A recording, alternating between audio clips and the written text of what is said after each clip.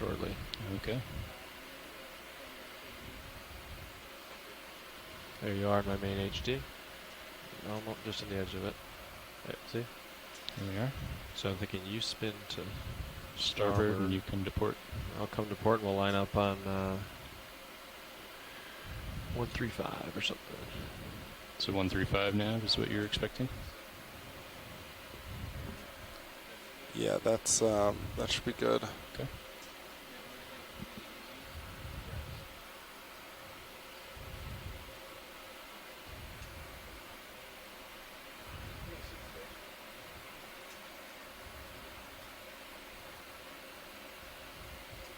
So to get to waypoint 2, we actually want to go like 150, but we can pretty much just follow up slope and adjust. Okay.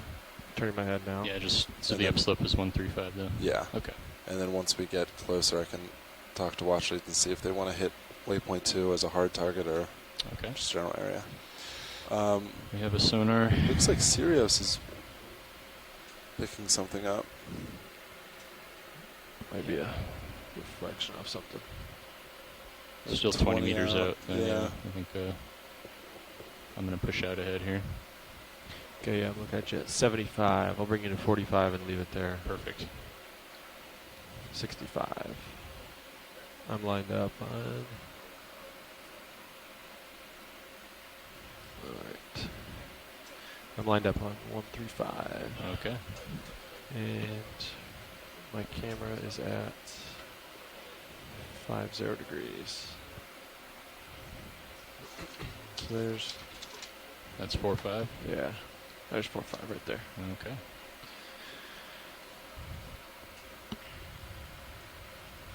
.22 meter delta. Yep. All right, ready to come down slow? Come down slow, aye.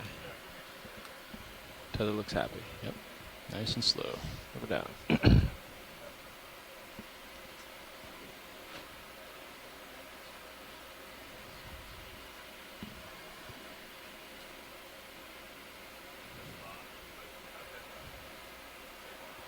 Come down 15 meters a minute. Okay. Yeah. 14.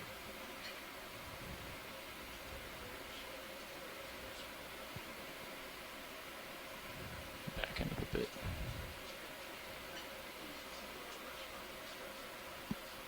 Reducing downward way. 9, 8. Coming down. Yeah, got Pushing it. down harder. Alright. I'm stopping the winch for a second. Let you catch up. Get you down in the 17 range.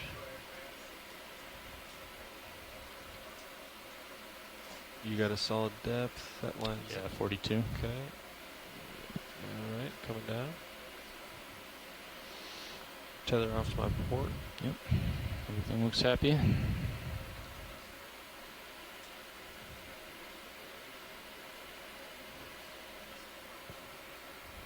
Yeah, it looks like now you're getting a solid return. Yeah, we see it I there. don't know what that was before. Yeah, I'm not sure what that was. Maybe It's just some weird. debris in the water. Yeah. Winch back up to 15 meters a minute coming out.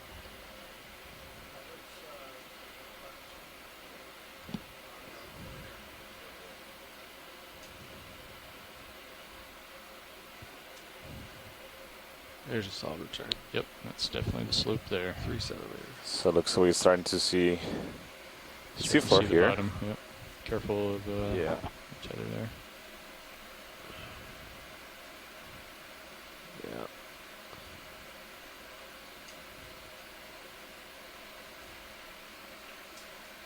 Just want to make sure I see the tether below me.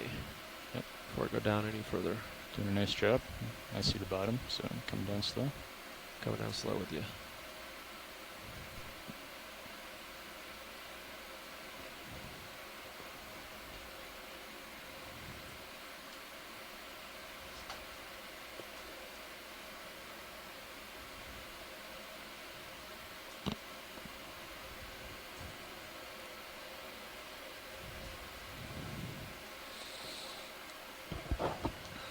So we're approaching the seafloor here at a depth of 2,408 So I'm looking at the upslope being more meters, 60 meters, like with an altitude of 12 meters maybe a 1. above the seafloor. 110115. So we're actually starting a little shallower than we had calculated from the I'm going to get my multi-beam Z-bias bathymetry in data. here before we Yeah, approach. it's within range. This is likely because the Winch will multi-beam stop. bathymetry data averages the seafloor depth over a greater area than the local highs or lows You that wanna we go might down or see maybe go up a little with the bit? ROV. I'm just getting, I got out of depth into locking the Z-bias. Okay. I'm going to go up just a little bit just to make sure tether's happy. Sure. That's okay with you? Yeah. Okay, I I see the just top need a few more seconds. I see the top of the tether. I'm happy. So we are getting ready to begin our observations of the seafloor on Malulu Seamount. So the general plan So Dan, I today was thinking, I'm worried if we is tend this way, to climb up we're going to miss this northwestern that. wall, I, or northwestern we slope dive rather, starboard. to the top of the Seamount, I don't know. Malulu Just thinking- Seamount. yeah, well, I don't, I Maybe they're suspect soft. those aren't And they will want to hard spend points, but we a can check. significant amount of time I mean, there's a 10-meter at the contour, shallowest so parts of the Seamount. The top of the Seamount is topographically resembles a ridge with a relatively flat top. I expect to see significant biological communities. Okay, Z-bias in. This Ready is to the descend? point Copy that raises the most above the I'm going to seafloor, and unlatch should you now just in expect- case you want to talk to the expect bridge to without me being in your ear. see an increase in yeah, that'd be currents good. and the abundance of Yeah, as of right now, benthic everything's communities here, okay. of species of corals and sponges and the associated animals that live with them. So seen to view, there's a couple of different sponges, as well as see an urchin on the left on the boulder that Yeah, is I sitting think on we top could of do the like a seafloor. 120. We're getting Hopefully ready just a little more to southerly. pilots. ROV pilots are 120? getting ready to Yeah. approach the seafloor. Do you want to put that in now, or do you want to Let's get down and look around look first. around? Yeah, copy that.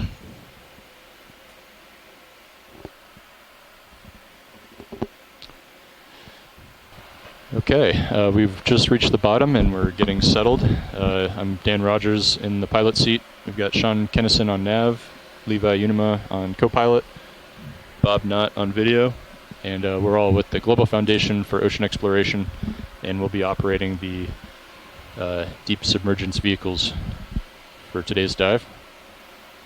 And science, we are ready to proceed when you are. Excellent. Thanks for introducing yourselves. And this is Santiago Herrera from Lehigh University, the Pretty science sure we lead can go outboard. representing the Just a stove. biology Sure, stove. community Okay. here on board the Okeanos Explorer. And we also have Matt Jackson.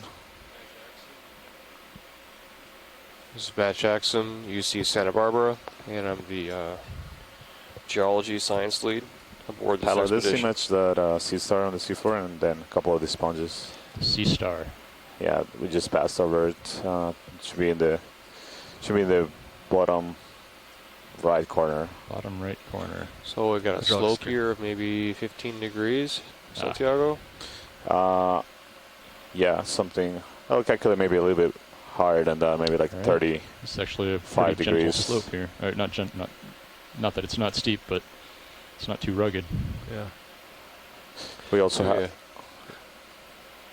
grab a rock if we can here. Sure, we can look Around around. the pilots, just at the upper right hand part of the screen, you got something. Okay. Yeah, we'll look at the Sea Star and then we'll go look for a rock. Yeah, sounds good. Also here in the back seat we have Bill Clancy with us as a scientist that is studying us. Okay, go ahead, video. Yes. Yeah, Bill Clancy from the Florida Institute of Human and Machine Cognition, and I'm studying our exploration system to see how the people and all these computer systems come together to bring about the beautiful images and the sampling that we enjoy every day during these dives. Go ahead and zoom in tighter. Thanks, Bill. So what is this that we're looking at, Santiago? This is a Brisingit sea star. So it's a close relative of the more common shaped sea stars, the one we see normally with the star shape that most of us associate with these animals. But this is, in fact, a group within this larger group of the asteroids, so asteroidea. This is an echinoderm, Co-pilot, and everything you happy can over there? see it Everything has look good to you? several Yeah, we're Okay. happy. projections Gotta under get each the one of the 20 arms. Those are delta. tube Tyler looks happy. feet. Exploring. Those are Up to used port side. for Yeah. locomotion And nav, everything look okay to you to a over there? system of hydraulic. Yeah, all looks well on my side. Okay.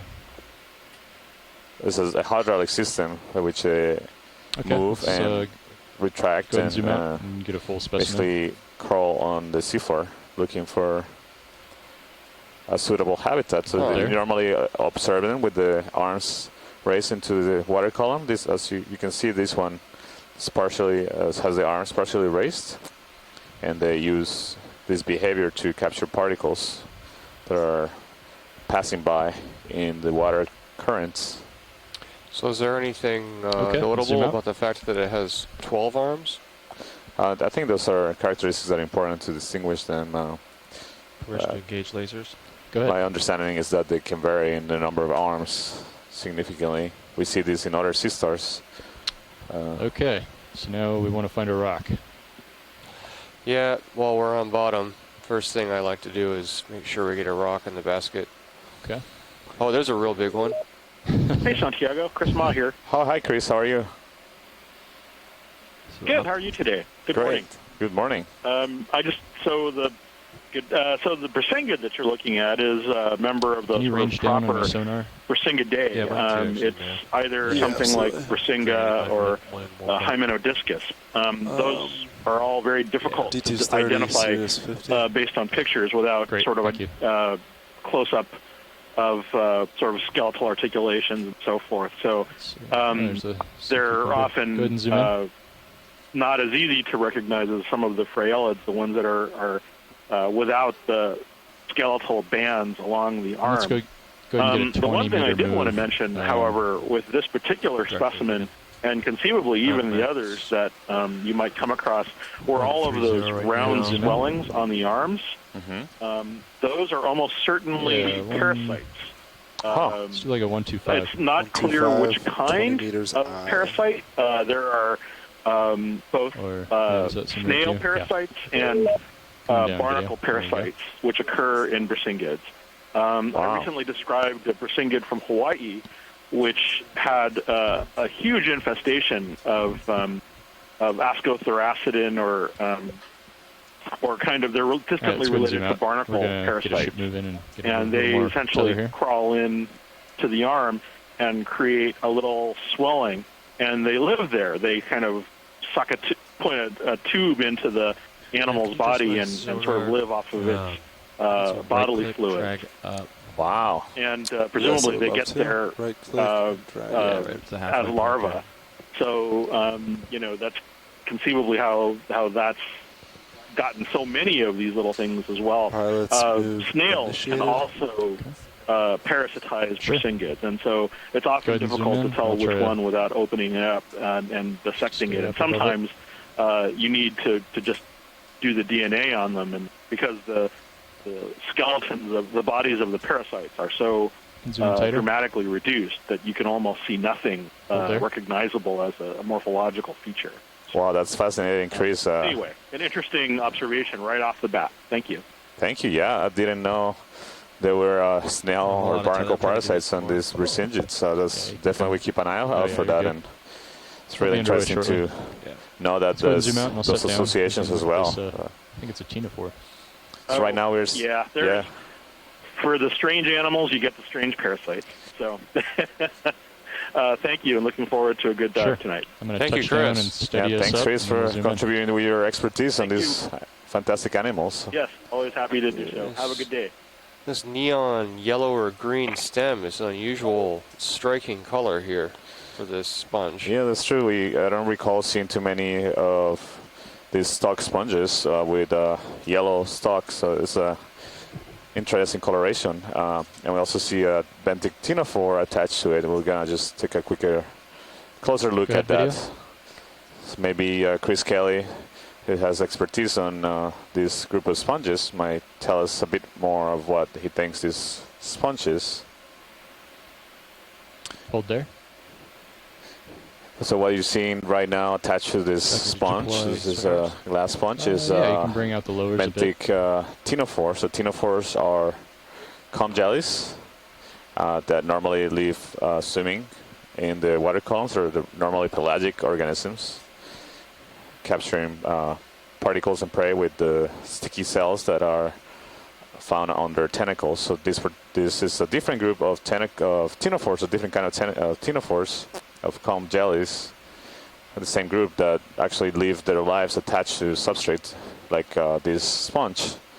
And you can see there's two large tentacles projecting from it that can be quite long. We've seen them. I think, Matt, you made a remark that we saw one that could be, the tentacles could be more 100 times or longer than at least than the body of the animal. Yeah. What's remarkable to me is they don't get tangled up with each other or with the host. That's right. Yeah. We're discussing the interesting observation that they do have cells that are basically sticky, that produce sticky substances, and they are actually able to capture particles and possibly prey with them, and so they must have evolved a way to avoid. Let's go ahead and zoom out. Getting glued to each other, basically entangled up. You see this long, fine tentacles. They can actually retract them all the way into the center of their bodies and bring them to the digestive cavity to make use of the food that they can capture. Okay, let's go ahead and zoom out. Thanks, Copilot. That'll help for the next shot. Santiago and Matt, this is Tim Shank calling in. I'm Morning, Tim. just joined tonight. I heard you call out room to Chris. play. I didn't hear Chris chime up right away with a sponge ID. He may be out of the room, but I'm no sponge expert. I have been brushing up on my sponges. So that just may be a glass sponge known as bolosoma. So, Sean, I would anticipate maybe a 4-minute delay, 4 or 5 minute delay between ship move and Sirius. Yeah, copy that. It's about you're right, Tim, and it does have the morphology of a possible bolosoma. One thing we're just remarking that is unusual from the other stock sponges appearing to be bolosoma is that this one has a yellow stalk that we Sirius should be don't identify right away. So I'm wondering if this is potentially a different species of bolosoma or from the ones we observed previously. The images I have of this with yellow stalk is identified as bolosoma, but maybe Chris is on the line now. Yeah, I think he might have stepped out of the room for a few moments. So what does our average pace need to be? We'll guess his comments about this. So you see here a Brisingid sea star, actually with its arms wrapped around this coral base. It might actually not be a Brisingid. I think if we can get a closer zoom, it might be an ophiuroid. Sure. With those lateral projections that you see from the arms of the. I think this is a brittle star, ophiuroid. Brittle star. They're much more rigid, and they are not like the tube feet that you find normally in sea stars or in ophiuroid Brisingid, so the one we image just as we landed. So I think this is an ophiuroid, and those are spines actually that are much more rigid. A different group, actually a completely different group of animals, although they have similar morphologies and these long arms.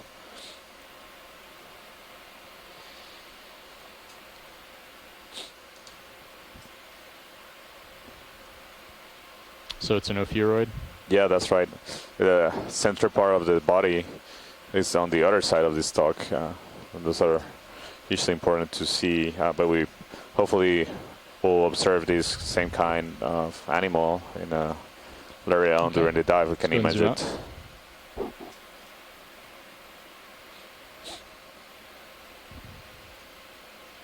So this is likely an ophiacanthid brittle star ophiuroid, and then on the left, I think, Pilot, is that the same one we imaged? I think it's a different one. It's not the same creature, but it's the same species, it looks like. Yeah, so maybe we can take another close look and see if this one also has those swellings in the arms that Chris Ma was just describing as possible parasite infections. with maybe barnacles or Yeah, pilots, we need snails. to I wonder if that's a maintain loose boulder. 0.05 knots. Ah, that's a good 0.05. good question, Okay. Matt. 0.05, which, and you- so once we get the first half is steep, but once we We'll get get past the that, pilots to do a pretty little flat. poke on the rock Relatively where We're this already tending. Yep, yeah. setting down. We'll take a Presinged sea closer star look. is sitting on. Yeah. And do you have a bailout plan with the bridge? Yeah, bailout plan is 310 degrees, pretty much just right Okay. down slope. Go ahead and zoom in. Sean, is waypoint 2 a hard target? 1 second. I think we're. Yeah, I don't think it is, but. Go ahead, watch Go it. ahead. Nav.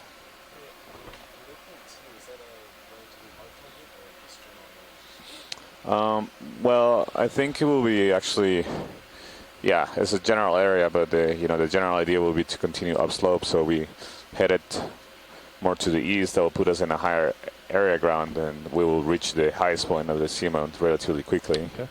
We can make our moves slightly south and. Is that Just don't want to get there too fast. is it possible to reach the general area waypoint 2 or?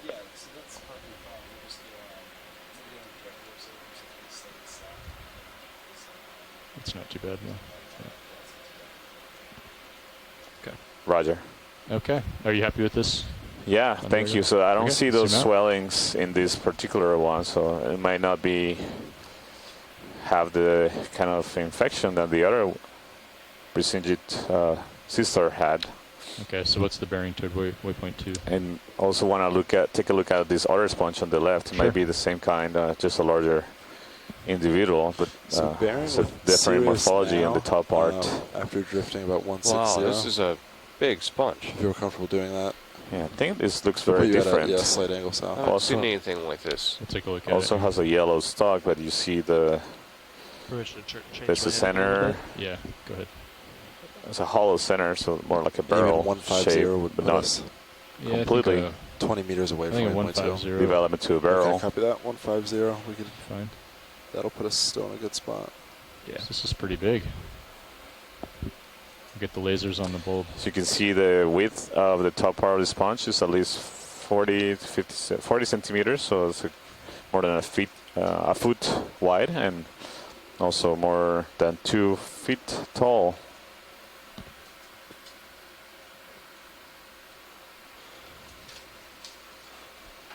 I'm wondering if Chris Kelly can chime in and tell us something about this Seems beautiful like sponge. seems like he's not around today, or at least not right now. We'll Do you want us to do a zoom in? So this one looks different to me than the one we just saw. Do you think you feel the same way? Yeah, I agree that this looks very different. Hold there. The stock resembles the same coloration. Hi, Santiago. Sorry, I ran out to grab some lunch here that I just quickly got. So this is it's a bolosoma knee in the family Euplectellidae, but it's really weird with all those holes in it. It's very, very different than any of the other bolosoma species that we've seen. It looks most close to bolosoma species B, and that's what we're calling it, with the yellow stalk. And the ball, the other side of the face of that globe is going to have an open face to it. And I think the 3 sponges I saw as you were coming down are all bolosoma. 2 of them are probably this, and then 1 of them might have been something different. Maybe that's what Tim was referring to. I just didn't get here in time to see. Yeah, we were remarking that the morphology of the head of the top part of the sponge right here has much larger, has a central sort of barrel, not a full developed barrel that we see in other sponges, and we Go ahead and zoom in. didn't see that in the other individuals that we just imaged earlier. So you think is that a characteristic that might distinguish species, or do you think is that something that can be variable within a single species in sponges? So I don't think this is the same species as the other bolosoma we've seen. All of these osculum right here, all of these holes are really different than the other species of that I'm aware of in Hawaii, and there might have been something like this in the Marianas on one dive, as I recall.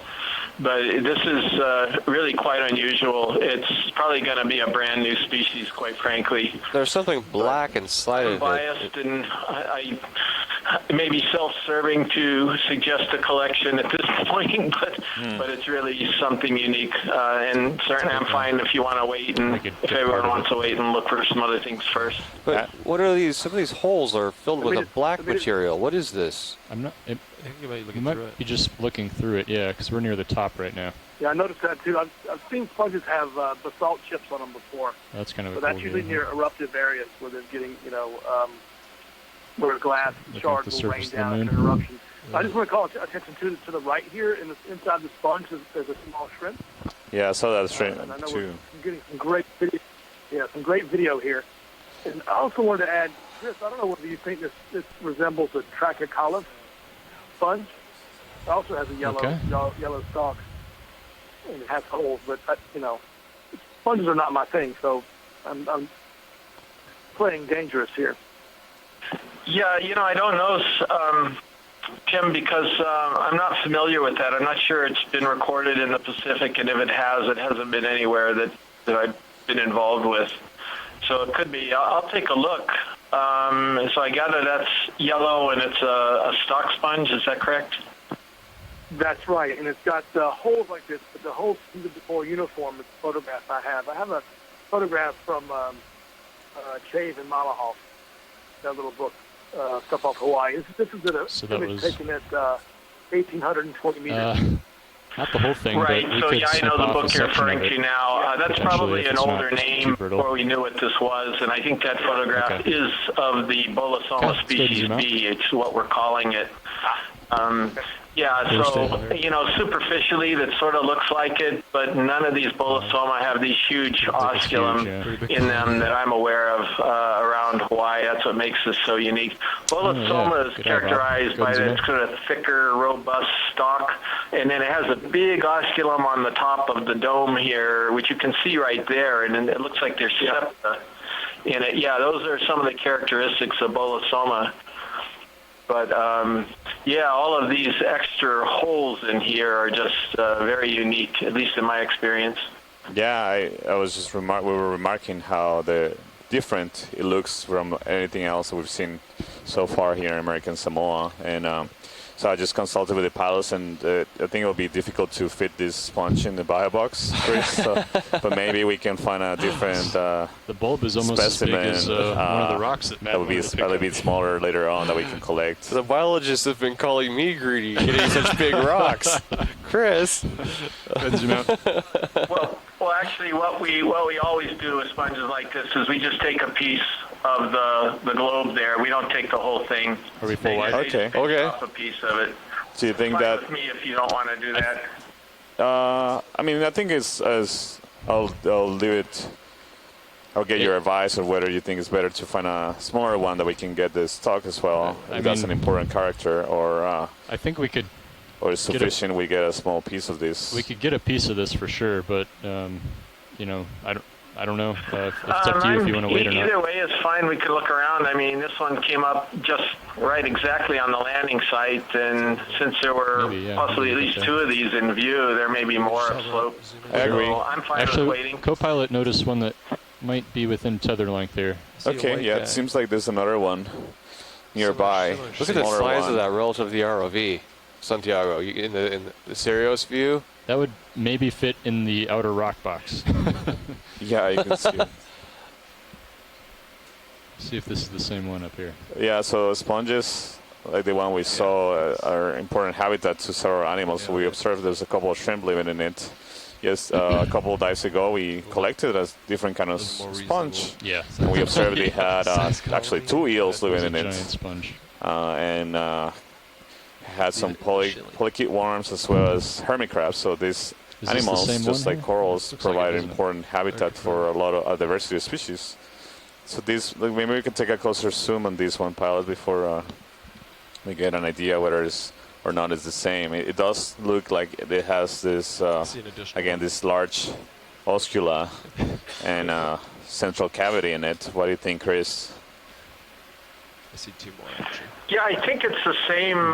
The only thing is I'm seeing a little bit fewer of the additional oscula, but yeah, I think toward the top they are.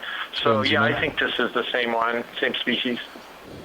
Yeah, so pilot, I think that's interesting trying to collect these specimens since our expert on sponges participating, Chris Kelly, thinks this is very likely to be a new species. I think he'll fit in a bow box. I think so. It'll be tight, but I think Maybe you see whether there's associates with the sponge living in it. I don't see any. Actually, you see some of the oscula, you can totally see through, like they go all the way through the sponge. So maybe the dark spots that we were seeing that thought, check mini Zeus on starboard cam, seemed to be some dark material, something dark inside the sponge was actually just we were seeing the seafloor that was behind the sponge, so we could see through the oscula, those holes. Santiago, I'm thinking of clipping just below the bulb. Is it important to get a good part of the stem? I'm not sure. The good thing too is that I've done spicule work on what we're calling Bolosoma species B and have all the photographs of those, and so actually could compare this one to that one and see where they differ microscopically, and so that would probably be the first thing to do with this one.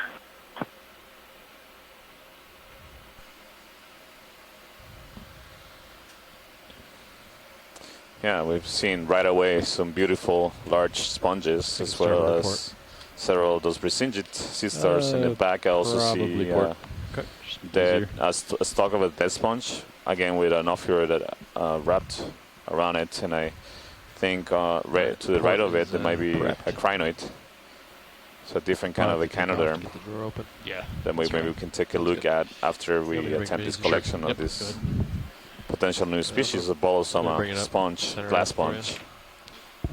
I'm going to check our pot values on the craft here first.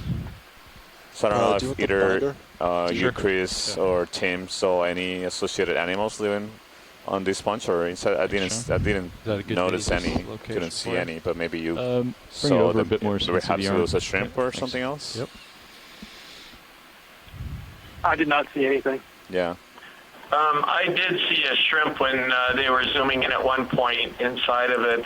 Probably your associates are going to be on the other side of it, but when he takes a piece, it wouldn't surprise me if they found some things in the piece or you found some things in the piece when you get it up in the lab.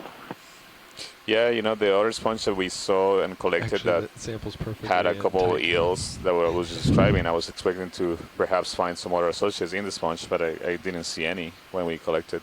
So we'll see. Maybe some 17-meter delta. Some associates are more loyal to their sponge host than others. Don't want to let go. Pot values seem okay. Would definitely be interesting to be able to I'm gonna index in and collect hold it for some of the associates of these sponges to characterize the diversity of animals that live associated with them. Yeah, Chris, do you have an idea of pot values where look the fine. associates are with Bolosoma typically? Keep an eye on the DC bus, please. If I'm not mistaken, the shrimp Lebius in the genus Lebius can be on Bolosoma. I'd have to look at our annotation records, which I don't have with me right now, to see what people have observed with the last couple of years, or the 2015 Okeanos video. Okay, yeah, thank you. So I'm looking at one of the pictures in the animal guide, and on the other side of the sponge there's a whole bunch of brittle stars, and there's also a shrimp in the middle. I can't make it out from this picture. Again, it's in the online animal guide. What do you think, co-pilot? It's pretty big, but... so you see the size of the sponge on the top part of the sponge is about 30 centimeters. 20... Yeah, between 20 and 30 centimeters wide, and it's as tall as... is that enough of the stem there? Let me ask Chris, do you think that's a good point to make the collection, or should we grab something a little bit closer to the base? How about just a little bit further down to make sure you can see the full stock attachment into the bottom of the sponge? Yeah, right about there would be good. Okay, yeah, that seems like that's good height, pilot. Okay.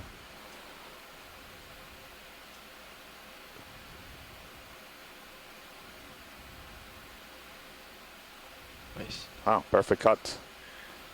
Okay.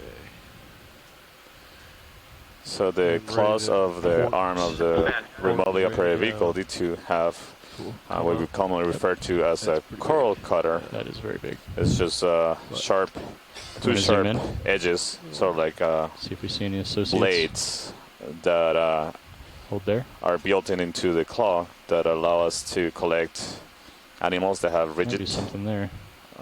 skeletons, inner skeletons. Go ahead and zoom in.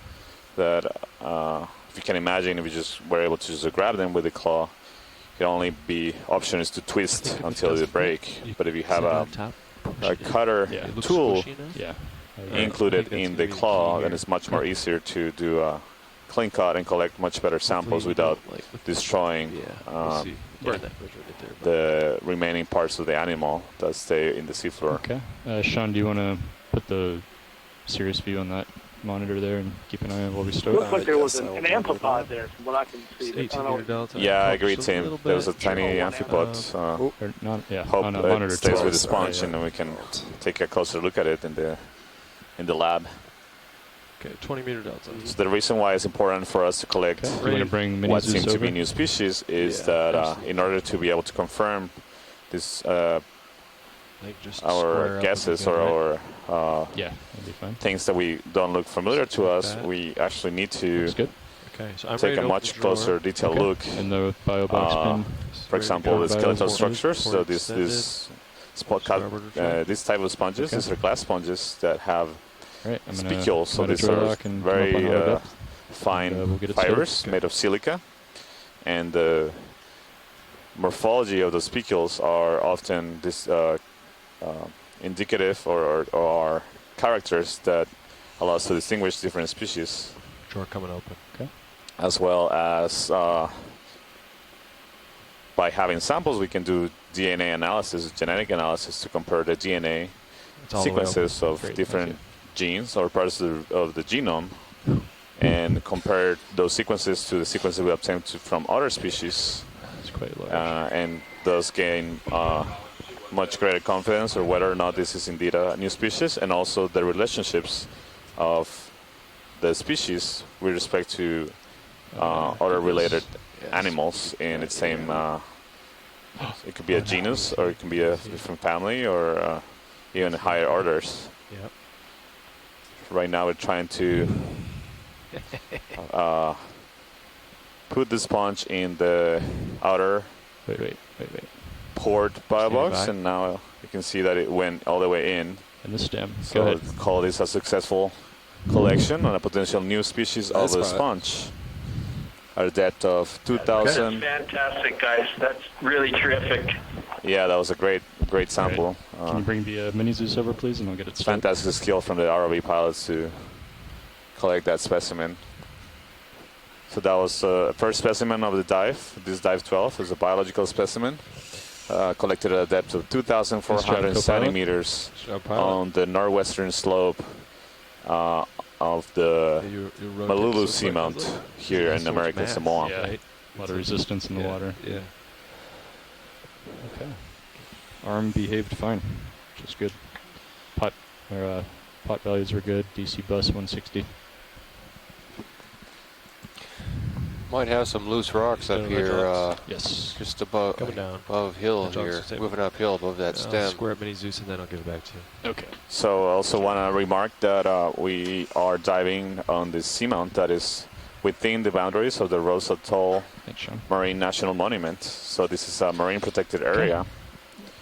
And so the data swap that we collect during this dive will inform management efforts of this protected area. Okay. And one of the fundamental things that pieces of information they will want to get to do a proper management of this area is to identify what species live here. Is this a and identifying sponge of the same species there? Species that may be unique or that may be new species found within the protected area is an important piece of information that we can provide to the managers. I think we can get a move.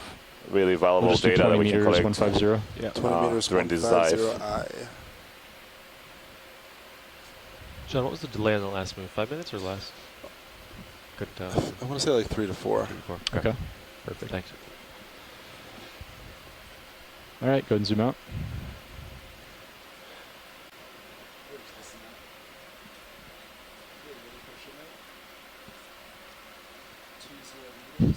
You want to change that over to analog? Yes. You want to do that? Thanks. Do we have a? So we continue. Is there an easy way to do that? Actually, I think moving video has to do and that. observing several of these, what seem to be the same species that we just collected, of likely Bolosoma and likely a new species. You see there are some smaller sponges as well in the field of view. Hey, RV pilot, I think we want to take a look at perhaps one of the small sponges on the left, if you can reach it. I'm not sure if you're close to the end of your tether or you have some room to maneuver. A key? RV pilot, this is watch lead. Standby watch lead 1. Roger. He has to do it through the video router browser interface, because you have to put on the analog version of the starboard manip cam. Yeah. Okay. Watch lead. I'm back with you. Sorry about that. What do you need? It's okay. I was requesting that we image one of the smaller sponges that we saw on the left when you pan left. This one here, or do you want to go further No, left? further to the left. There was two smaller ones, so I'm wondering whether they were the same species, juveniles, or something different. But I was also wondering if you have room to maneuver with the tether. Yeah, you could come down a little that bit, one on the co-pilot, left, right there. Yeah. Go down. Oh, the little one over here. Gotcha. Yeah. And just that lets move as 150, so we'll bring it back once I'm done here. Okay. Santiago, just Tim again. I'm just Go ahead, observing Tim. some of these stalks that are. You have these dead stalks. These sponges are still round and they're upright, and those that are upright have a commensal opioid with them. Yeah, we see one right now in the center of the screen, Tim, too. And you see it is left to the small sponge. Yeah. Hold there. Yeah. Yeah, he's right there. You see the comparison right there. The live have no opioid, and that's dead do. Dead stalks do. Yeah, maybe. The single opioid That on was a them. nice collection. And you can see where that stalk seems to be cut off. I'm glad we got it in the About box. the same height or so, relatively Playing speaking. soccer. Where you have these dead stalks. Volleyball. Yeah. Yeah, that's a good observation, Tim. Might be a area on the stalk that is perhaps a boundary between more brittle and older parts of the sponge versus younger and more flexible. So this may be a juvenile, but I wonder what Chris Kelly thinks about it, the morphology. I don't see such large oscula in this sponge. I don't want to hit that other sponge. It does have a central cavity Let's that go is large. wide video. And the coloration of the stalk I wanna is knock more this other one white over on my rather tail. than yellow, but I wonder if that's just something that changes or that may change over time as the sponges grow.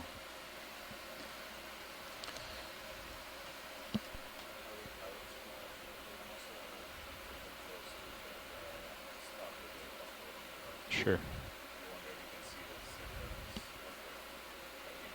Yeah, I think it'd be nice to get some images of the opioid on the stalk there. If we can get the disc image, that'd be fantastic. Go ahead and go partial. Absolutely, Tim. I was just talking to the pilot and indicating that would be great to get images of the center disc of the opioid. But again, this one is upslope. It's not showing us the right side. You can zoom in. I saw some water further ahead, so maybe we can get a better look at it further upslope. That's not going to be helpful, is it? Watch lead. We're 90 degrees off of it. It looks like an Okeanos. Yeah, I agree. It looks like an Okeanos. Okay, thank you, pilot. Let's This zoom out. is not showing us the right I'm gonna angle. come back to 150 for you. Maybe we see a better one later on. Copy that. Yeah, I'm lined up on 150, so. Okay. I'm going to come up. Yeah, Copilot, you should start to feel swings. That's a great soon, shot, I though. think. Thank you. Copy Great. that. Looks like he's already moving. Yeah, it's possible. Yes, that's been about 3 minutes. Oh, okay. Is that a So a cobble little right quicker there over that. near the base of the sponge? Could you take a look at that? Let's see. It's hard for me to... You want to zoom in? Partial? You feel a lot of current here or not? A little bit. It's not too bad, though. Okay. I just noticed because the tethers blow on. Maybe that's Yeah, I mean, could it's just be the That just camera angle. maybe that's a little bit too flat. Actually, that could just Okay. be manganese nodule or something. yeah, maybe. Yeah. Yeah, there's a little bit of current, but not. It's not terrible. Okay.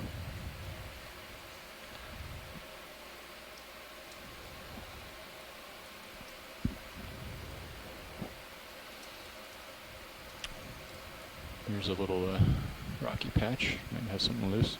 Yeah, this patch could have some potential.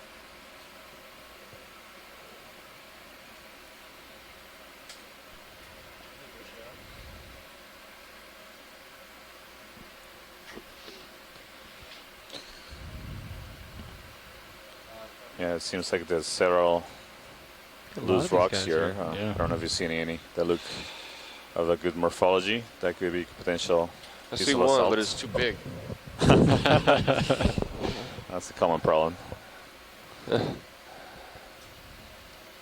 If you could move up that slope a little bit. Yeah, we'll just zigzag back and forth here. Be swinging for the next few minutes. You see another So one of those Sean, let's, stocks with an off-road. It's like a 3-minute delay or so. Is that right? And then- Can we That's do what a it looks snap like, zoom on yeah. that stock with the off-road? Sure. Maybe this one will be the right angle. Sure. So 3-minute delay, Sean, For and then 3-minute imaging. moves. So if we call in a move like every And there's 6 another one minutes. a little bit further Yeah, up we should be in slope. good that shape. Okay. has a plan B. So if we call one in 2 minutes. Then we'll keep moving Yeah. without making them stack on top of each other. Yeah. It's right now we're at depth of 2,468 meters.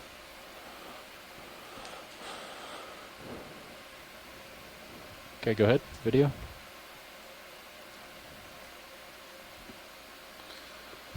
Again, He's it's on the other facing the side, wrong, too. the wrong Well, direction. I might be able to swing around. Let's come out video. I can swing around and look at And it I from think the the same is true for the one further up slope. I can only see the arms. So is there a reason the body would tend to be upslope? Can't believe Or it's is that true just that luck the of the disc would draw? be facing upslope on all this. Yeah, I was wondering if there's something to do with direction of currents or something here. They're shy. Although they don't, they don't have their arms in a position that seems Yeah. We'll see what I optimal can for see. grabbing or for suspension feeder, for suspension feeding. Couldn't zoom in.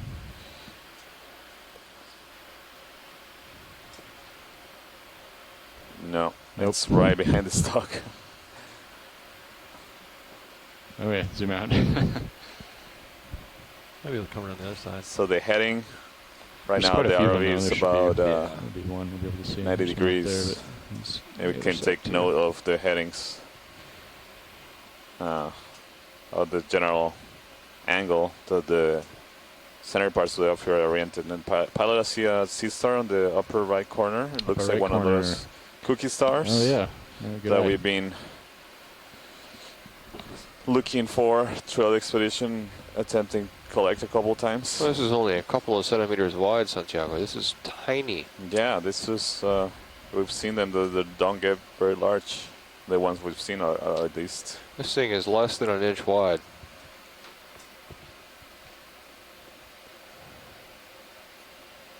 Oh, maybe an inch.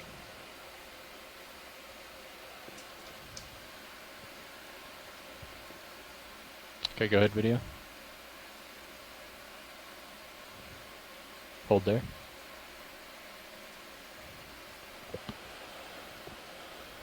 Oop. See if we can get a closer look. Go ahead and zoom in.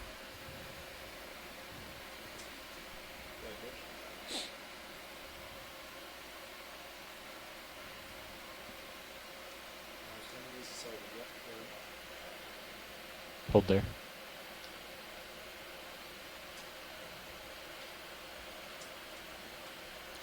So you can see the small feet or spines that are projecting out of the edges of the spawn, the sea star. So this is a cookie star, and one of the experts on shore, Chris Ma, the Smithsonian Institution, is being extremely Zoom in. excited about You these got ones, and this looks to me, it looks the same one as we observed at a similar depth, 2,520 meters on Rosa Atoll. That is likely a new species. And we attempted to collect a couple of times before. It was a difficult terrain. Pilot, I'm wondering what is your feeling about trying to collect these with a scoop? I can certainly try. Let's go ahead and zoom out. I've seen a few of my other pilots attempt these things, and it seems awfully difficult. I'm happy to give it a try. It might take a little bit of time. Yeah, we don't. I mean, we've seen how difficult it can be, but I think it'll be great if we were able to collect this, since we've been trying a couple of times. Okay. But as you mentioned, I wouldn't want to spend more than 10 minutes attempting the collection, so it seems like it's going to be too hard. I think that we can. I'm happy to give it a shot. Oh, there is Charisma. I did want to verify that this is indeed the new species that I've been ranting about since the expedition started. But I can also recognize, and nothing would make me happier to collect it, but I can also recognize the fact that it's, you said about an inch across. It is, and yeah. that's substantially smaller than even the other ones that you came across. Yeah.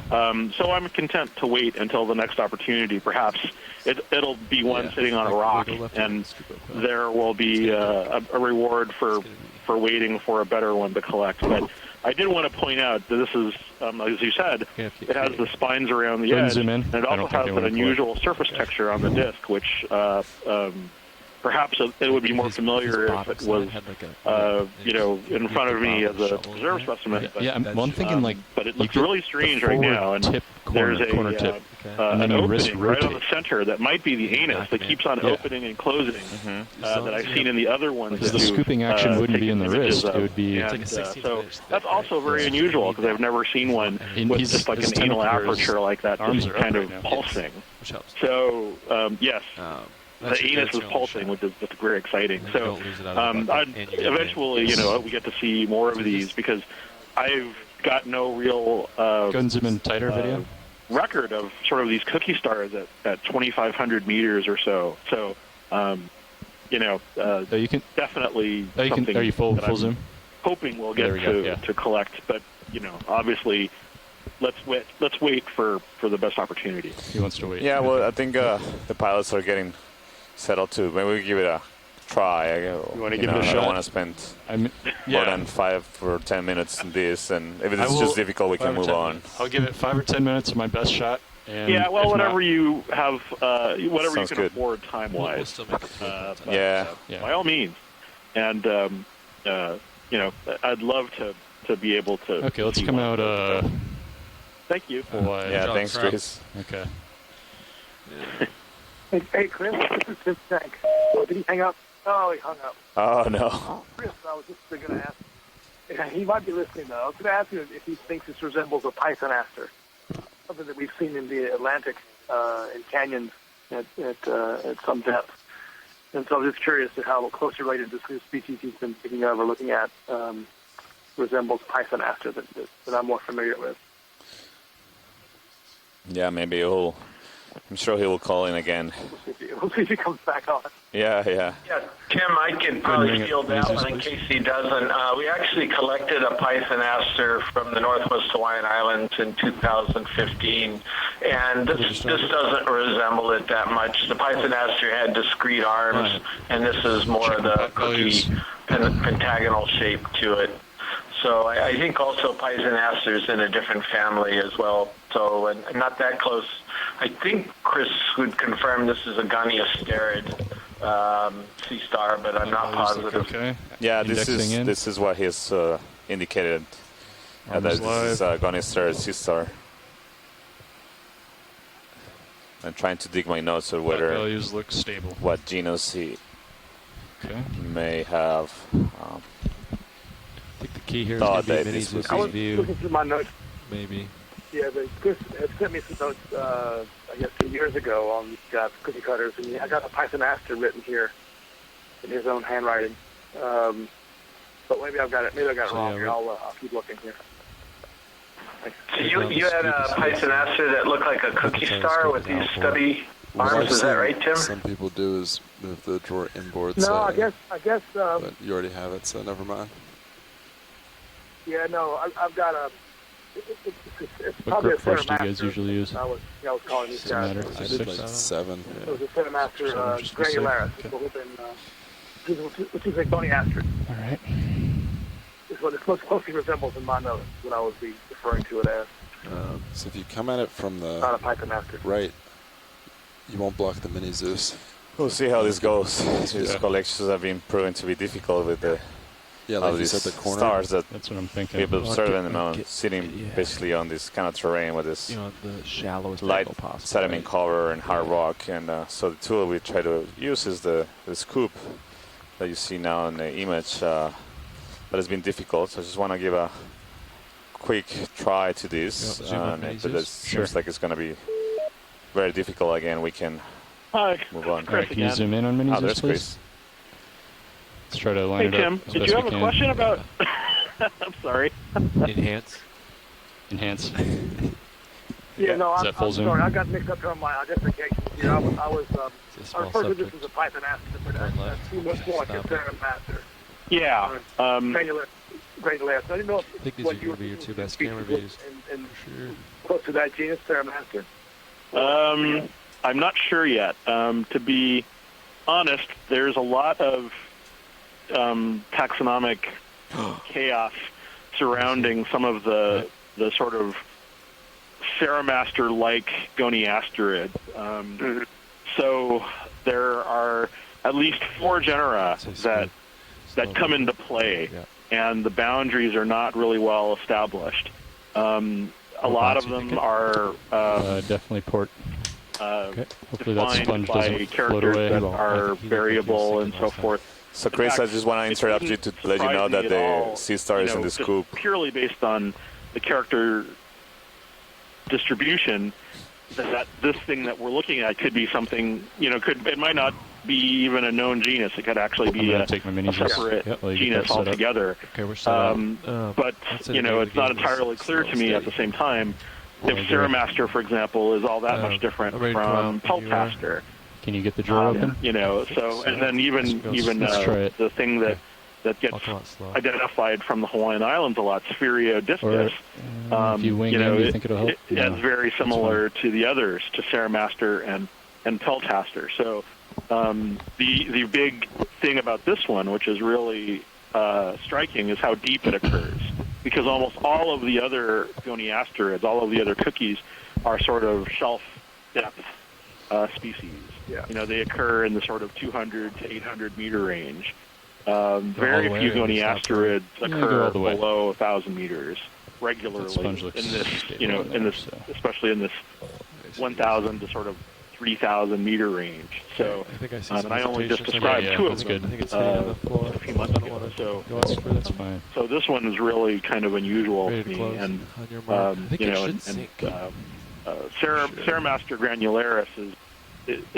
I'm currently working with some colleagues in Japan to figure out where the boundaries of some of the Pacific ones are, and then we'll get to the Atlantic one in due time. And if you have good, well-fixed ones for DNA, let me know, because I'm sure they can be put to good use.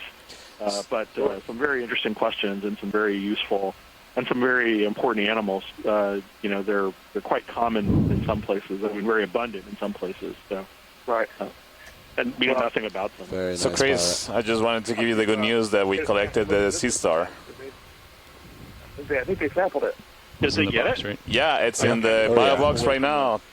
We got it. I've noticed that every time I look at one of these, when they collect it, they don't collect it. And so I'm trying not to jinx it. Yeah, Chris is in the bio box. It was the first try. The pilot got it in the first try on the scoop. All right. Well, as I had promised before, if they wanted a new species named after them, and this turns out to be one, we will hammer it out. The pilots are really excited about your words, so I think this is a highlight of the expeditions. We've been after one of these cookie stars at these depths. Remind me again who collected it? Dan Rogers. I can confirm to you there was there's a good whole group of ROV pilots, but the pilot collected was Dan. But we'll Dan. Okay, well, I'll figure it out when a little bit later. Sure. Yeah. Well, but congrats! Oh, that was great. That's awesome. Thank you so much. You guys Putting some pressure on there. That's like what you call in the AD&D, like high roll in the dexterity. Is it catching something? Yeah, I think roll, getting the successful dexterity roll. Thank you so much. yeah, that was a fantastic collection.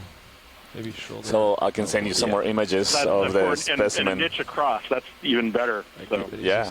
finally, we'll get to. I'll be able to sort of see what bring that the is. wing in. Thank you so much. Yeah.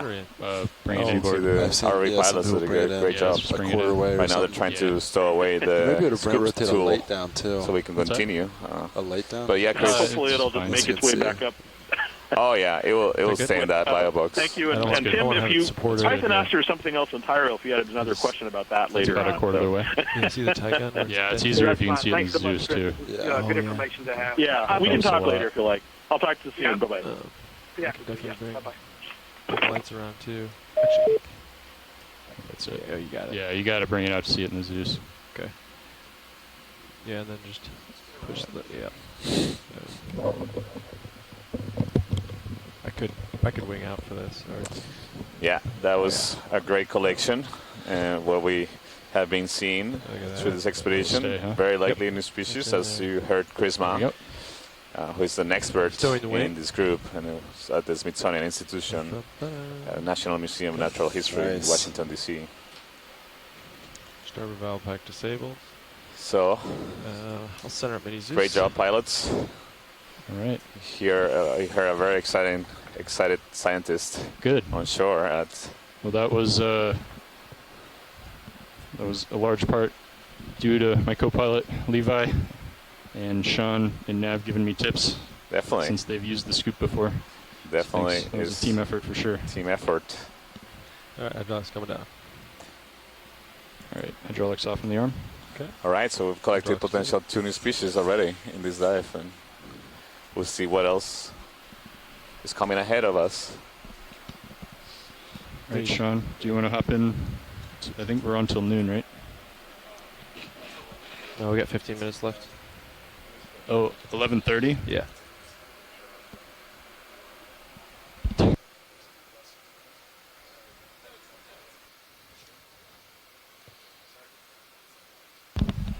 Okay. I'm going to take my monitor back. All right. All right, coming up. So everything's stationary and steady right now. Yeah. I got a big down. See if we can find a loose rock up in front of us here.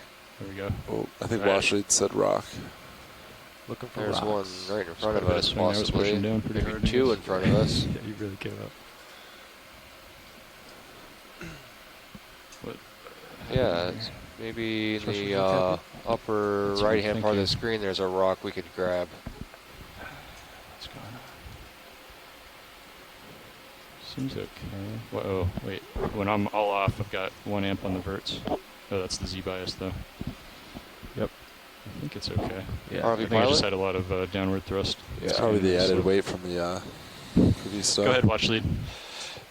Yeah, so I don't know if you could move forward again, if Sure. that's possible. There's Yep. some possible rocks we could nab.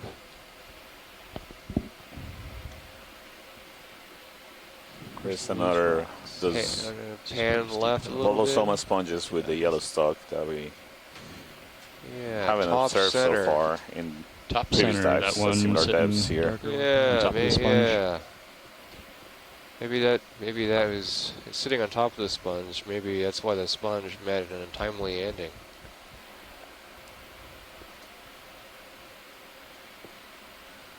That rock could be a sponge killer. Go ahead and zoom in. Hold there. Do you want that one? Sure. Okay. Taking port or starboard wing? I can put it in the starboard. Okay, let's come wide. Hydraulics are ready to go.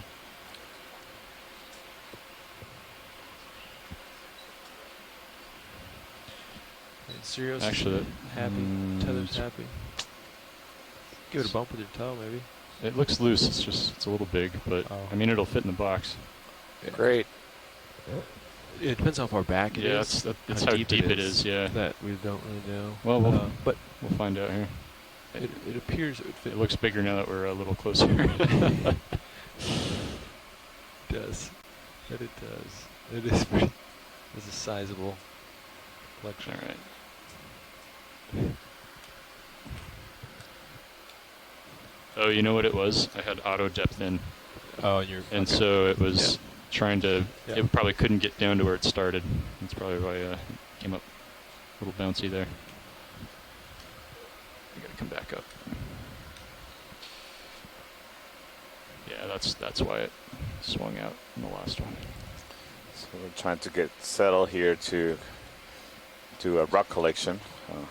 We expected that the shape of the rock on this slope it would be a good area to collect those rocks, but probably at the top it wouldn't be as ideal place to collect the rocks. Is that right, Matt? It's all been leading up to Possibly, this rock. yeah. You tell Chris that. Each time we've gone up After onto this, the we get flatter rid of it. tops, we've observed a prevalence of sediment and not rock.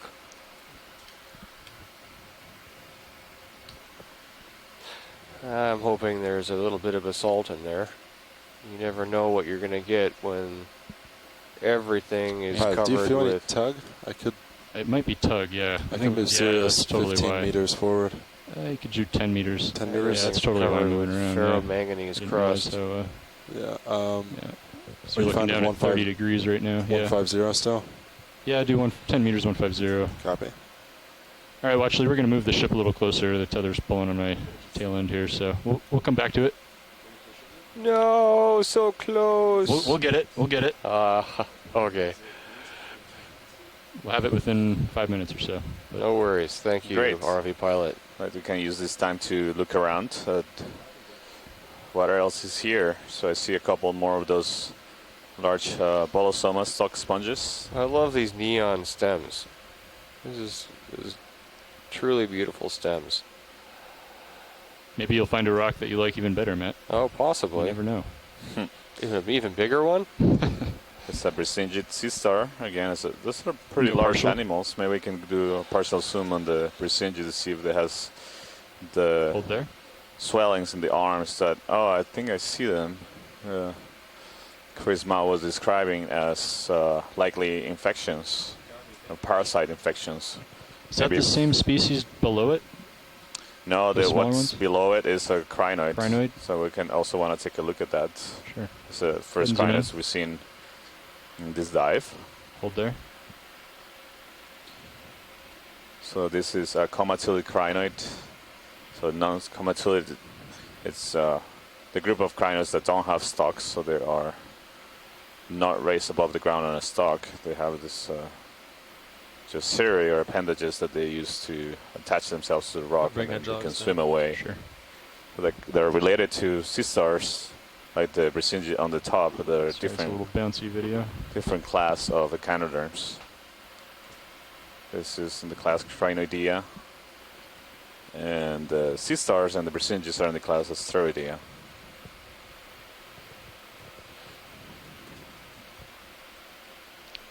Okay, let's go So ahead this is a and- similar actually, kind I'll of tilt up. crinoid, the yellow Sorry, it's a little bouncy video. I'm trying to pirouette and I'm not doing a morph. great job. These ones are small, and this white one might be just juvenile that changes colorations over time. They do resemble the ones we saw at similar depth on Ross Atoll.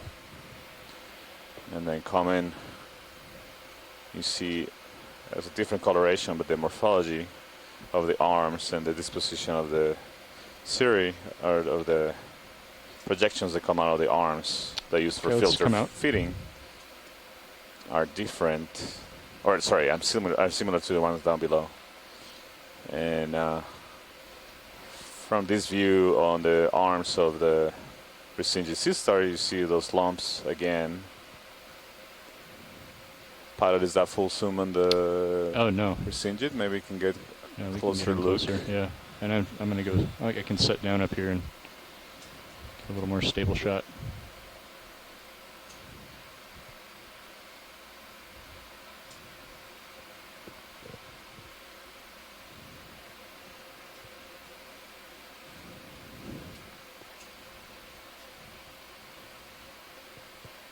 So this is a large Brisingid.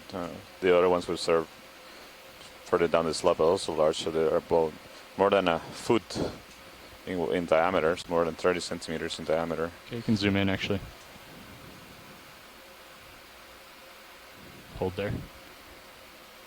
You see it has those lumps on the arms that Chris Ma was describing that are likely infections of parasites that are living in the arms. He was describing that could be snails or barnacle parasites. Truly bizarre associations. Thank you, pilot. Just wanted to confirm this is a great shot. Gives us an idea that this is likely an infection. And you see further down, there's a couple more stalks, dead stalks with ophiuroids. Again, they're facing the wrong direction to be imaged in the center part of the disc. And the heading of the ROV right now is 145 degrees, so it may not be that they are all facing the same direction, but it might be just that we're just having had luck to encounter one that is facing us. So it seems like we're getting within reach of that rock, Matt. Oh, I love what I'm seeing. Hydraulics coming up. Great, thank you. Ready to go.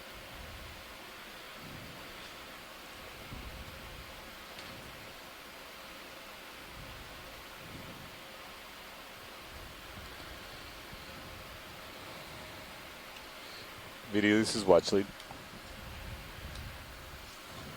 Can you please put the nav screen on feed 3, the high pack, instead of the quad? I think it's high pack right.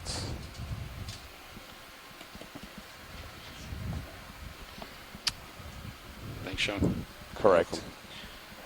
Starboard wing is probably. Yeah. Thank you, Vidi. All right. Do you want to go ahead and, well, I'll grab it and we can bring it in. Yes. Okay, hydraulics on. Hydraulics are up, ready to go. Okay.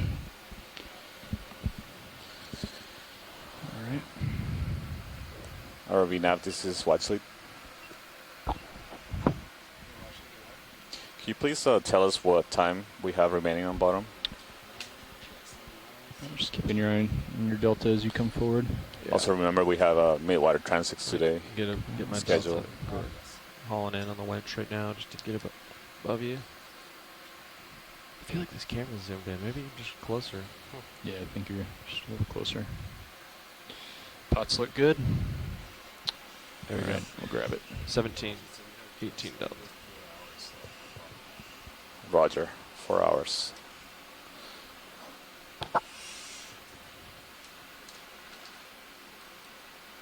Oh, that's actually a good size.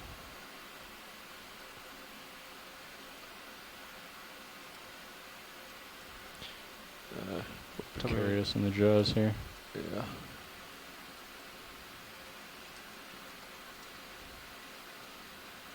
That's better. Yeah. Ooh, that might just be crust. Yeah, what do you think, Matt? Or if he still wants. It's a keeper. It's a keeper? That's That got an looks pretty opioid on it, crusty, too. doesn't it, Matt? Why don't you squeeze it? Okay.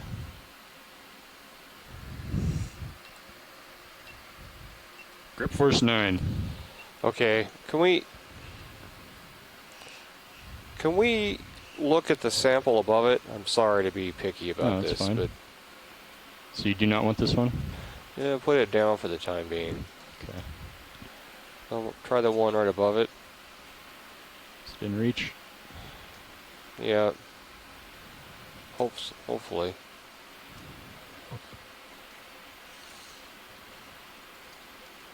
It's right at the end of my reach. That.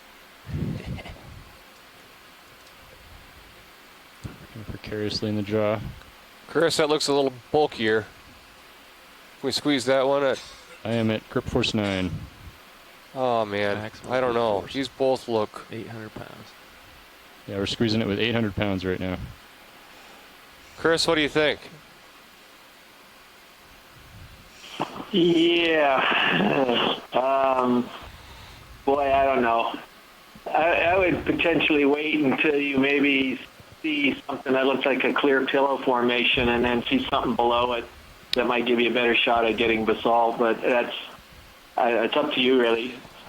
Okay. Yeah, maybe we'll hold off on this and leave these 2 samples. Okay, no problem. Worth a shot. Thanks. Thanks, Chris.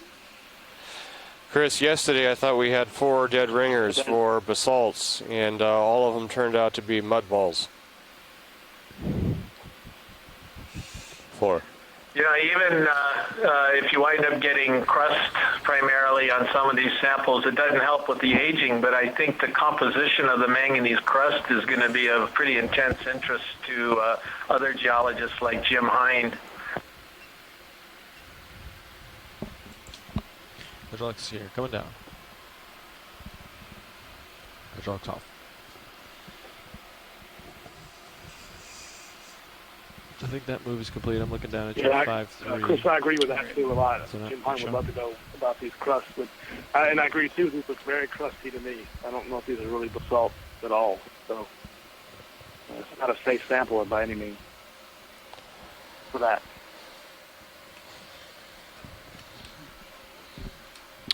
Okay.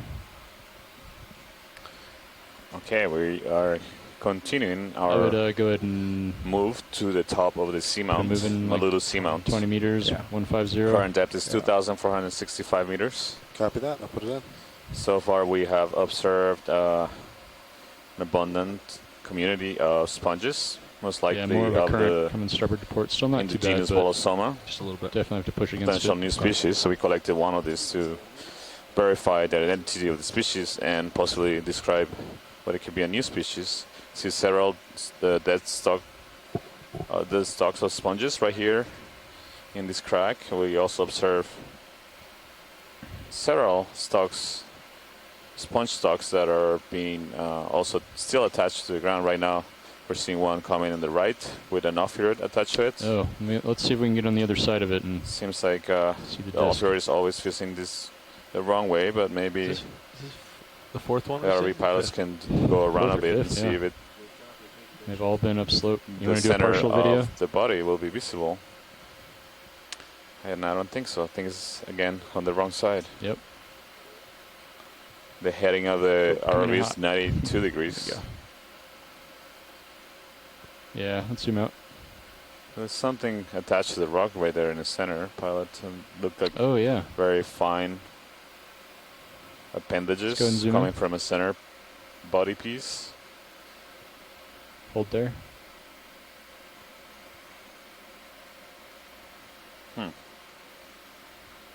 So I see This be 6 an appendages. isopod? Yeah, that's what I'm thinking. Maybe an It looks isopod. like an octopod. Yeah. Very, very You got more slender, zoom? long appendages.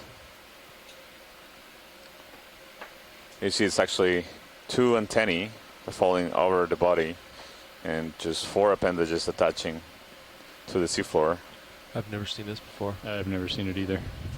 Very strange creature. Does anybody sure have any ideas of what kind of crustacean, likely isopod, could this be? Got more zoom? See, it has translucent body, so you can actually see through the inside of the body and see some structure, internal structures of this crustacean.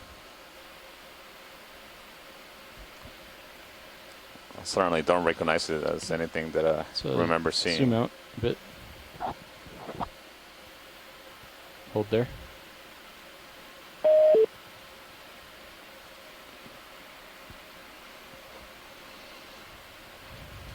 Scott France writes on the chat log that it's definitely an isopod.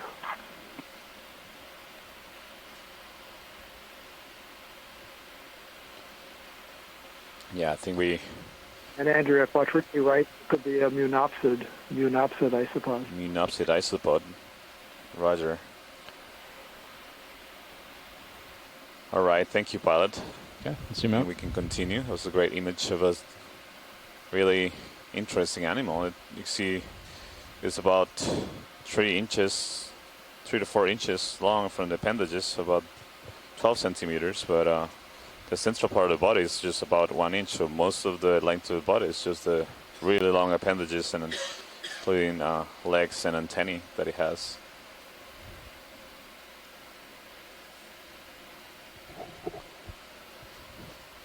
So on the top right corner seems to be another of those Brisingid sea stars. Just looking at the underside of the arms right here. So it's perched on the opposite side of the rock or the outcrop. I see something else on the left. That might be a crinoid attached to the rock further ahead. Do you want to look at the sulfuroid here? See if we can. I guess the disc is on the other side again, isn't it? Yeah, I think you're right. Go ahead and do partial. That sponge stock.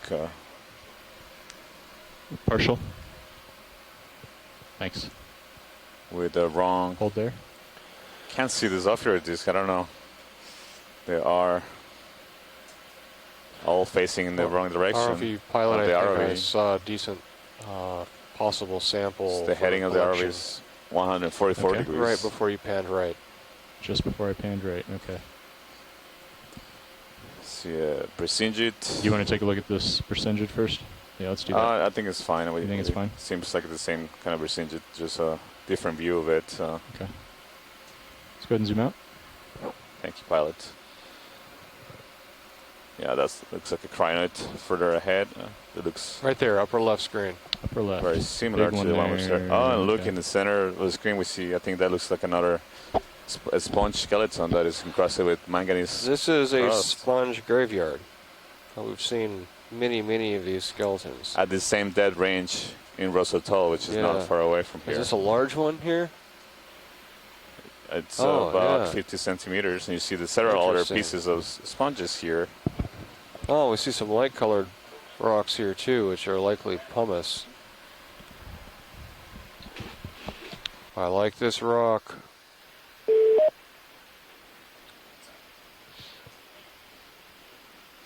So we were observing sponge skeletons, so the one you see in the center right of the screen that looks almost like a spine cord of a vertebrate, just black on the seafloor, and several stalks. You see some have dark coloration, like the one I was just describing.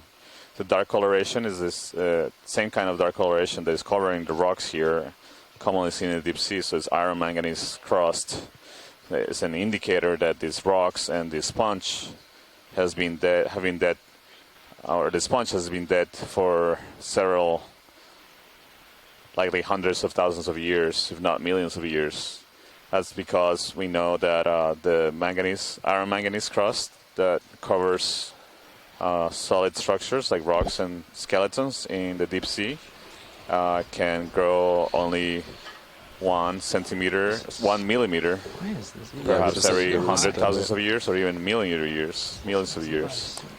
So that is likely a very old sponge skeleton. Should we stop moving? We observed probably has many of these, some of very large size, more than a meter tall, more than 3 feet long, on a same dead range on Ross Atoll. Yeah, a little bit.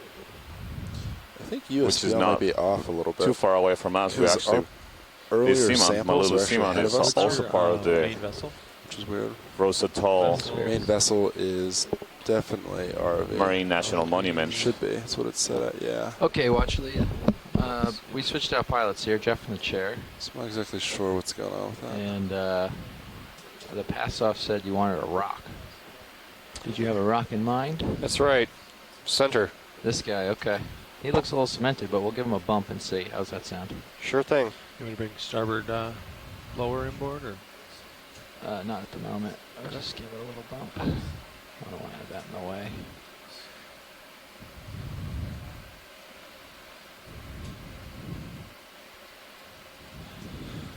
This is a regular sponge stock graveyard here. Oh yeah. Sponge stocks everywhere. Was it not flickering? Great. Flickering pretty good. Really? Yep. Pan on Titan. Out again? Yeah. No pan on Titan, aye. No manip. And what else? We tried cycling power to tight. Try it again. With no luck? Correct. Okay. So in this little hole, hopefully I can get a little bump on it here. Let me watch and see if it wiggles. Did it move? I can bring Mini Zeus over. Doesn't look like it's moving.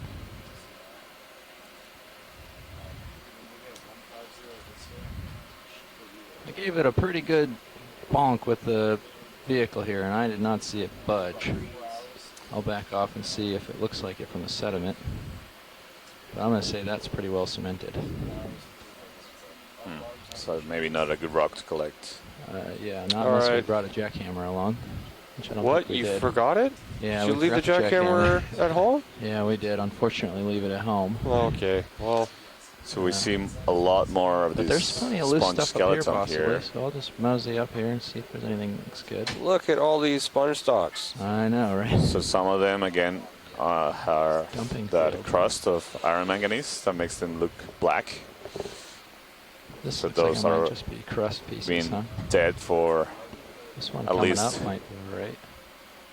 a couple thousand years Has that got enough thickness to it? I to can't get tell. that dark crust covering their skeletons. What about this one? Possibly. Yeah. Let me give it a little bonk as well.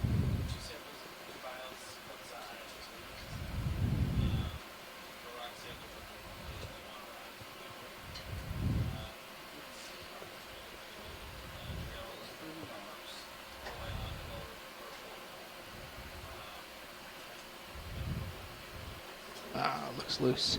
That one is take- loose. Yeah, let's Let's take a good look at it and see if it's just crust, possibly, or if it's thick enough. Let me lift up and look down. this on it. seamount is definitely an old feature. We dredged this seamount. What do you think? Is this mostly crust, or is this going to be viable?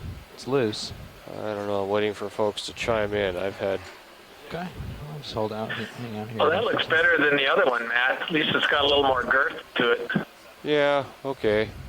If you're not happy, we can keep hunting. Let's sample this one. Sample this one. Okay. Yeah. And we got nothing in the boxes yet. Nope. All right. Well, we can. It'll be also a good chance to take a closer image of those that dead coral on the left. The one that is, sorry, the dead sponge skeleton. The one is black, right to the left of it. Yeah. Okay. Yeah, we can certainly do that. So Let me while just, he's setting up to grab in this here. rock, maybe I could say a few words about dead sponges and their skeletons. Sure.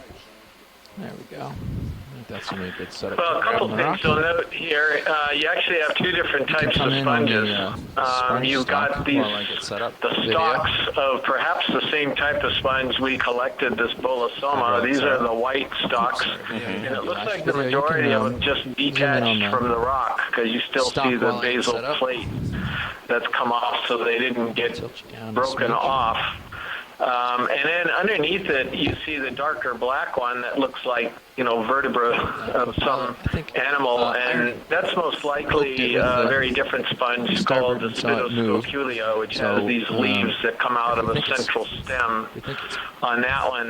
The interesting thing, too, is that that one is manganese coated, and these stalks that you're seeing crossed on top of it are still clear of manganese, so they're more recent. For that, just go slow. I don't know. They're sponges that had their demise more recently, I guess, than that older sponge. And the thing is, I'm not seeing too many of these stalks that have manganese on it, so I just wonder if there's something that's preventing the manganese from growing on this type of surface versus the other type of surface of the other sponge beneath it. Really high. Yeah, but actually, that's a good point, Chris. Two different types. 11,000 Yeah. I was just wondering, that maybe these are zero this morning, more recent Ignore that. sponges that have died and maybe indicating a change in the community sponges that's more dominant. So there's different morphology of the other sponges encrusted with manganese, like we saw in Rosatol. I'm ready seem to to grab. resemble these other morphologies of sponges versus a different kind of community, perhaps in the last couple thousands of years, reflected in these sponges, more like the bolosoma kind of stalks All right, Vale, would you come that are full wide, accumulated please? here without no Mind if I play with manganese your upper crust on swing them. arm for a minute? Not at all. The arms Yeah, so coming this live. is Bruce. We were talking about this too and thinking about it from the perspective of fishery biologists, wondering since recruitment, the settlement of young organisms on these rocks is probably so sporadic, it just occurs occasionally. If you had sponges of an older recruitment event that then died or were wiped out by rock slides, which would be the manganese-encrusted ones, and then a more recent recruitment event, settlement of the young, that was also, also died or wiped out, that are the ones that are lighter. So changes in community structure, yes, or maybe different events of settlement and death of these sponge populations. Actually, why don't I go to grip force 9? Yeah, it's interesting to think that these graveyards for sponge skeletons can give us some ideas about the history through time of the communities here on the Seamount. This is the first rock of the day, correct? Yeah, first rock of the day. Yeah, so that one skeleton on the bottom there, that's the dark-colored one, manganese-crusted one, the base of it's actually closer to us, and the top of it is upslope. And you can actually see that it appears to have settled on a very small cobble, and it looks like it may have toppled over, and the cobble's still there at the base of it. And then as you go further up the stalk, you see that the leaves are starting to fan out a little bit right at the top. So it's pretty tall sponge, and it probably had a very robust top that was very wide, and it just got top heavy and fell over. Can zoom partial and frame the rock for me, video. Thank you. I'll just go for a slow rotate here. Oh, look at that rock. And how did it do under the squeeze test? It's currently being squeezed with 800 pounds of force and seems to be holding up very nicely. Got it full. Grip force is at 9, and we can hope there is some basalt in there. The pickings are slim. We'll move up. We can still get a couple more rock samples later on in the dive. Okay. I think that was all the way around. You can come out a little. I'll get it with the laser. Right there is good. You can see size on it here, both directions. And that looks pretty good. All right, full wide, please, video. And we'll tilt back down if you don't mind. I'll put it away.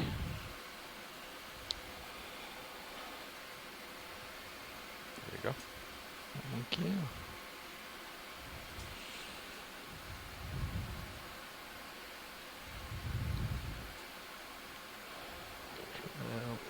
I'll lay it in here a little bit. So the lid can close. There we go. Releasing. So I'm just thinking about all the ophiroids that we've seen attached to the dead stalks of sponges, and yeah, most likely. It seems like they're all facing the center parts of the bodies are all facing north. Maybe northeast.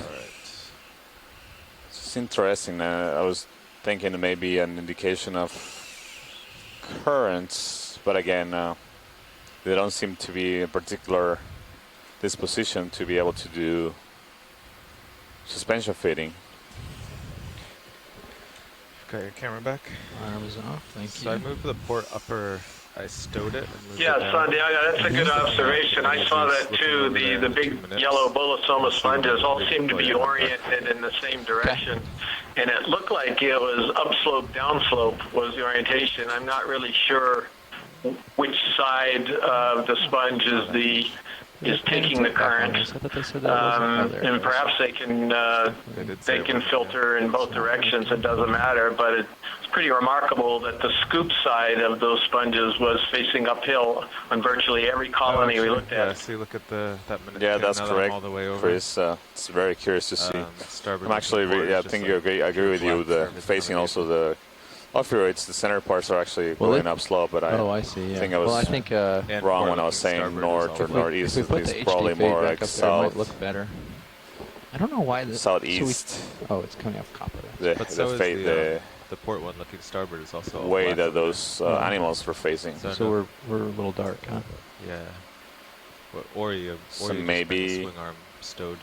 Circulation patterns that may be coming from the southeast. But certainly, I don't think all right. are seeing all set here. Too much of a current here, but maybe we can get an impression from the pilots. Thank you. Co-pilot Nev. Go ahead, Nev. So, part of my pass down, I have that the transect is supposed to start at 3:15 local. Yes, that was. All right, watch lead. We got that rock. Great, and it went into the. Second? The port. Stand by. Went into the port forward rock box. Yep. Roger. Port. So that was the third specimen collected in this dive. It was a geospecimen at a depth of 2,459 meters. Vehicle feels rather heavy. We continue climbing upslope. We've seen that this so I haven't pulled the other well-defined community here of these Bolosoma stock sponges. That's all right. I've got it. Like the one on the right with the yellow stock. We collected one of those. In the center we see a stock, dead stock of a sponge. We've seen many of these with ophiurids attached to the base. We see another one coming up. Actually, this one is a living one, but this looks like a potentially different kind of sponge. You see this ophiurids. One on the left I'm looking at, pilot. Maybe we can take a closer look at this sponge. The one on the left is of more interest. Although ophiurids on it. Gotcha. So this is the first living sponge that I've seen, that we've seen with ophiurids wrapped around the base. You can see a different kind of coloration. The morphology also looks different. So the ocula look smaller in size. So there's holes in the sponge, in the body of the sponge looks smaller to me. And I also don't see that just my estimate opening to the inner body cavity. I don't know what you, 10-minute pauses. Chris, Plus a Kelly, think about this sponge. Reoriented. Okay. Maybe we can take a closer look at the so this is pretty cool that these two are side by side. The one on the right is the Bolosoma, and that's in the family Euplectelidae. And the one on the left, the white one, you are correct, Santiago. This is not the same sponge. This is a Calophacus.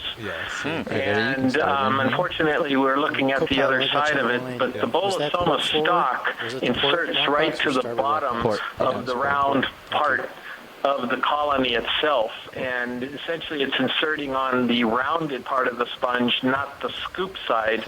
Whereas in this one we're zooming in right now, the Calophacus, if we were looking at it from the other side, you would see that the stalk inserts on the depression side of the sponge. So it really means that the way the stalks form are completely different. They're forming from completely different tissue or sides of the sponge.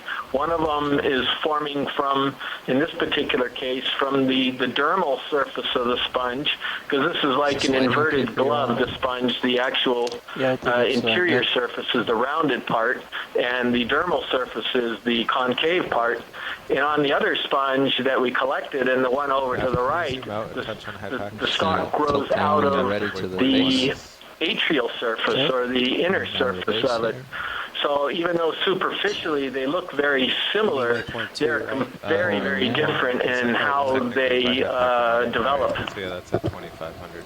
Yeah, thank you, Chris, for those observations. Definitely, it's we're shallow. Great to hear the details that you're looking at versus the obvious things that were remarked to us in our experts in sponges. And it seems like we are able to. We're just able to image with more detail some of those ophiurids that we have observed on dead stock so far, and this is the first time we see them on a living sponge, and it's a different kind of sponge. The most abundant sponge that we have observed so far in this dive.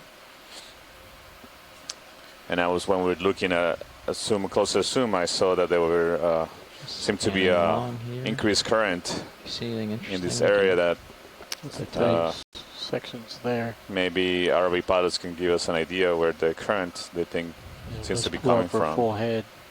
Okay. My impression that it was coming from upslope again. Maybe. It seems like it's coming from upslope. Right. From what I can tell. Can you get the lasers, co-pilot, please? So if the current lasers off, that seems to be coming from upslope is consistent with the observations we were making, Chris, about the sponges, and I was just commenting about them, Tim as well, Tim Shank at Hui, of the disposition of the center parts of the ophioid, so where there's the mouth and central structures of the body of the brittle stars that are all facing upslope. Give me a little brief on the path before I sat down. Video's clear. And the upslope, pilot's clear. Right here, it's in the southeast direction. So maybe we'll just. So maybe currents coming from that direction as well. But since it's so steep, we won't go too far to the right.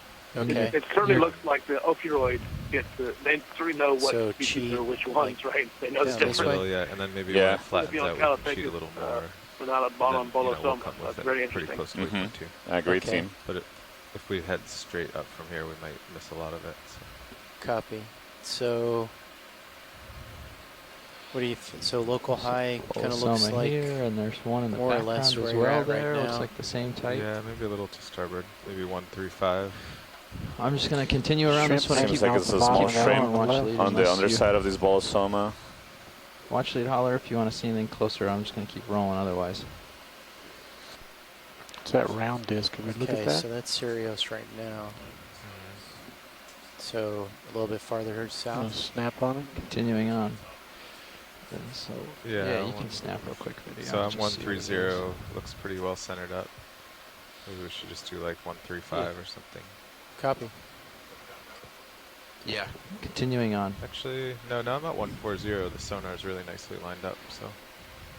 Okay. Yeah, let's do that. All right, 140. Do you want a 20 meter, 30 meter? Up a little. I'd say 20. It's still pretty steep. We have some rocks here that we could grab moving up the hill. RV pilot. Like it. Say again? Maybe we have some rocks here that we could grab. They appear to be loose and blocky. Okay, if I see a loose blocky rock, I'll point it out and we'll see if we can snag it. Right in front of us. Oh, where are you looking? Sorry, right below the screen now? Oh, right in front of you. Left-hand side of the screen. Left-hand side. Maybe 2 or 3 meters in front of you. In the middle of the gully.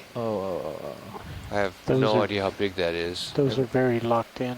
Everything I see, the problem is everything I see here looks pretty locked in, but I'll, you let me know when it looks more center screen and I can... Lasers back on? Yeah. Oh, you're right. It's pretty locked in. Okay, thank you. Yeah. It's a nice chasm to your right in Sirius view. Yeah, that is cool looking, huh? Continuing onward, watch the demonts to make a little progress, so we'll push on here. Do we have a ship move going already? I think we have one ready. So pilots, you ready for that now? I'm ready to dial it in if the co-pilot is. Copy. Yeah. It's 20 meters at 140. Yeah. So the current's definitely coming down slope on me. It makes I thought the vehicle was heavy at first, but I'm realizing I'm getting pushed down and back 20 meter move pretty consistently this whole time. Yeah, that's interesting. So we're not heavy, we're not low on flotation, we're just getting pushed down on. So yeah, that's interesting to observe. We don't want to take a look at this coral on the right. It just looks like a black coral. Yeah, roger that. that. One looks like a feather. Yep. Possibly And we see there's a break in the terrain here. Different level. I see it, yeah. In the seafloor, where we've been going on along this hard rock with very little sedimentation. You see on the right there's a drop with more sediment on it. Yeah, so this is a black coral. It's waving in the breeze resembles a little, so I'll try to track it. Bathypathis, and actually I remember seeing similar one earlier Pushing down in the cruise. Thank you, Bridge. Although I'm not quite sure we saw it at Rosatol. And we did collect one that had a very similar morphology to this black coral. Co-pilot, the note I have is around a 3-minute delay. From when the ship starts to when I don't see associates that are Sounds evidence right. on How this deep were we coral. yesterday? No evidence. Or, It's 35 or something. Maybe you can pan a Oh, little right bit on. to see the Three attachment. stems from the top there. Yeah, It was that was around like a something 5-minute up. delay. Yep. Yeah. Right there. A little anthropod possibly.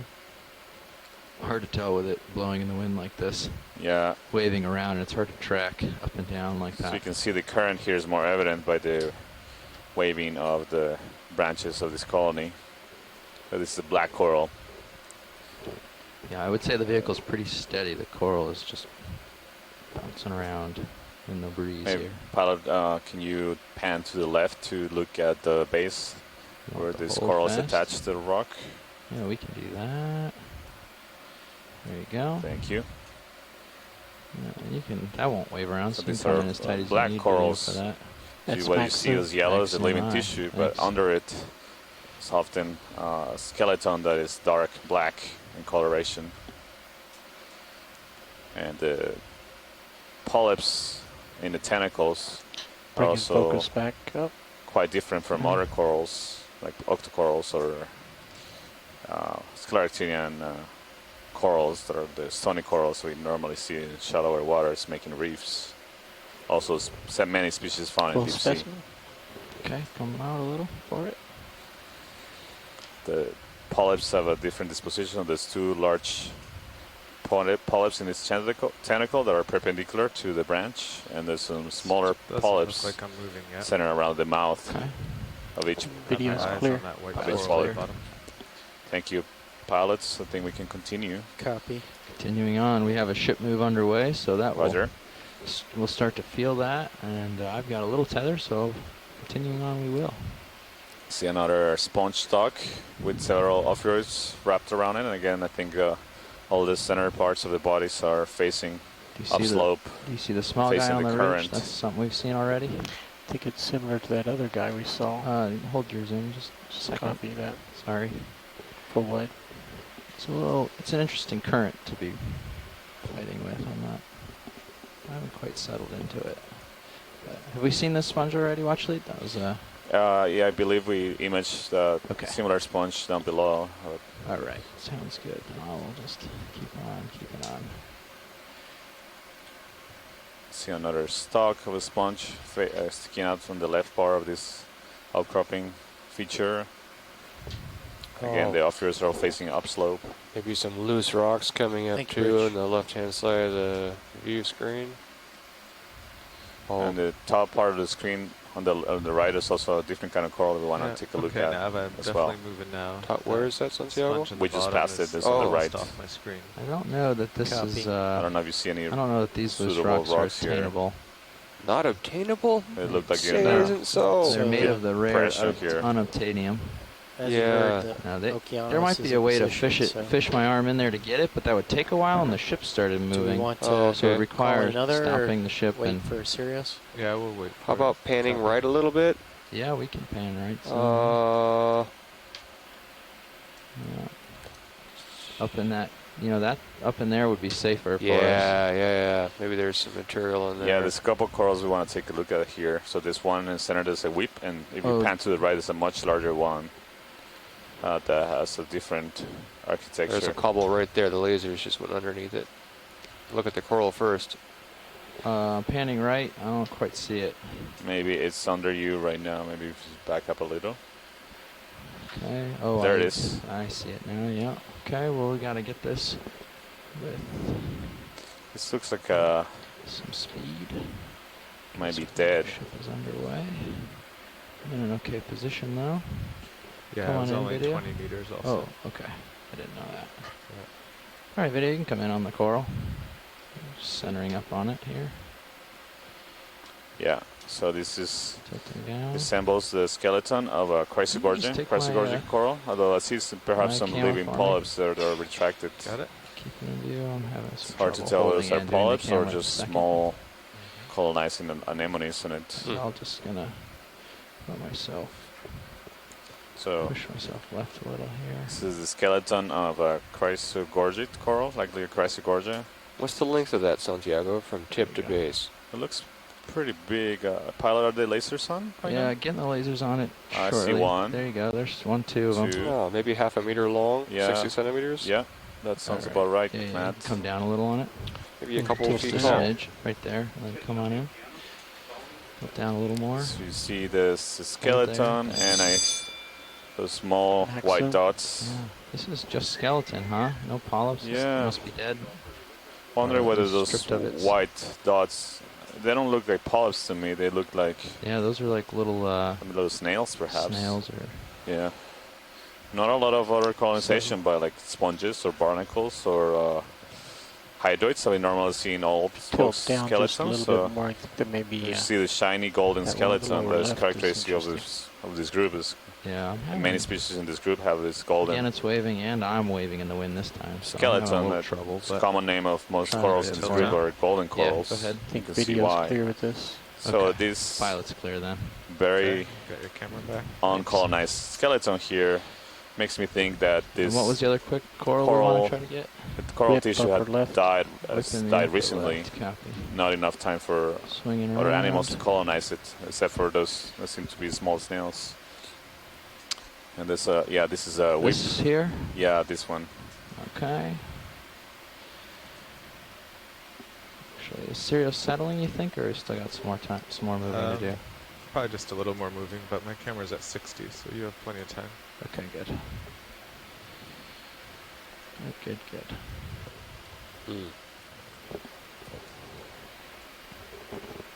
Let's see, where's a good toe hold? Right here.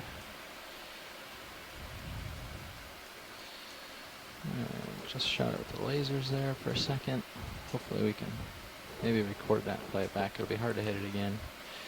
So that whip coral, Santiago, it's a little bit longer than the coral we just looked at, don't- tip to base. I think it's pretty far from the bottom, so don't use the lasers right now. Maybe angled Yeah. to. So you can come in a little video. So maybe actually longer. I think that when the scale indicates. Octocoral maybe. So we see that our polyps of this octocoral are alternating. So there's one coming to each side of the branch, and couple little creatures this is on there. bamboo coral. So you see there are fine needles, white And needles waving in the in wind. the Sorry, polyps Roland. of each. You can just try to chase it with my Each camera one of the if you don't polyps of mind. this coral. Okay. It's gonna wave up and This down. is Just hard try to to focus keep it right in now view because best it's you a can current, for so me. it moves quite a bit So I can just with the hold. current. You can see there's an underlying white skeleton, and if we look Can go in, closely, Roland. Yeah. maybe we'll find pilot's some gonna one of try to those chase nodes, it the with dark the camera best nodes he can. that are characteristic of bamboo corals. Here's a better view of those long white needles in the polyp structure, as well as sticking out in between each one of the tentacles of each polyp. Dark section, camera center. Oh yeah, I see it. Thanks, Roland. There's in the center. There's one of those dark nodes, characteristic of bamboo corals that give the group the common name. Awesome. Resemble Go to a the bamboo tip or the base. plant. Roger. Sailing starboard for the base. Trying to. We observe a very Looks like similar I'll have to switch toe coral. I holds think it's here probably for the that. same kind, the same Stand by, species it might in be a Russell little Toll, bumpy. similar at the same depth range, 2,451 Little micro meters. Star Keep in mind that something Rose center Atoll screen. is Yeah, I see 20 that, or 30 actually. nautical miles from here, or less. Another one of those. Correct. In like, fact, this collected. Seamount Malulu, Seamount we're diving on today, Trying is to get part of over the Russell for Toll Marine National this- Monument. My This toe is hold wasn't within good the enough same for the whole protected class, area. so I'm just trying to. There we go. Oops, too far. I was hooked. And dropping down. Yeah, hold on. I'm gonna drop too. Scale worm? What is that at the bottom of the... Drop down a little more for me. Yeah, come on down. Okay. bit till there. Oh yeah, this is a polynoid Sure scale I'm worm. stable yet, but Right to the close. right of the coral. So we did collect this morpho species of stable. coral on Russell Toll at dive You 3. can bring it just a little bit, tilt down, and get the base and the scale worm at the bottom.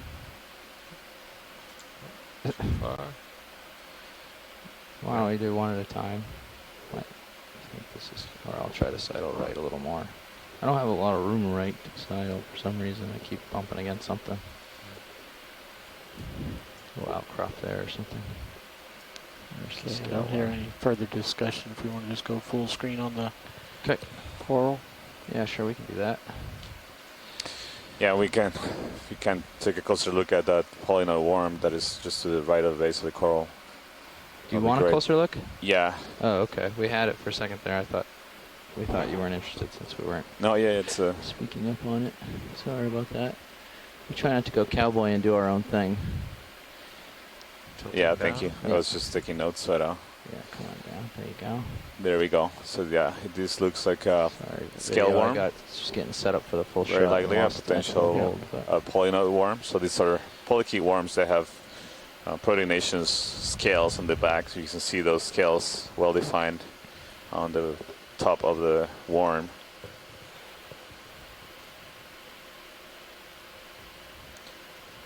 This one is just sitting on top of the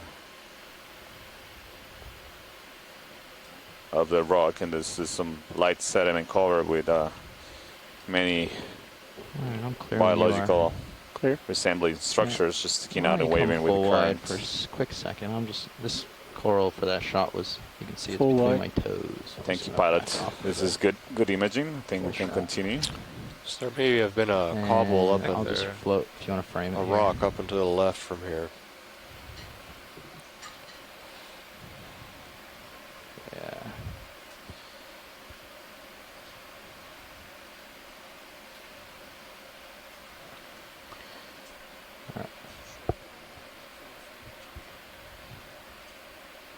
Okay, video's clear.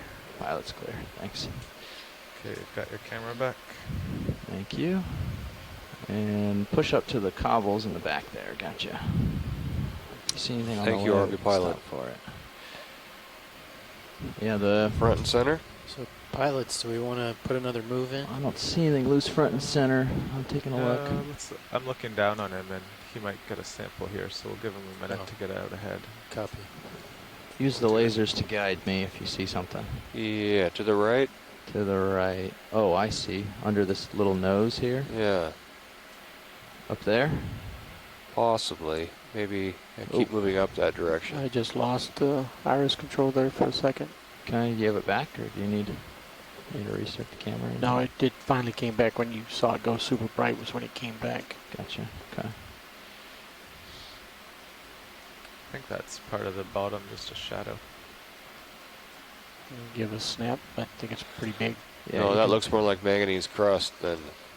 Yeah, that doesn't look good. Yeah, that doesn't look very loose. Okay. Well, there was a little bit of a gully up this way that we saw, right? Yeah. Let's see if there's anything in there.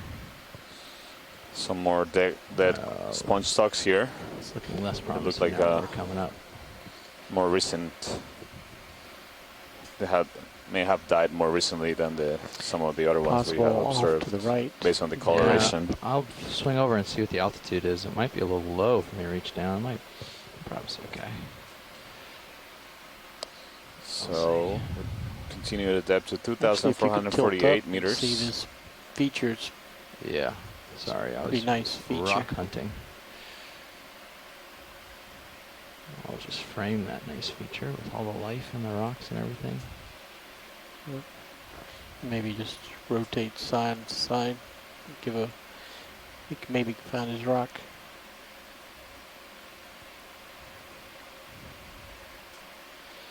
A lot of current up here. Get blown around even more once you rise up. So we have still in your face. Yep. Gone about 20 meters vertically nice for the tether. since the beginning of the dive. As we make our way I'll rotate to right. the top Rotating right. of the Seamount. We started Oh, to yes, see down more in there. scarp That's what I terrain. was saying. We'll see. I'll fly Pilot, over. Let's see what the altitude is. Let's take a look at that coral that's on the left, Coral on top the left, corner okay, of the push to screen. different directions. So lots of potential cobbles around here too. After you look at the coral. Oh yeah, I see some on the right. Yeah. So we'll get the coral on the left, and then I'll mosey over to the right. Do you want to Roger, bring my thanks. swing arms in so I can get my toe? Several on the more rock? of these Sure. Just bring my lower Bolosoma in. stock glass sponges. Fine. See some really large ones on the right. And the current continues to, as this seems to be increasing from just the visual observations. Maybe the pilots can tell us whether they feel the vehicle more. The current is picking up. It's picking up, yeah. Okay, port lower, stoke. It's just making some of these a little tricky, but it's actually not. It's not too bad because when I line up for most of these shots with the current in my face, I just push forward a little bit and it fights it. But it's not usually coming down slope. It's usually going one side or the other. So how you're usually fighting current. Yeah, I'm using my rock box slightly.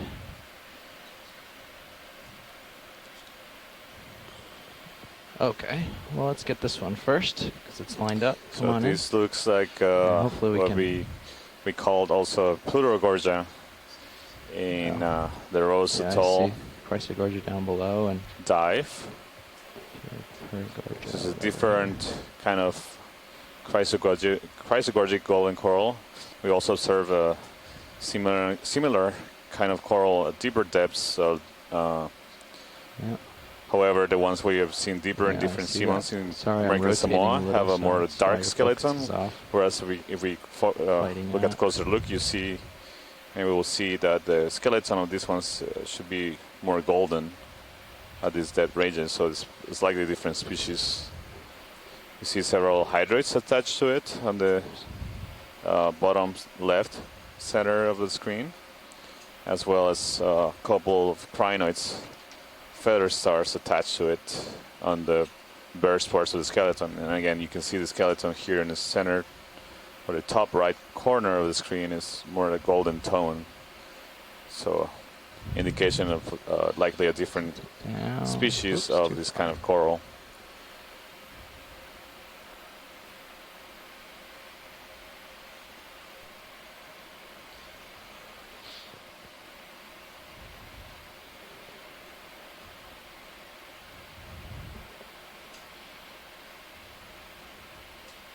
All right, where you rolling? So I wanted to get the input from people from shore. We actually haven't collected this particular morpho for different kind of potential Plutogorgia.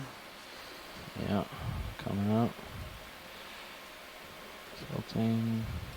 I think it'll be, maybe I have the impression we'll probably see it further upslope as well. But it'll be potentially good candidate to characterize the species that we saw with some frequency, or any associates as well. And he has associates, right? So he has a couple of hydro associates as well as crinoids.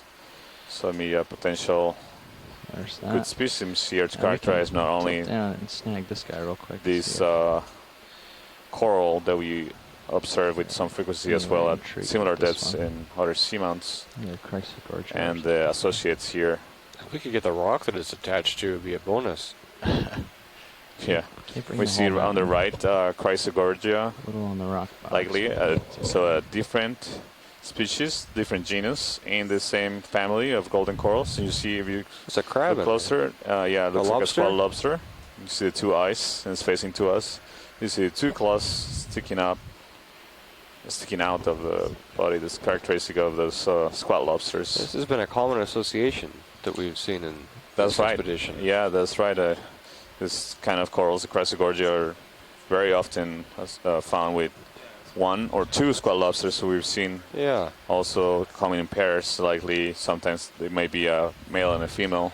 So Santiago, can you suggest a reason why the squat lobsters would gravitate towards this coral as opposed to the others we've observed? That's a good question. I don't think we know very well why this will be a better coral than the other. I was trying to use the tool I already had. One hypothesis that I can throw out is maybe this skeleton structure here is more bushy, so it provides a better protection versus a more planar colony. Video's clear. Maybe give it more exposure to potential predators, but It's just Okay. that's just a thought that I have. We okay to run off watch lead? Yeah, I will be interested in maybe trying to collect this coral, but I wanted to hear from scientists on shore whether they think this will be a valuable collection. Okay, Again, well, we can remember where it is, and for efficiency, go see if we can find a rock and come back. Sure, yeah, I mean, let's take a look at a rock, and maybe in the meantime we'll get some input from scientists on shore. Yeah. Yeah, any loose rocks around here would be great. Okay.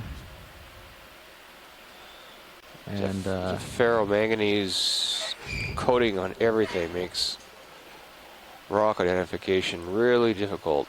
There's a bunch of cobbles below us. There's some stuff down in there. Let me just fly over towards it here and see what the altitude difference is and see if I can drop in there or not.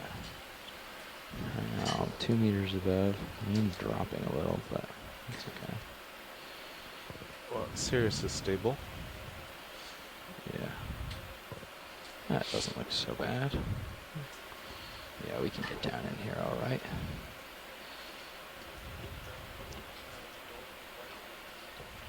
Okay. Some of these look good. They might be just a smidge. No, they're okay. I can get over there. There's a couple over here that look like they could be promising. Above the lasers. Coming into view. Yeah. Well, there's a giant there at the base, and yeah.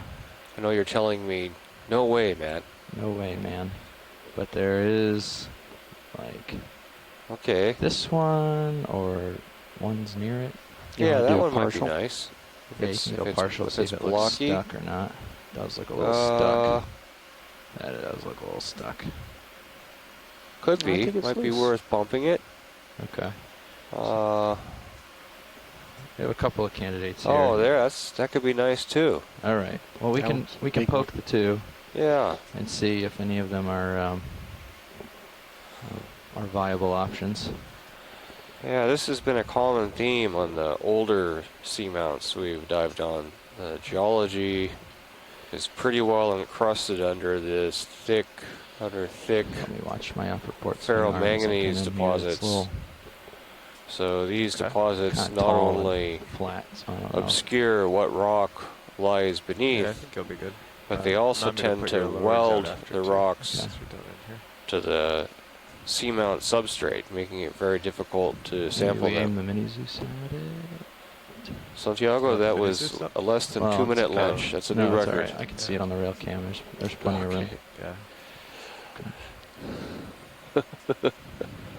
Yeah. Okay, we're settled in a little here. Let me get my auto heading locked in. Oops. Auto heading didn't quite hold against the current. I'll give a little offset. That looks better.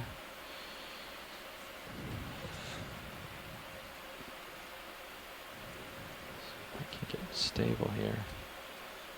That looks pretty stable. See what happens. I'll let go. That looks okay. All right, you want to spin us up?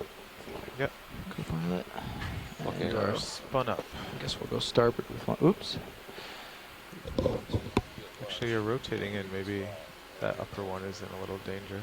Can I take the mini Zeus up there? I think the upper one's well clear and the brow's about to touch. But you can definitely take any camera and make sure. I'd rather be safe than sorry. And let me know if I need to adjust. So slow. Yeah. Yeah, the prow is getting close, but the camera is way back to the left. Not so bad. Okay, do you want the mini Zeus back down for your sample? Or? Yeah, can you even see the swing arm in this view? No, it's way over there. Yeah, it's up there. Yeah, it looks well view. Well, Co-pilot, you might want to check down by the Orion. It looks like it's a little close in the port rail. Oh yeah. Oh, we can use the manipulator as well. Oh no, you can see it. Yeah. We're well clear in that swing arm is in. Ah, okay. Yeah. In that view. Yep. We're looking good there. Okay. Just getting our situational awareness watch lead so we can reach out here safely. We're spun up. Roger. Okay. Thank you. Arm is live. Reaching out. And we'll give a couple of pokes to some rocks here and see what's loose. This was my best guess. Not loose. Yeah, definitely doesn't. It looks a little cemented, but we're gonna give a little push here. Yeah, Oh that no! didn't quite move. How about this one? Please be loose. And that one didn't quite move. And there's a couple others over here. These are all kind of small, I suppose, huh? And those back there look like they're just crust. You can't bump the one that's closest to you in the foreground with the ROV, or is that not gonna? Is that a bad location? It's a bad location to come running in with D2 because of this overhang. I don't want to get myself bounced in a weird direction. Sure. But if you and I poked it with the arm, it's not loose. We're not usually able to break rocks loose with D2. It's usually an alternative to poking with the craft. Is all. So, but if there's anything in view here you think is loose that you want, I can poke around some more. How about the far right? Is there anything on the far right there? This stuff here? Yeah. Possibly. I can give a little bit of a shove on it here. No, that doesn't look very promising. Nope. And these all look small crust pieces if they are loose. Yeah, okay. Yeah. I'm not seeing anything good here, unfortunately. All right. We can readjust. That's too bad. Do we get any feedback on the other collection? Yeah, it looks like there's some positive feedback on collecting the Pleurogorgia we're looking at before. Okay, so we'll have to go back to get that. And then there's more rocks in this pile, so we can look around on our way. Okay, so as we back up, maybe we'll see something else. Yeah, let's hope. Picking up. Oh, those look like some nice rocks too. I hate to just leave them, but yeah, well, without a jackhammer or a sledgehammer, there's no way those things are coming loose. Yeah. So we're going for that coral just downslope from you? Yep, just downslope and up on that little ridge. Now we've argued that this seamount. I'm just actually staying down here as long as possible to scan a little bit. Generated over the hot spots in the Cook Austral volcanic lineament to the east-southeast of here. And make this. I don't see anything promising. Seamount. This seamount would, if it does belong to the Cook Austral keep moving and look and wait to see hot spots, but it's range in age between 20 and right on our port side. Say again? 40 I million said it should years. be on that rise. It's right on our port side. Yep. IPAC is showing it's around 20 meters behind us, but that's probably plus or minus 10 meters of accuracy. Let me tilt up. That'll help us spot it. Well, everything is cemented down, Santiago, so we weren't able to get a sample there. I'll recenter your mini Zeus. Thanks. And we're just floating downhill till we see it again. That's it. There, I see it. Slowing. Settling in on it. And this is a go on this sample, right? Double checking here. The coral? On the Pleurogorgia, possible Pleurogorgia, yeah. Did we just pass one? No, this is the one we were. This is the one. This is one we were viewing here. Excellent. Yeah, this will be a great one because it's has a couple of different kinds of associates as well. So. Okay. Be good one to characterize the diversity, and scientists on shore also agree that this is a good candidate for a sample to something that another 10 minutes in your hour. Maybe a new record here, as well as characterize the diversity of corals that we commonly see at these depths here in American Samoa. Just trying to find a reasonable hold. The last one I had was a little tricky for putting in autos and leaving alone, but we'll see if this will go. I hate putting it in autos while we're leaning on a rock box, is all. You mean auto XY? Or just like just holding, joy locking, leaning on a rock box never seems that stable. Trying to find a good spot without too much rock box leaning. This looks like it's a good option. I can get it to stay.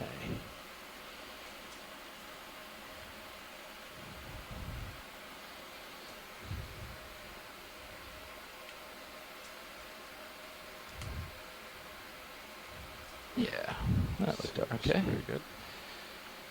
I just won't move too quickly. Don't want to swing around too much. You can come in partial on the Zeus Plus, please. And then let's line up the mini Zeus. Do you want on your right screen? Yes, please. And are you trying to incorporate any associates or? Yeah, okay. Actually that will be the preference. The hydroids or the? Both. Both, okay. I mean, they're both in the same branch, I see. Are they? So. Oh yes, okay, I see. So that branch is the one you want, and hopefully those don't fly away on us. Okay. That branch that one, that's weird. It's like the tube of the hydroid grew, and then all the polyps covered it or something. That's true. Yeah, we've seen this okay. previously where there's coral actually going over the tube the hydroid makes. So it's interesting association here. It's not only the hydroid taking advantage of the high ground that the coral provides, but also the coral using the structure that the hydroid center up and zoom in on constructs the as a structure where it can continue growing its tissues. So this seems more of a pretty good collaboration here. I can track you as you go if you like. It's more of a true symbiosis rather than just commensalism of I this. guess come out partial on Zeus so I can only one of the two partners benefiting. A little more. Just so you see the fingers. Thank you. They are blowing around in the wind a little here, but that's okay. Check grip force 9. Let's bring it down to 6 so I have a little more control. And open the jaws. Here, partially. And let's see what I can do.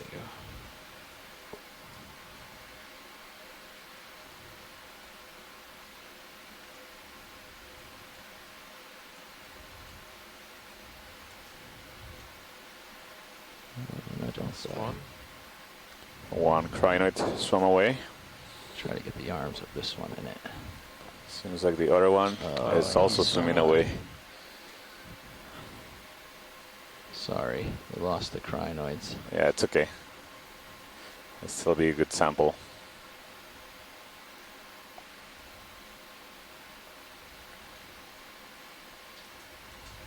Nice.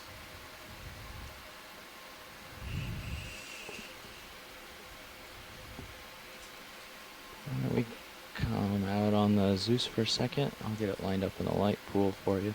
Although it was kind of in the light pool before.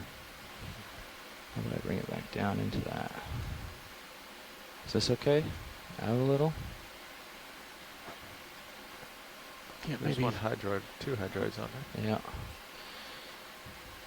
So you're going to try to go into auto XY to open the box, or you're going to have to do something like that, yeah. We'll try autos, we'll see how they hold. It's a fair amount of current, but they like a little current. Thanks, Roland. And we can come full wide on the mini Zeus. You are? Thanks. And we can tilt down to one of the boxes here. Probably going to go starboard, definitely not right? going to be able to open the drawer.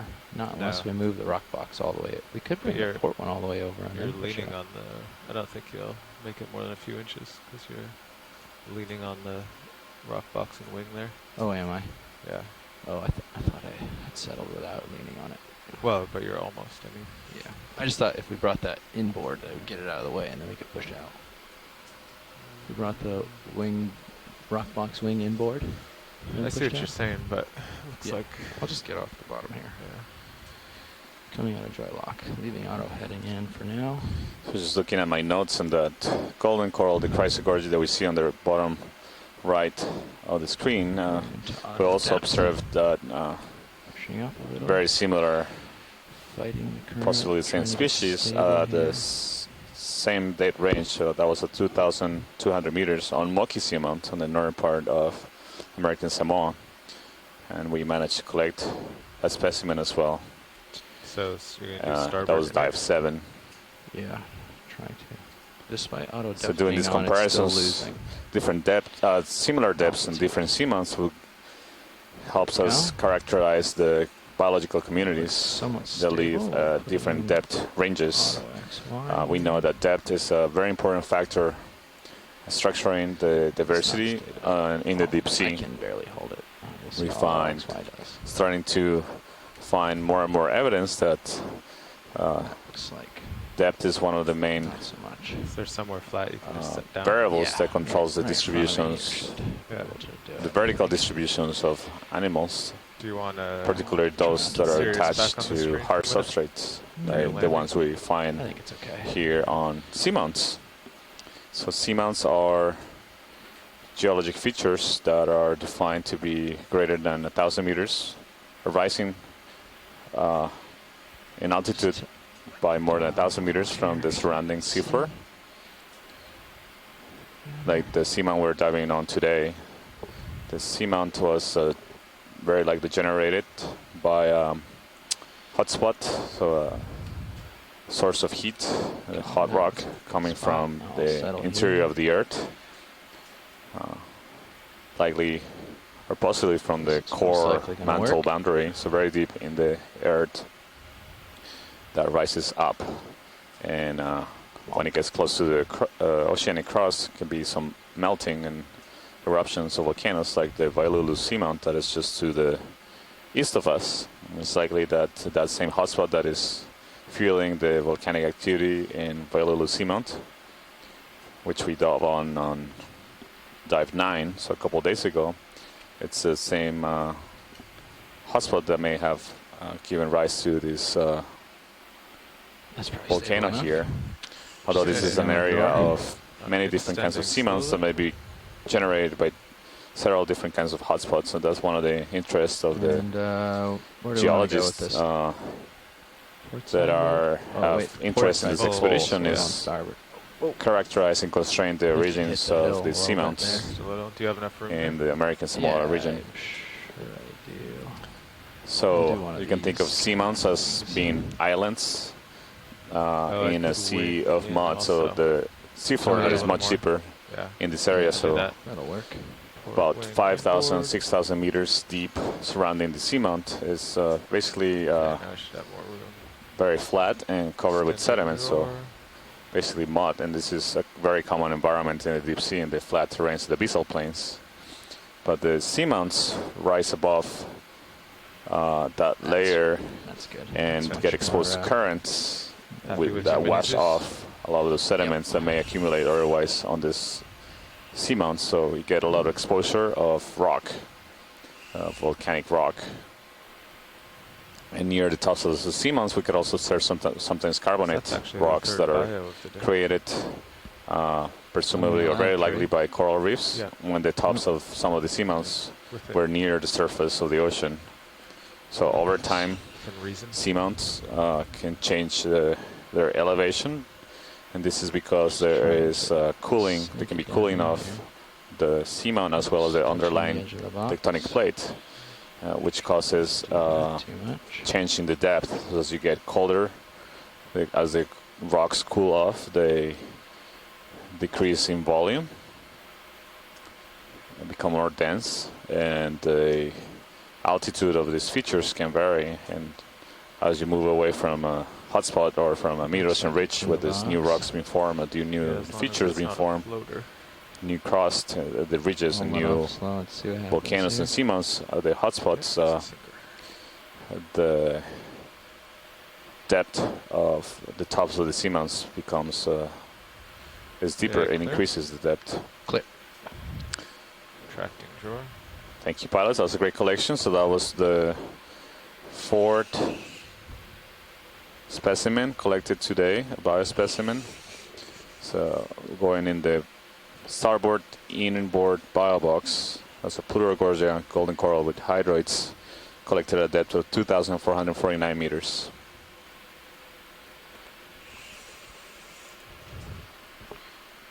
Oh, I'll put your port lower back out. Thanks. So after this great collection, we are ready to continue climbing up to the top of the seamount. Malulu Seamount is the dive we're conducting today.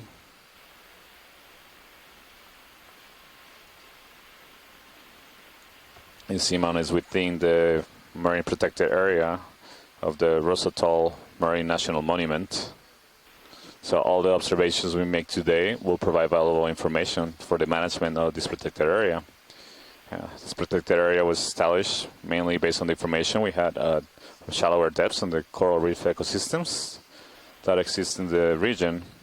But we're providing some of the first glimpses of information of the deep water communities, particularly of corals and sponges that live in the deep regions of the protected area, which also is providing us a much broader context of the biodiversity patterns and the biogeographic identities of the deep water communities in this American Samoa region, a region of the world that we think will be very likely playing a very important role shaping the biodiversity, biogeographical patterns of faunas. That sounds kind of like it. Thinking of it as a transition zone between the North and South Pacific faunas in the deep sea. Down. HPU off. So we'll continue moving upslope. And there you go. And making more interesting observations here. So looks like Sirius is kind of centered on the hill pretty well. Should we call in another 20 meters? Sure. 20 meters at 140. That was the last move. Sounds good to me. Yeah. Copy. I'll call it in.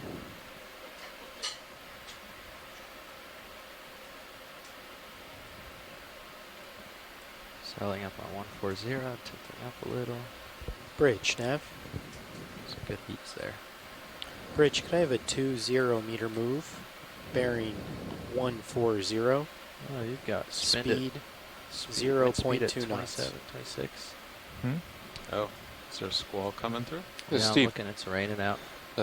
Steve Face here has the appearance of being some kind of possibly volcanic breccia. 26, 27. Yeah, Nav, will you ask Bridge about the squall and how long they think it'll last and all? Will do.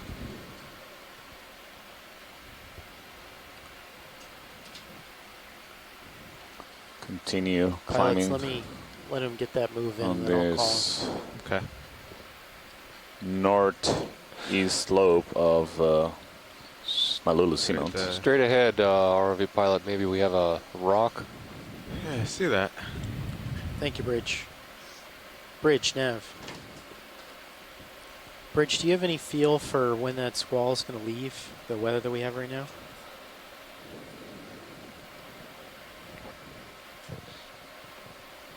Ten or 15 minutes, aye. Thank you, Bridge.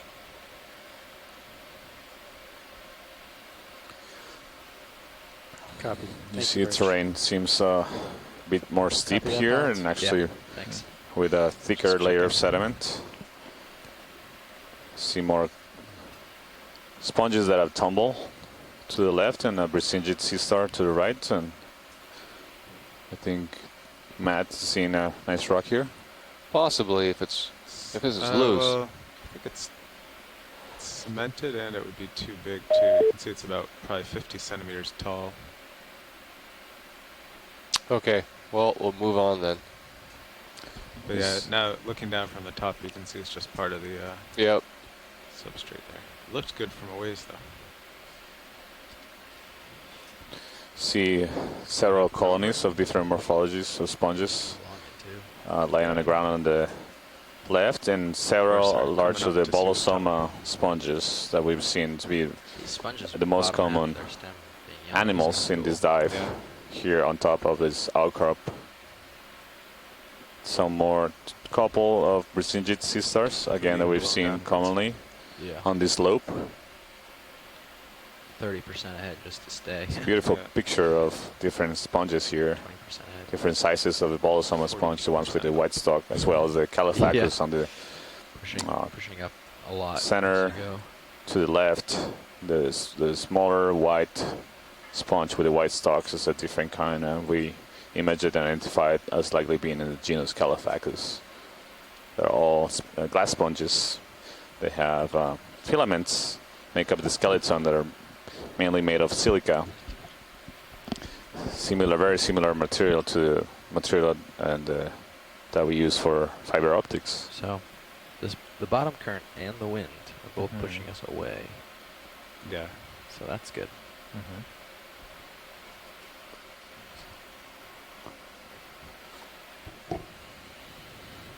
We'll continue climbing up. We're currently at a depth of 2,442 meters.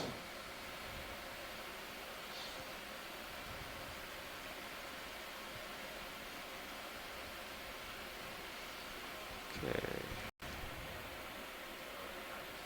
Proceeding on. Go ahead, Watchley.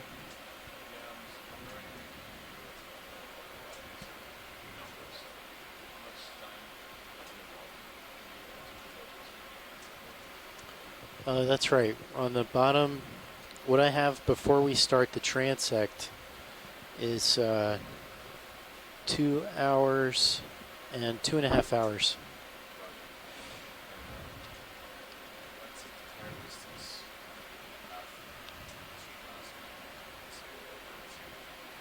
From us to waypoint 2 is 120 meters, 125 meters.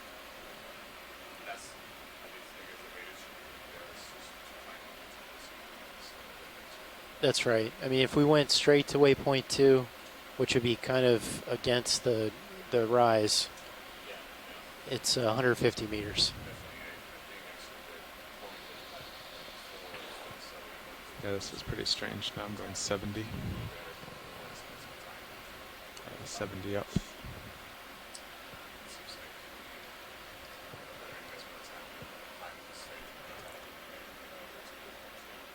Copy that. I agree with that. Watch lead. Is that what you'd like us to start to do?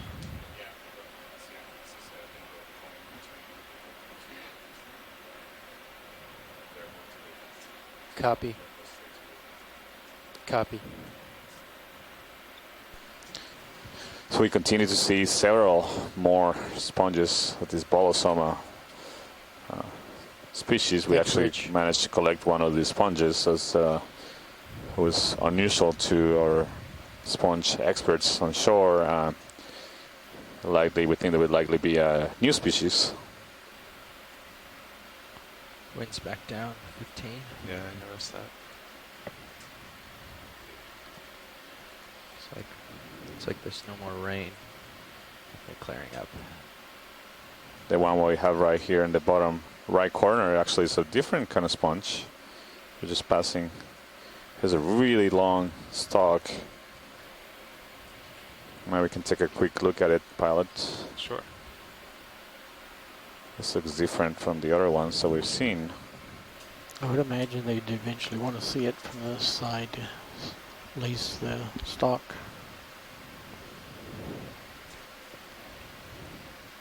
Co-pilot Nav. Yeah. So maybe while pilot's working on this, we can talk about the strategy a little bit. Yep. So did you copy that conversation I had with Watchley? Yeah, you want to start doing from this floating location. something closer to 120 for the rest try of to this. get you. Yeah. Yep. 10 seconds. 135, here. 130. Yeah, 120 would be good. Co-pilot, we get the lasers off. I see this benthic ctenophore attached to the surface of the sponge. We imaged one of these earlier. They look very similar to it, extending its tentacles into the water column. So co-pilot will just it's going to be a little bit of a distance to cover. You see the So stalk of the sponge let is Sirius settle and then very call different and from the other keep stalks. them coming. We've seen how it long has ago some did the ship couple stop on hydrates this attached to it Or is it near The the still ship base. just stopped a minute ago. Okay. So it should See, be it's another it's 2 not a minutes before smooth Sirius stops. Yeah, okay. stalk, but It's hard to predict it sort of the appears to be lumpy and very long. track it would take. It's Okay, better to let video. it settle, but This is you a know, different pilot's kind of comfortable. I'm glass facing sponge. 120 right now, and he's Cool. pretty well centered. Okay. So Thank you, we could- pilot. We could call that in. We can He continue. has to sidle right a little as we go, but Let me poke this. Okay. Or did you come around to follow me? a little bit. Yeah. Only 20 degrees. Yeah, we'll go back to 1. I'll poke this rock, center back up, and then we can call it in. Copy. Next move is going to be 120, so we're centered up for the next move. We are. And It do looks we, like it's to your starboard there. and pilots, do you feel comfortable with a 30 meter, or do Yeah, you want to they're stay trying with to come out to 20? here. rather than some down rocks on the right. Well, I think we lower, just want to go straight on the lower. Okay. Yeah. Well, yeah.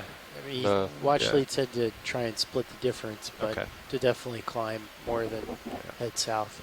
Say again, Watchley? So on the right-hand side of the screen as well, there may be some loose rocks. Do you see they're moving into center now? Yeah, kind of at the base of the sponge there. Yeah.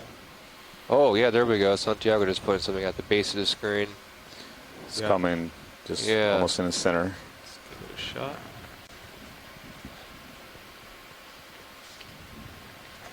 Might suggest snap zooming to confirm. I'm just going to hit him.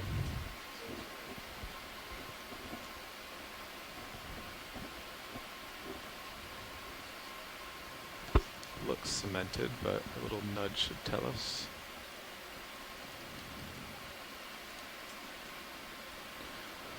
Everything clear around me? So, yeah. the voices that you're hearing, this is Santiago Herrera from Lehigh University, and I'm the biology science lead for this expedition. Next to me I have Matt Jackson. Is that a crab? Matt Jackson here from UC Santa Barbara. The geology nope. That's pretty thick. Science lead on this expedition. 5 tons of ROV.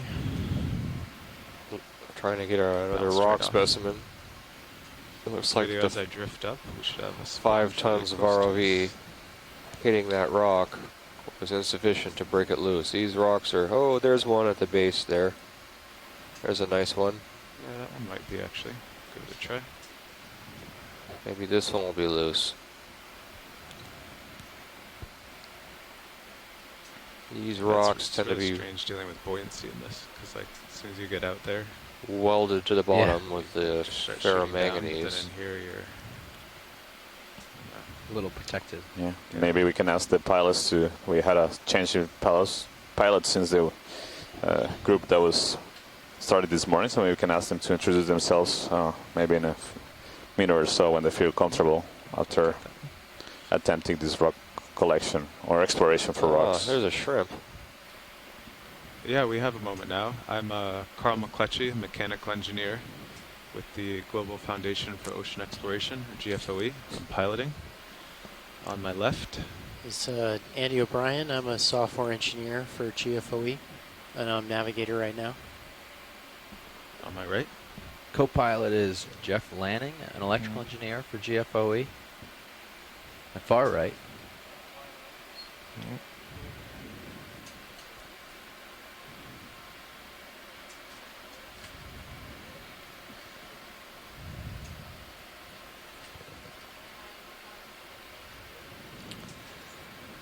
And I'm Caitlin Bailey. I'm part of the video team. And I also am with the Global Foundation for Ocean Exploration. And this is Roland Bryan from video. I forgot to open my mic on the last one. And I'm doing video. We also have Bill Clancy here in the back row, next to me and Matt.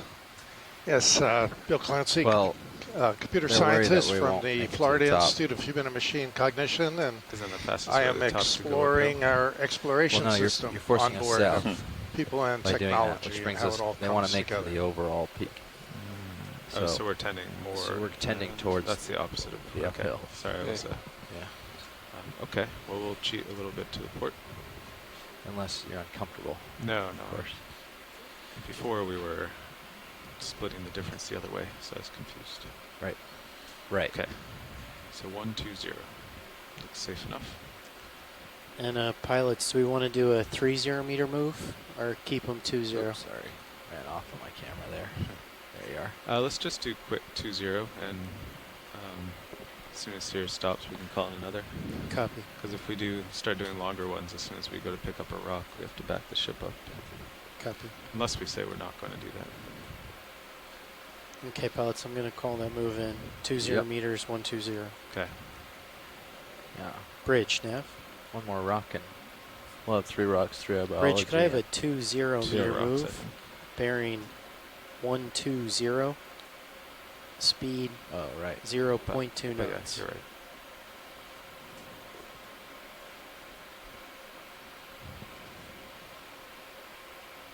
Good copy, Bridge. Thank you. Yeah, Matt, sorry, you saw I bumped 4 rocks down in that divot with the skids, and they did not budge. No go. Yeah, these are some tough going rocks here. Yeah. But I'll keep bumping any I see. And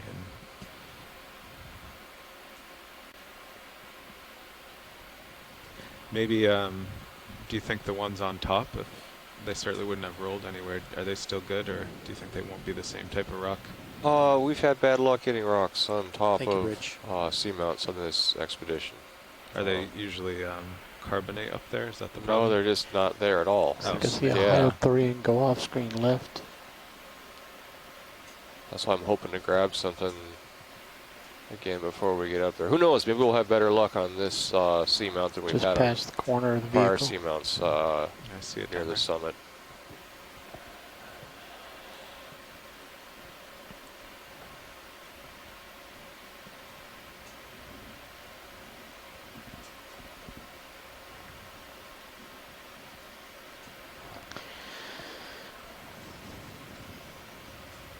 Huh. Looks like his feeding portion maybe at the lower section.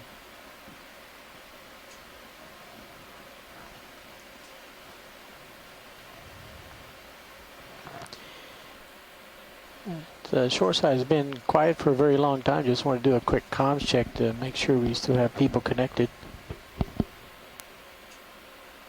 Still connected from IRC. It looks like you've got a sea cucumber, a holothurian in the view now. Ditto here from Woods Hole. Reading you loud and clear. Thank you very much. Heading to port.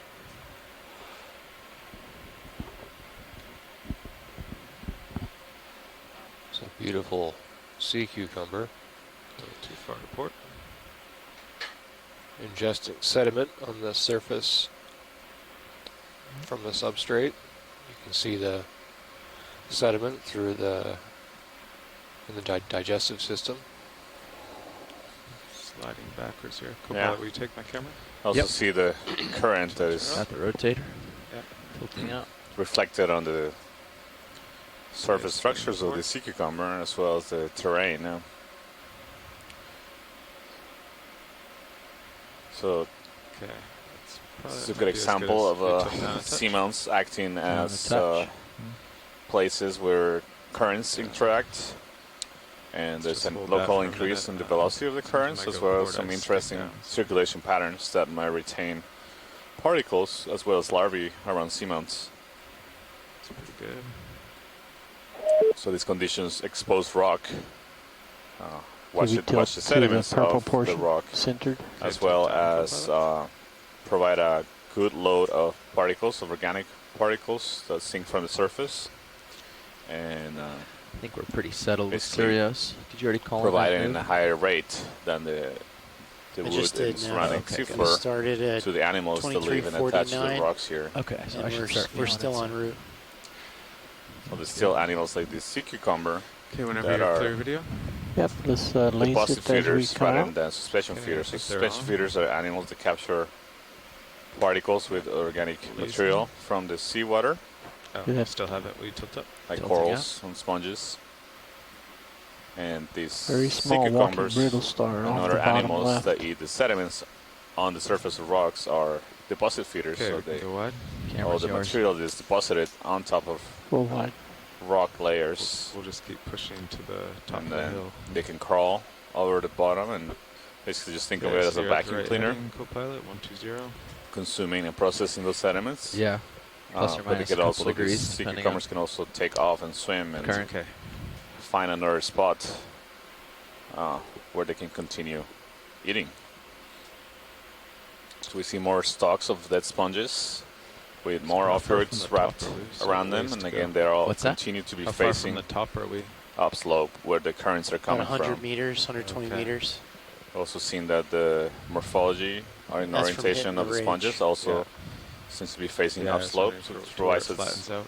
some Possible evidence tunica that at the very the bottom edge of the dominant screen currents center. that this slope of the Seamount sees As we're going to go come from the southeast east or south direction. 270 meters. Yeah. If we go all the way to waypoint 3. Gotcha. All right, we'll keep pushing ahead. Maybe to the left, I'm seeing maybe a cobble boulder field. Usually the geology sampling is taken care of right away, and biologists spend most of the dive trying to get all of their samples, but this is unusual. The rocks have all been, generally been welded to the substrate, making it difficult to collect the geologic samples on this particular dive. Yeah, I don't see anything that looks like could be potentially loose here.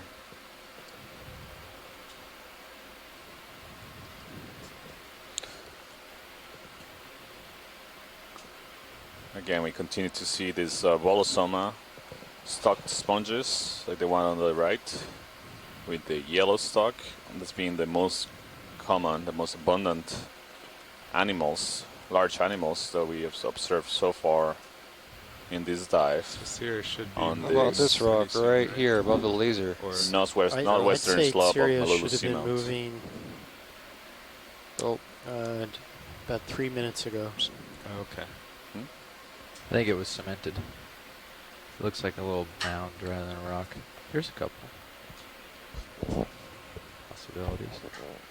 You got that little ridge coming up there. There's your sidling port. Keep an eye out for it. And as in looking for rocks, or keep an eye from hitting it? Both. Both. But I know rocks fall off of those sometimes, so mostly rock. Some sort of coral center screen. Video, want to do a snap zoom on these two? See if there's any interest. There's one. And I'll slowly rise up to the second one. Yeah, it feels like we have a little bit of weather outside. The ship is rocking a bit more than usual. Okay, rising up to the second one. It's one of the experiences that folks on shore don't get to share with us. Here's a squat lobster and just a Chrysogorgia. Hold that for a few That's right, Matt. We're learning your corals pretty well. Yeah. This is another Chrysogorgia with the squat lobster in it. We've observed a few individuals throughout the dive, and also we've seen and managed to collect one in a previous dive at the same depth range. Well, this is one of your favorite corals, isn't it, Santiago? Copy It's that. beautiful coral, yeah. So another 20 meters at 120. Maybe there's a couple. Yeah, sounds good. Where do you see them, co-pilot? I just wag over and see if there's any below that nose that might have fallen off. I don't see any in particular. Definitely Bridge are. now. Just a likely spot for something. Bridge, to could I have fallen a off. 20 meter move? Bearing Get what you're saying. 120. Speed. Yeah, he's 0.2 knots. 6, which makes for a very nice shot for us because we're Delta 11.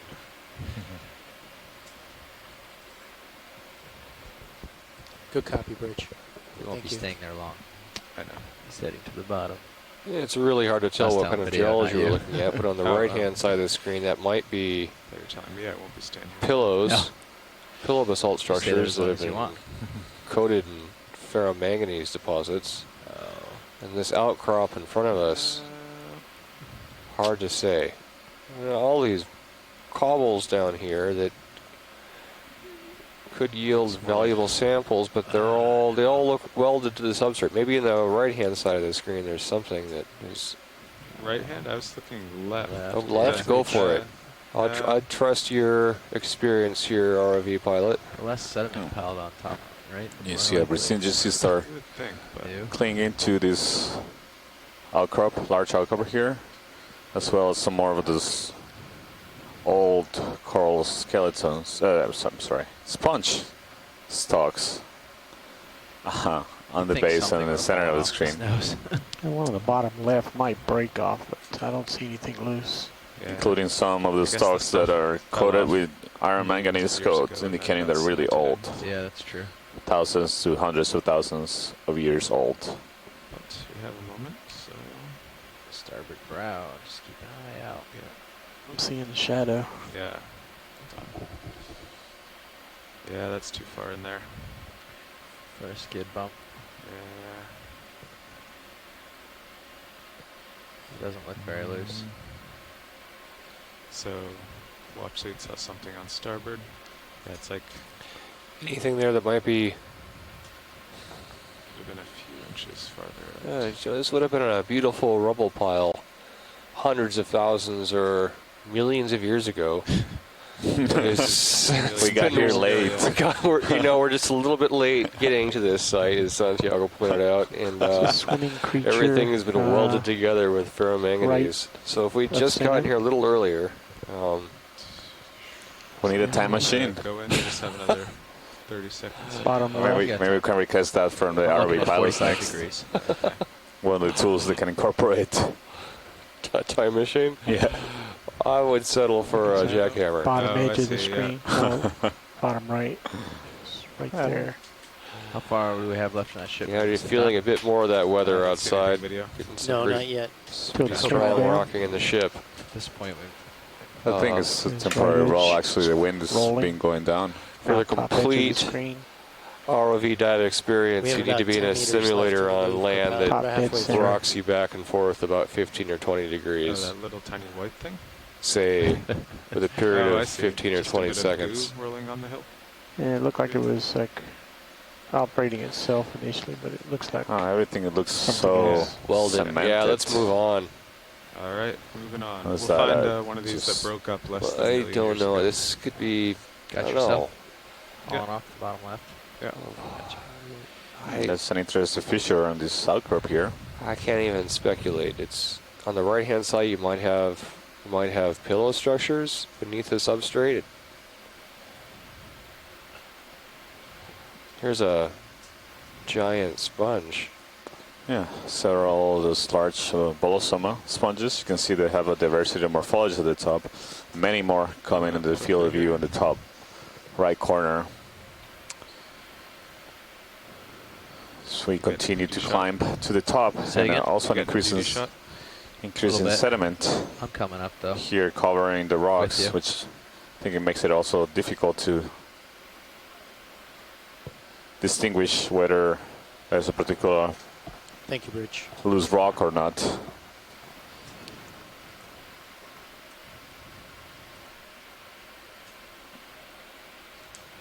So earlier I was talking about how we can think of seamounts as islands in the sea of mud, but different from islands you normally see in land or like subaerial islands, like the islands of Hawaii or the Galapagos, where we see a lot of species that have been formed and are unique to individual islands. Looking at that from the we bottom, don't like have strong evidence suggesting that individual seamounts act as islands, isolating significantly the populations or maybe generating species that are only found in a particular seamount or not.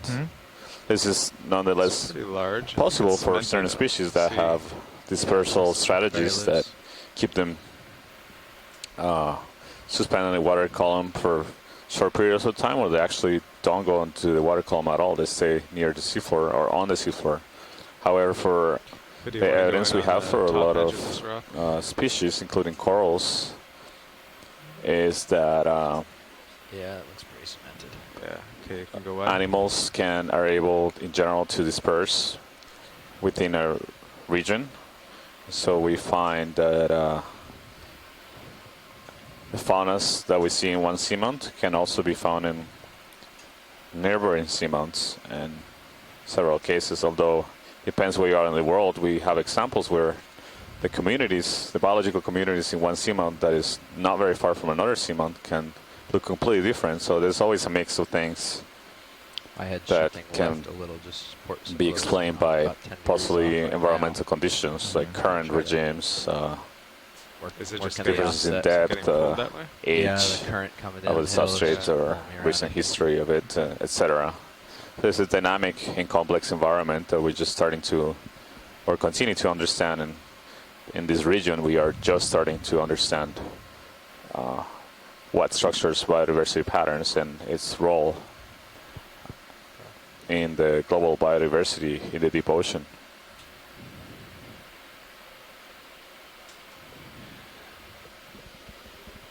Yeah, this could have at one point been a talus covered slope, but all the talus has been cemented to the substrate.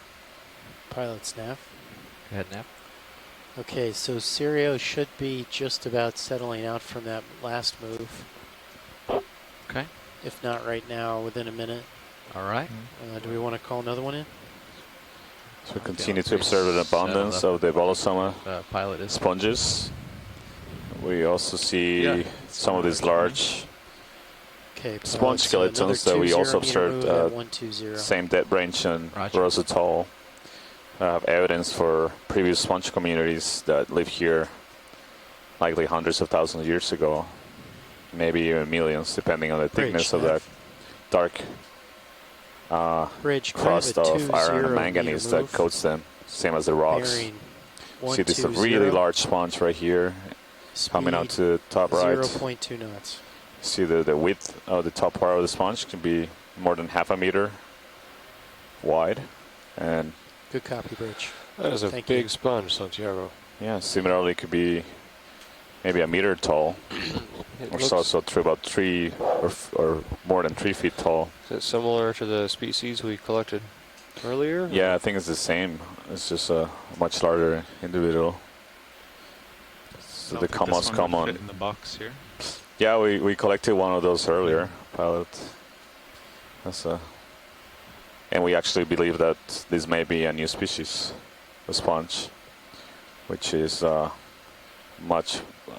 makes these observations that we make on the Seamount much more valuable, because we were able to determine whether they're really a different species or not, or new species. It's a new species, but on this seamount it doesn't appear to be rare.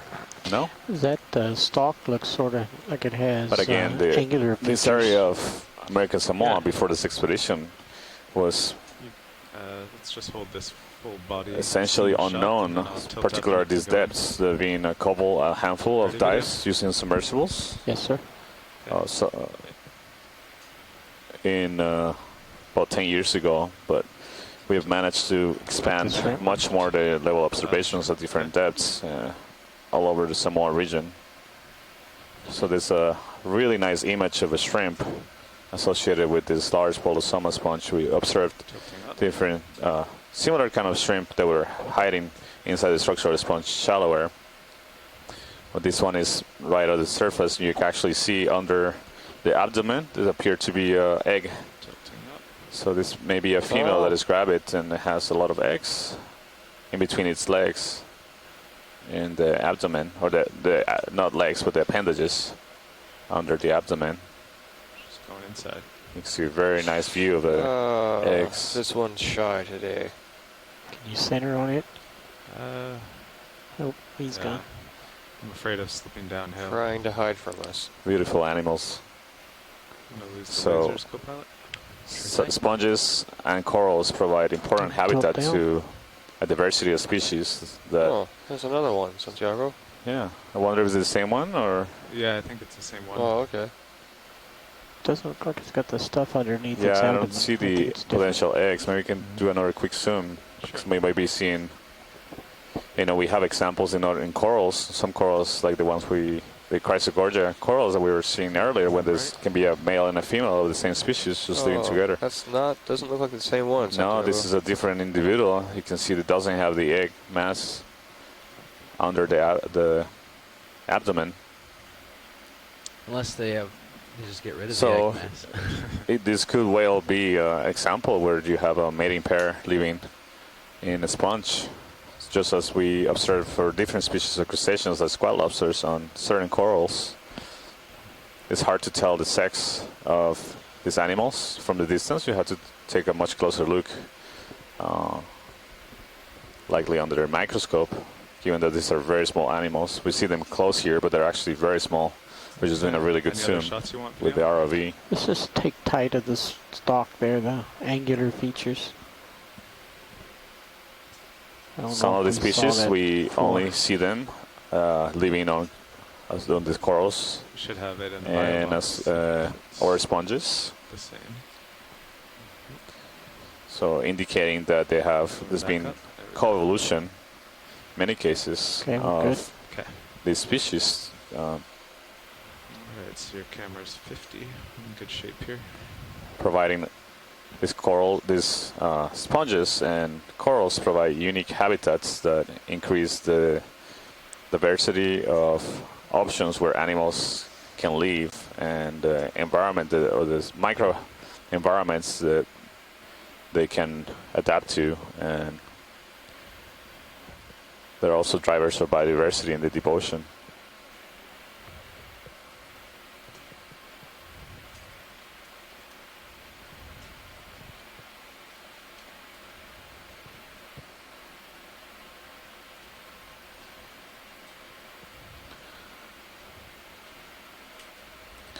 We're getting close to reach the summit of the ridge that is the top of the Seamount. And once we do that, we're gonna do a left turn, essentially, and continue exploring the areas right at the shallowest spot of the Malulu Seamount here in American Samoa, within the Rose Atoll Marine National Monument. Loose rock here, probably not loose, but looks no, pretty it attached looks here. pretty welded. Yeah. Maybe above here. We'll get lucky. Sandy spot maybe. Where's there a sandy spot? Over here, it Thank looks you, like Rich. it could be a little sediment patch on the port side. Man, all these beautiful rocks that Over there, I don't know. we can't sample Grasping because it. they're welded to the substrate. Well, that's center screen anyway. So. Ferromanganese glue.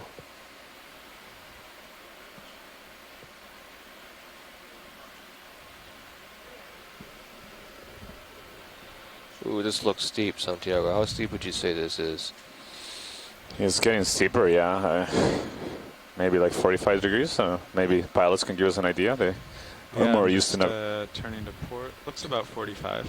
Yeah. As it fills up my screen there. Yeah. Okay, yeah, so around 45. If we put the skids down and then we look at the altitude, do we know how far the front of the skids are to the TVL? Look. We could guesstimate. I'd say about 3 meters. 3 meters. So if you set down and it's 3 meters down, it's 45 degrees, and if it's more or less, then it's more or less than that. Might be a way to.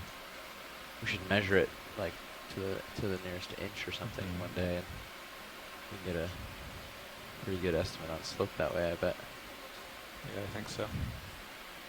Okay, let's take a look over here. There's a little sediment patch that co-pilot saw. No guarantees. Yeah, I think any loose rocks here would have rolled. So Yeah. maybe keep moving up. I think they're just poking up above the sediment. The ones that are poking up are, the only reason they're there still is because they're welded. There's many more What about that one? Oh, yeah. sponge stocks here. Maybe it's giving us an indication that we'll see All those things stayed. a lot of sponges on the top. Looks like there's a shadow under it. In the center? Yes. And they continue to see an increase on the amount of sediment that is covering the bare rocks. It's interesting. It's a steeper slope, and Hey, you could break I it in think half. there's also stronger currents. We've seen a increase in the currents. This all looks like volcanic clastic debris here. So there's some ophiurites and a crinoid here. Okay. Oh, A large number. Can we hold the zoom right there for a little bit? I see a diversity of morphologies on the skeletons of coral skeletons and sponges that have died here. And again, in the center, we see some really large skeletons that have been encrusted with iron manganese. Yeah, so they're old, Santiago. Really old.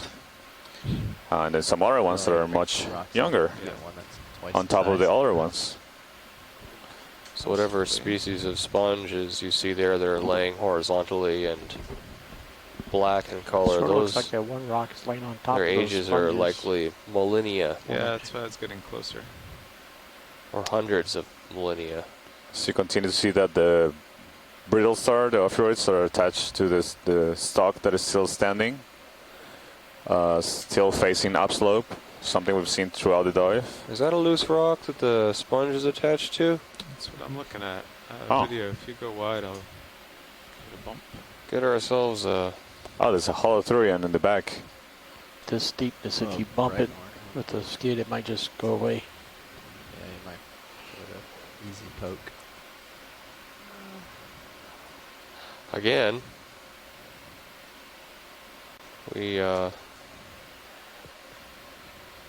body of the starfish is Bump it gently. apparently facing uphill. Mm-hmm. Really interesting pattern we've seen throughout the dive. ROV H2 Trying to speed, get it looks a quick bump on this rock, glued see if in. it moves. Yeah. No Doesn't movement. seem like it's moving.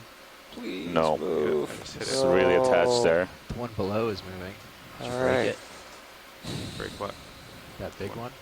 The one that's I haven't seen those ophiroids It's not bigger than we are. You'll be fine. in other places. There are not the standing stocks of these crack? sponges. So Co-pilot seem now. to Just needs a little nut. be very well Yeah, go ahead. maybe Nav. adapted, or the behavior I'm has starting been to see some evolved to comers, take advantage of all these dead both D2 sponges. and Sirius's sonars. So you don't see them Okay. on the living sponges, except for we only seen them Just in one FYI. sponge Still sweeping. of a different species that's not as common. Can we take a close look at this purple Okay. Oh, sure. sea cucumber, please? I think They're this is a intermittent. different one from Okay. I'll keep an eye on the mugs. the image earlier. Those are You can see this purple high speed, animal so that looks like a worm, but it's not a Yeah, worm, you- it's a you sea lose cucumber. bits So every it's a once in a while. canoderm, same phylum Where do they as display commers? urchins and sea stars and feather okay. stars. So down below, and the little are so common here in the green deep lights sea, and start we have like, orange or red or observed something throughout this expedition. as well, usually. Getting So some it's only gonna announcement, show folks, on line. shore to look We should right be for loose stationary rocks. right I'm not now. Do seeing we wanna- anything to the right.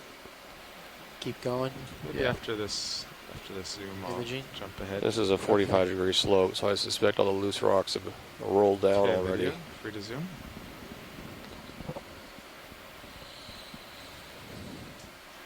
Well, these things are such striking colors. Yeah, the purple or pink or translucent, sometimes even yellow colors are common for deep sea holothurians. Yeah, and again, this is a semi-translucent one. You see the digestive system, digestive tract inside of it full of sediment, and the mouth of the animal on the upper Anything else you want video? left part of the screen. Yeah, slight tilt up, just to maximize the image. Basically just vacuuming the rocks and consuming the sediment and the organic matter that is found in the particles that make up the sediment, as well as the possibly the bacteria and the microorganisms that live among the sediment particles, and perhaps even some small animals Then I like think myofauna. the very bottom tip, you can see the exit. Okay. Thanks, point. pilot. To exit. All right, we'll do a quick zoom here. That'll be done.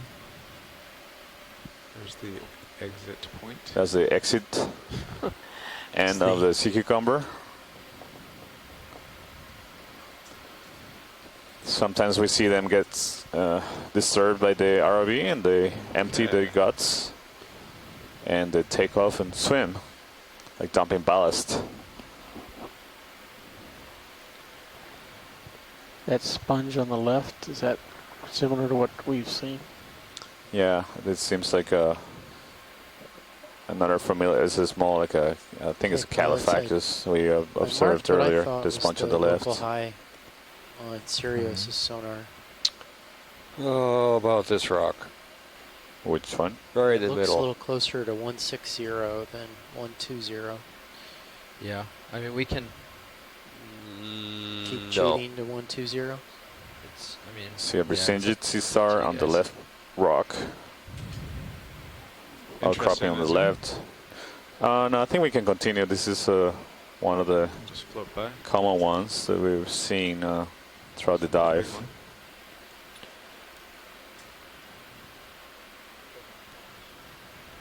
Oh yeah, there's a black coral on the top of the screen. That looks like another bathypathies. When you pan up. Okay, I'll float up to the black coral. Yeah, so Brisingid sea star. We just did a quick zoom in. That one didn't appear to have those lumps indicative of parasitism that we have seen in other sea stars, like this one. This is a black coral, likely bathypathies coral. We also saw a few of these a bit shallower on this slope. Keep moving. I think we're getting to the Another Brisingid sea star. Still searching for rocks. Yeah, anything over on the right-hand side of the view, loose. No. Nope, doesn't look like it.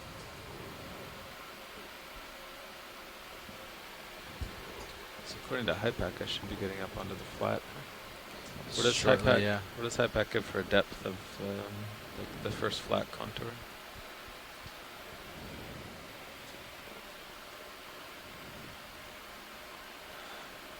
The top middle of the screen, maybe we have a bunch of rocks coming in that could give some. 2450. Oh, something's a little off on it because I'm already at 24. Well, We're getting really close to the summit of this seamount. they're 10-meter contours, right? Mm-hmm.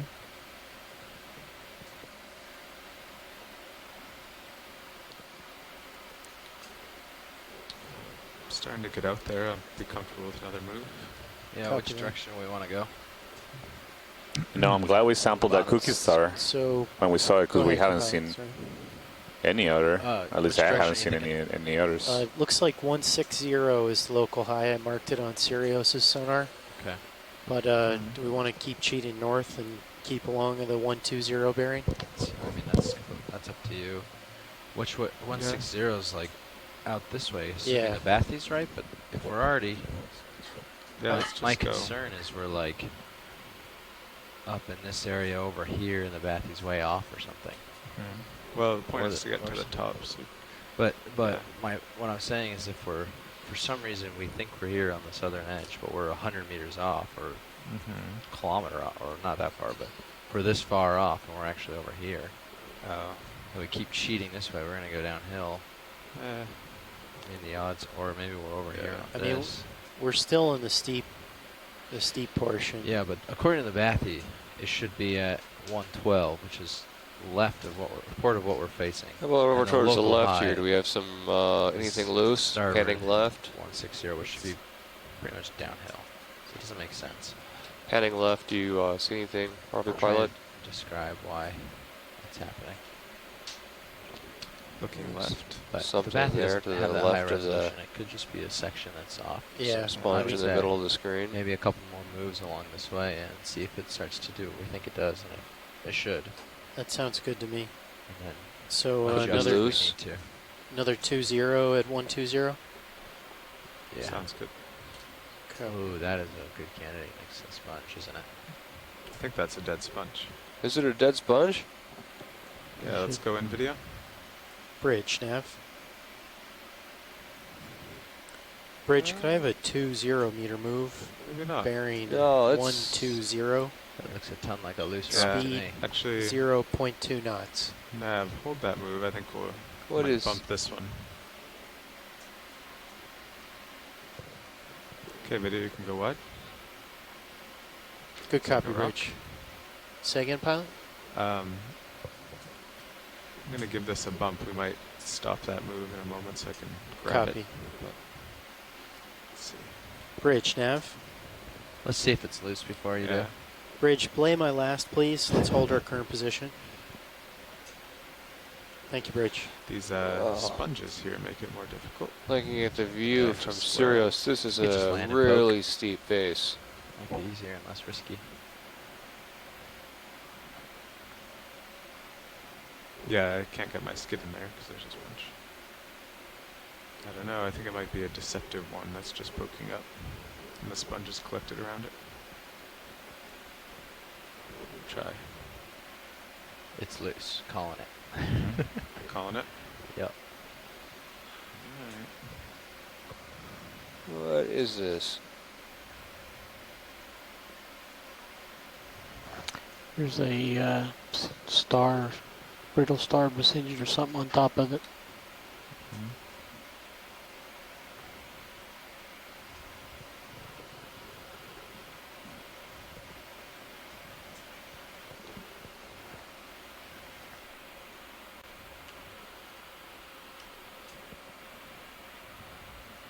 Okay, I think I'm pretty stable there.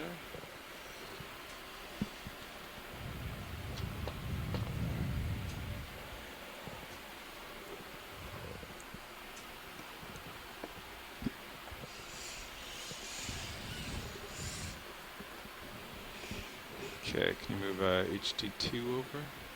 Yep, taking it.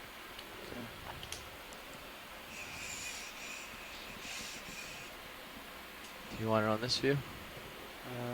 No, that's okay actually.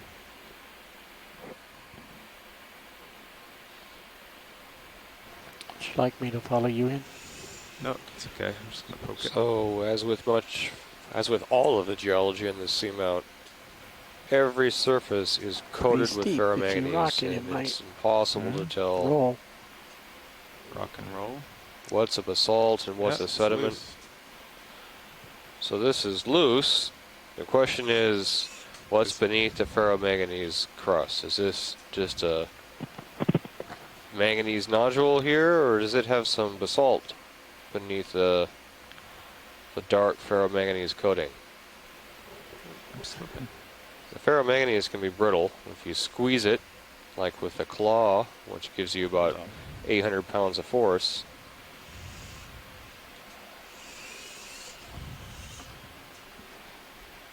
And the ferromanganese should break. It stops. So what do you think, ROV pilot? Well, I gave it a squeeze. It looks like it's loose, so... Yeah, I got the highest grip force on, so would you like it? Might as well take it, yeah. Okay.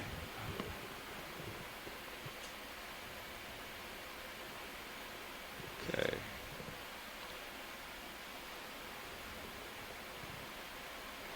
Just getting farther and farther away. Can you give your dial a turn here? No, I'm just gonna reset up here. Each time I reach out, I get farther away.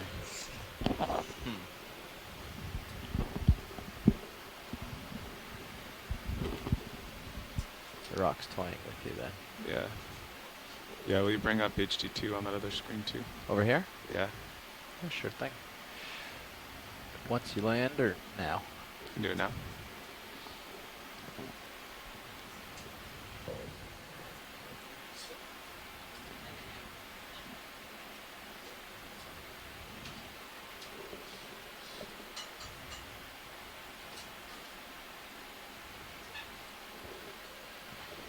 Squeeze it just right, you might get a bonus.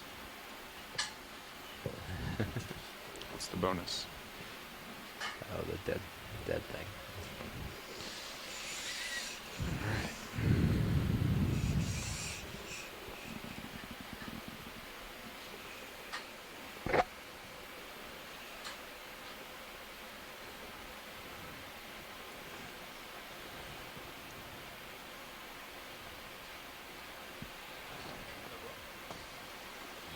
A little sea star, Santiago.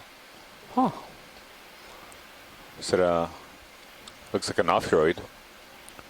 Did you take a quick look at it? It's on the uphill side, so Oh. get a better view this way. Okay. Okay, will you tilt my main HD up? Taking your camera. Tilting up. Good question. RV nav? Go ahead, watch lead. We have an hour and a half left. Ready, video? Say again, watch lead. Time remaining. Stand by. Ready to twist? Yep. Thought I saw some pink stuff on the back. Watch Lee, we have 1 hour and 45 minutes continue it. before we're supposed to come up off the bottom and Copilot, start will doing you the move my, transects. Thank you much. port upper. We have 1 or hour and starboard 45 upper, minutes stow it, and aim remaining down on at bottom. box. Does have Say a again? Port off upper, your right one of the upper swing arms. Bring on it in, a aim it sponge down. dock. Sure. Uh-huh. We finally see it. Starboard. Mm. Off back. Upper swing. Excellent work. I hope it comes back up with the rock. Yeah, Using your foothold, me just too. so you know. Maybe we should put Okay, it in a go wide buy video. box if it fits. You mean the rock, not the Sea Star? The rock with the sister. I don't think you can get it off the rock. Hate to see that thing come up as a rock. Yeah. I hadn't seen the Okay, sea star on this rock stow it. until You, we got closer. wing in. Well, it's not a sea star, it's an off-your-orbital star. Starboard. So the off-your brittle star and Maybe try to tap this brittle star into a box. I are both quite pleased with this rock.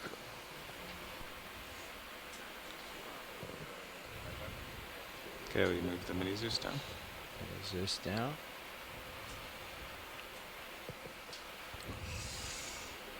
And HT down. Watch Lee now. Yeah. Did you say zoom on high pack? What?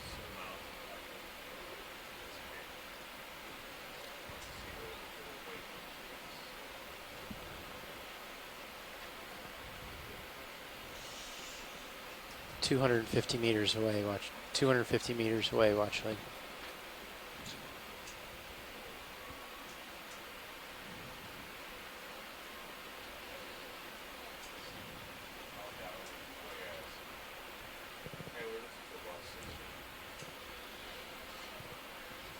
We do. Okay. Starboard wing. Outboard.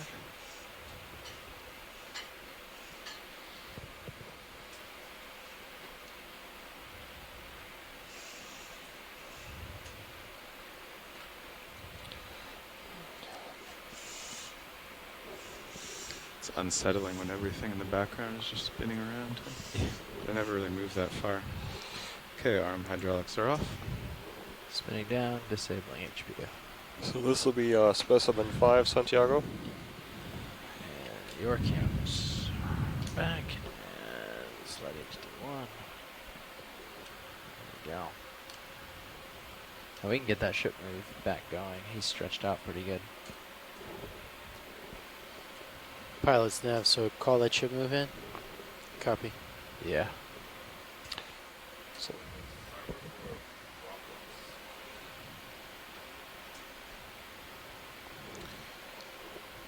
Bridge nav. Bridge, could I have a 20 meter move? Bearing 120. Speed 0.2 knots.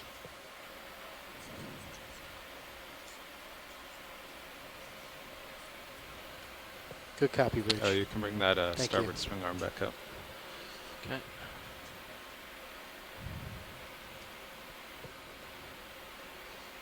All right, watch lead. We got a rock.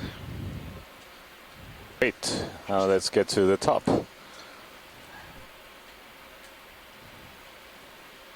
Ship is on its way. High pack shows us just very close to the top. Our depths are a little off from high pack.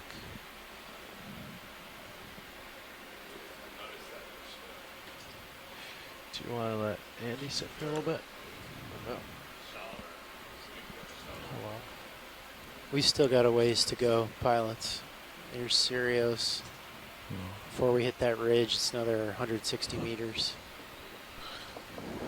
But it's weird. It's big tracks. Thank you, Bridge. Say again, watch lead.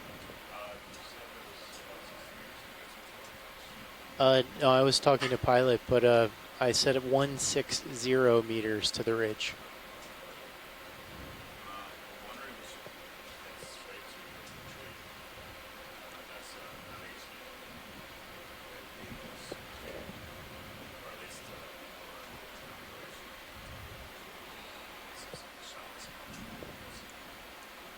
Copy that, watch lead. We've been cheating north of waypoint 2, so we're definitely going to pass waypoint 2 by, but we can head as north as we can as the topology allows.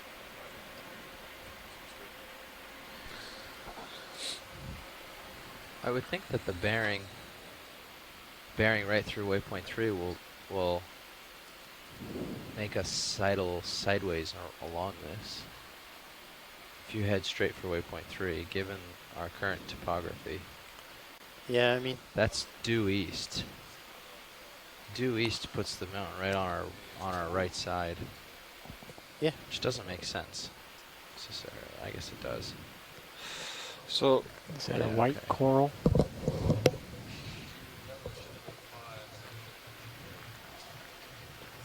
Mm.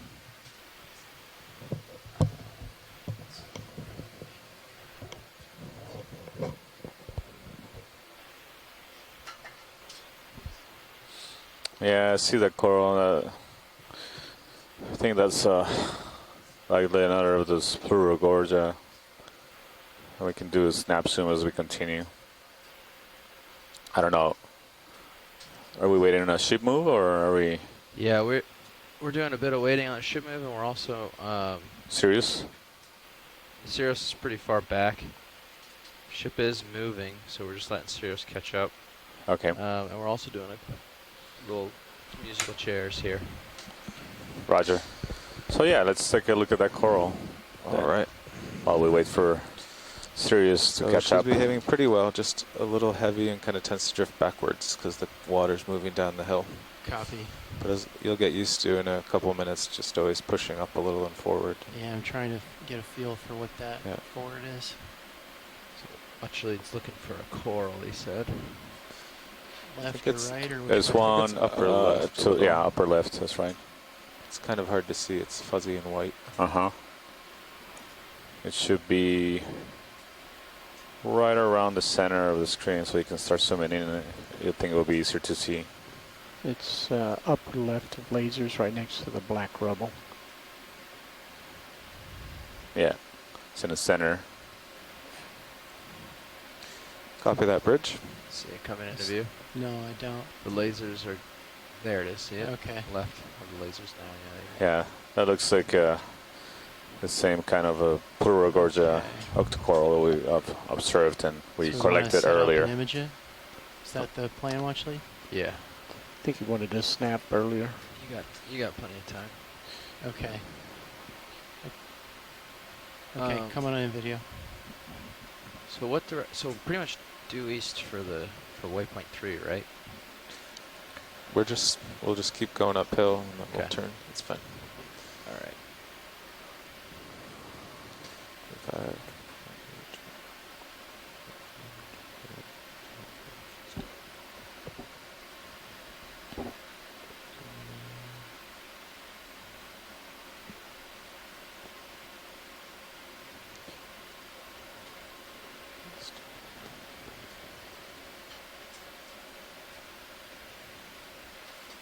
Definitely feeling that move. Max zoom. Yeah, the ship stopped just a minute ago. All right. So you should stop in a few You minutes. see this Yeah, I think they're in our stronger current here. He's pretty well stretched out. It's a couple of crinoids attached to this coral. Yeah, Am I it's closer than that, the- Watchley, or? No, this is good. No, we've seen this one. Video's clear. Thank you. Okay, full wide. I'd rather continue moving. Okay, I'm gonna keep moving forward then.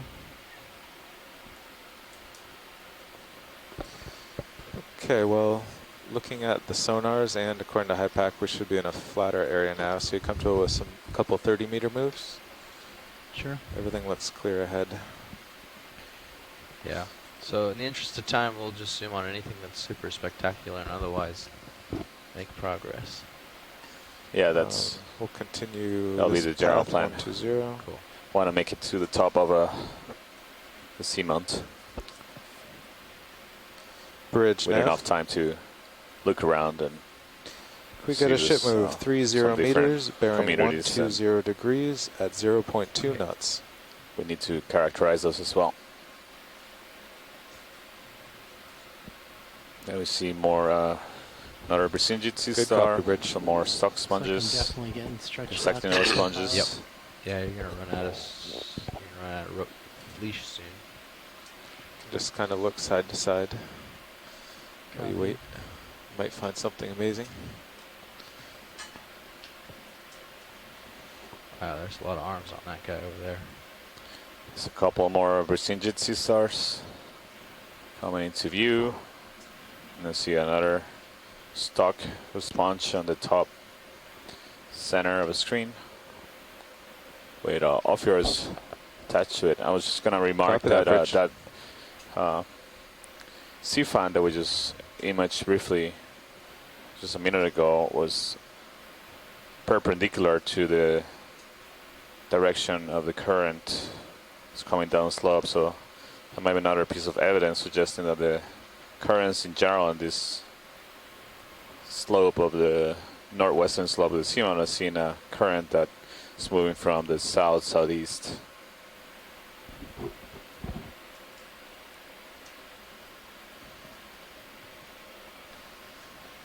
Might tilt the camera up a little bit to get a further out view and see more stuff. You might want to speak a little louder. I don't know if he heard you. I got it. And there's another Plurogorgia octocoral and several more of the Bolosoma stock sponges with the yellow stock. Very abundant here. We've seen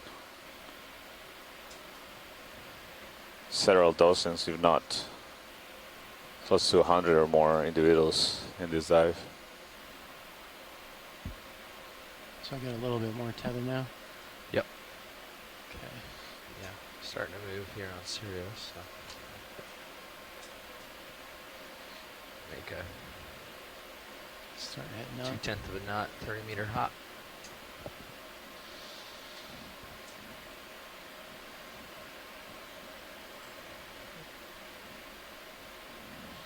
Yeah, so if we average 0.08 knots, we'll make it to the top. It's gonna be tight. Yeah. Well, we're doing 30 meters at 0.2, so if you do a few of those, all of a sudden. I think he was making. Huh? I think he was being sarcastic. Oh, were you? This is like No, I taking a was walk with the in a pauses garden of between sponges. Yeah. It adds up. Well, True. when it's flat like this, we can, as long as you are comfortable keeping up, we can usually Yeah, especially keep them coming. in two 30-meter Continue to moves, see all of a sudden we several should of be on the those flat, and then sponge stocks could go attached to the 100 surface meters at 0.5. of and rocks just go there. with off-yours or all pointing or with their center of their It's bodies done that more like in the Gulf of Mexico, where pointing it's to just the mud. direction of the current from the southeast. T2, we've learned, we'll do Similar 3 knots. orientation of Really? the Yeah. sponges, and seen a few corals with that are fan-shaped with orientation perpendicular to the current. Yeah, Dave Wright and I in the mud, we're testing speed. But yeah, I think there's the depth discrepancy in IPAC, but I think in general, uphill is still to the south east, which agrees. Yeah, okay. That's good. How about this rock right here? That looks pretty big. This could. RV pilot? Go ahead, watch lead. How about this rock right here? You're right on top of it right now. Just went over it. Right on top. Yep. It just passed over it. Might be able to tilt down to see it. That looked Near your perhaps a front little left bit ski. large to me, Sure, but we yeah. can see. It's never too large, Santiago. Right there. That one? Yeah. That is a big It's rock. like 40 centimeters wide. How big is it? Length and like maybe 20 centimeters wide. So it's like, you think it'll fit in the Yeah. Oh, they Yeah, are. they Yeah, are. they are. and the rock box? Oh, please, guys.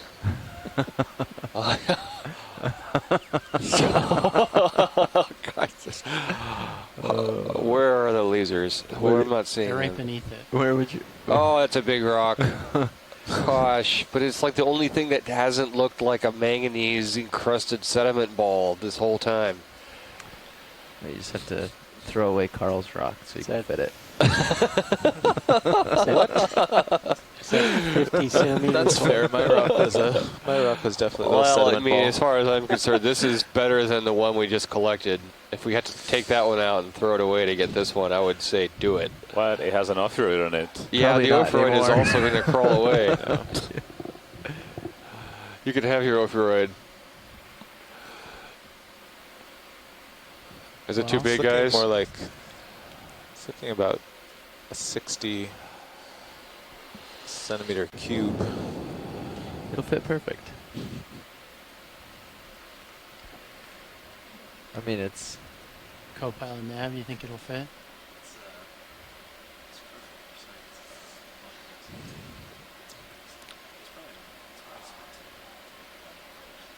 Yeah. Okay. I'll try and bump it.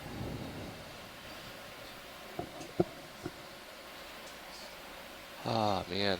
Oh, I'm hitting on We my would- left skid. I have not had such a tough time with rocks until this dive. And Santiago, we're not even in the Samoan Triangle today. No, it's just Yet the there's something Samoan else. seamounts refuse to give up their rocks to us. Copy that, Bridge.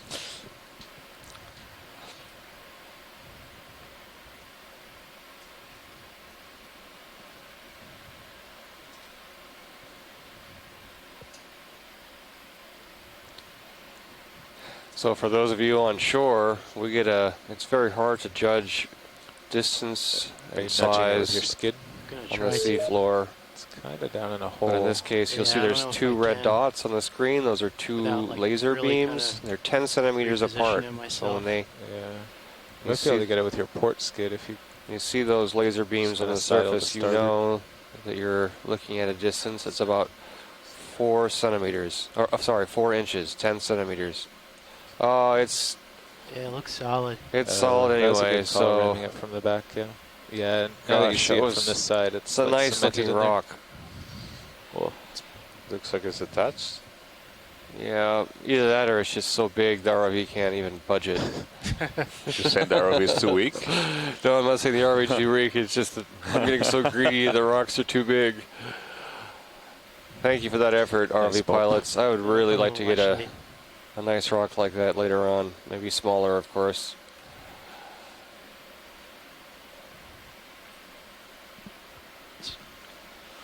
okay, so I still got tether.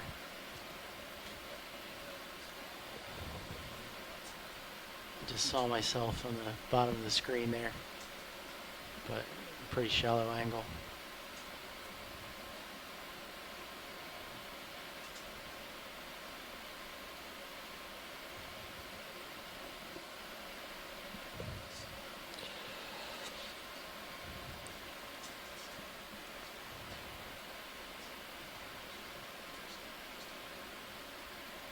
So continue talking about seamounts. So seamounts, we also think that are important as stepping stones. Again, I was talking about how they behave like islands in the surrounding sea of mud in the abyssal plains. So these are islands of hard rock that can be also important for fauna that require attachment to these hard rocks. Large To coral as left. you can think of them as stepping stones where different Papua populations New Guinea can or be Tino connected Fort to under each the other rock. and basically unifying possible faunas across Copy. regions We'll just come by in for a providing snap this soon. stepping stone pattern of habitats for organisms that require these exposed hard rocks to attach to, and also at the right Come on in, depths video. that they have adapted. So this is another of the Plurigorgia, and this is really interesting that you see that ophiroid, elficantid ophiroid on it. We made several of these observations Would you grab the, rotator? earlier dives when we were seeing exposed skeleton and the ophiroid associated to it, I think they're although happy with this. Okay. maybe we can take a closer look at the brittle star that is on top of this coral, pilots. Okay, coming left. Max, I was trying to see if the skeleton of the coral where this ophiuroid brittle star is sitting on has polyps or not. And yeah, I see the very tip right when the center of the disc is not is bare enough tissue, which is interesting because that's the most common observation we've made so far of these kind of ophiuroids being wrapped around areas of no tissue cover on corals, particularly of this species, this kind of Purugorgia, with the golden skeleton that we've seen at these depths in a couple of different seamounts we've visited. So we were discussing the possibility that these ophiuroids were possibly predating on the coral. We've seen, given the observation of seeing them on bare skeleton on these corals, but also there was a suggestion that maybe they were scraping the coral as they were the places they were clinging on. That's possible they have those long spines, and this looks like the same kind of ophiuroid brittle star, like the ones we've seen on the dead sponge stalks that are commonly seen attached to the ground. But this is the first one so far in this dive we see on a coral. Yeah. We see there's more of those hydroids associates of this coral, as well as a couple of crinoids. I just wanted you to note that the base of the colony is lacking living tissue, so all the parts of the colony don't have a live tissue cover as well. If you guys are comfortable. And again, you see the sea fan orientation of this coral. It's seriously still moving perpendicularly oriented to the incoming current from the southeast. We've seen this in a couple other colonies, smaller colonies of the same kind of coral just moments ago. Thanks, pilot. We can continue. Welcome.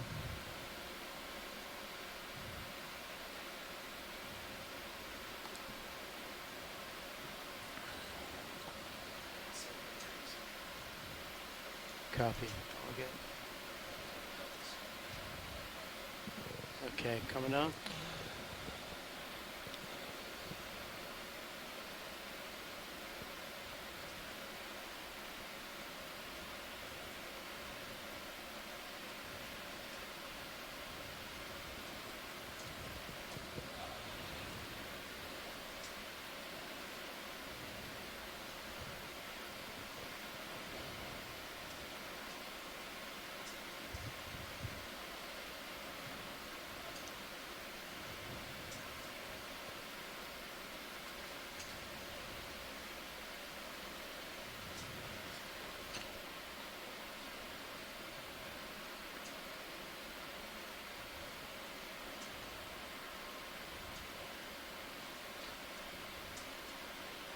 Trying to get centered up again. Passing over sea cucumber, and there's something white in the center. We'll take a look at it. I think that looks like a squat lobster pilot on the left center.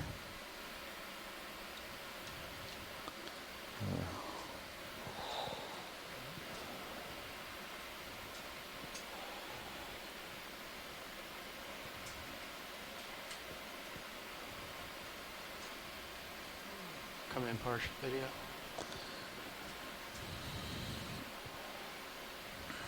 Yeah, this is a squat lobster. Come in some more. And maybe in the genus Monidopsis.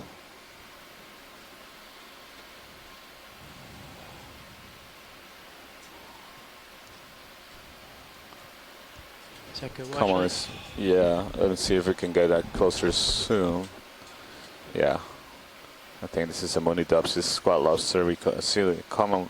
We observe them commonly, just walking on their own on the seafloor and hard bottom substrates. They don't often, or at least I haven't seen them in large abundances. Usually you see one, and seem to be like more like lone wolves. But there might be other places where you see them in higher abundance. Thank you, pilot. I think we can continue. Okay, trying pilot, to make tracks to get to the top of the seamount. We have only an hour left, or a little bit over an hour left on bottom. It's just but multi-beam bathymetry has been a little interesting today. We are bridge nav. Almost 100 meters shallower than we were supposed to be according to the We map. have a ship move 30 meters, bearing 120 degrees at 0.2 yeah, a knots. little upset in the depth measurements so with the multi-beam. So there's a Brisingi sea star on the right, and then there's a chrysogorgic coral on the left. Maybe pilots, we can Good take a look copy, at bridge. that coral on the left. On the left? Left. Yeah. Right now it's out of the field of view, but it come right there. On the top. Yep. I think it has a squat lobster associate. This may be a different kind of chrysogorgia, actually. I was thinking it might be a chrysogorgia, but this could be a metallogorgia, perhaps, or maybe that one of those pseudo chrysogorgias that we attempted to collect in a previous dive. We observed and spent Copy that, bridge. significant amount of time attempted to collect. It was just in a really difficult spot for the ROV. Yeah, so this looks very similar to that one I'm mentioning, the potential pseudo chrysogorgia. Let's take a closer look.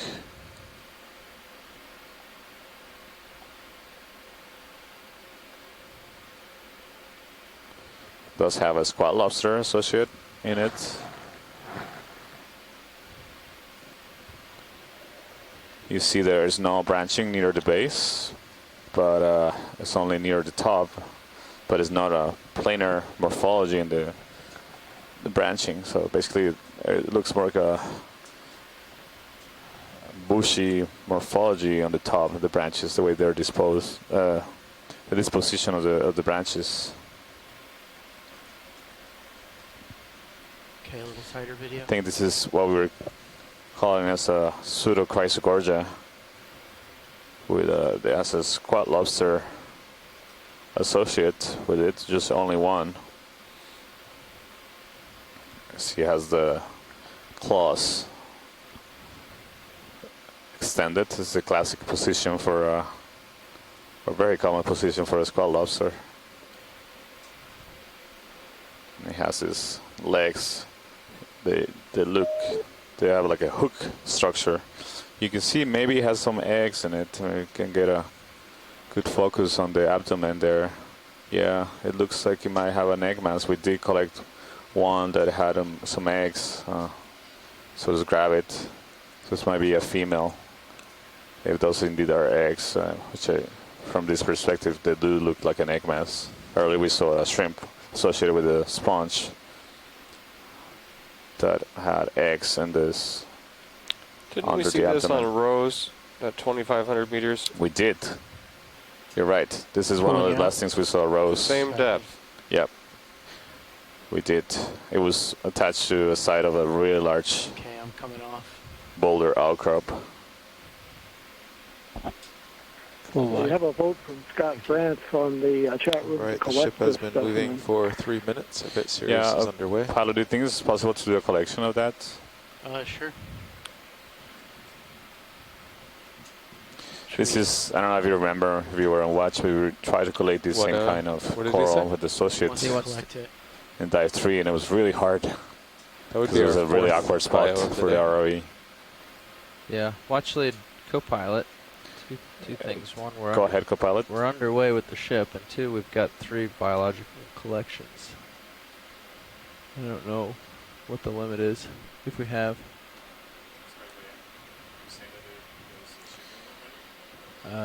Bridge, yeah, this is Nav. We can fight that, but I don't know what the. Is there any concern about more than 3 biologicals?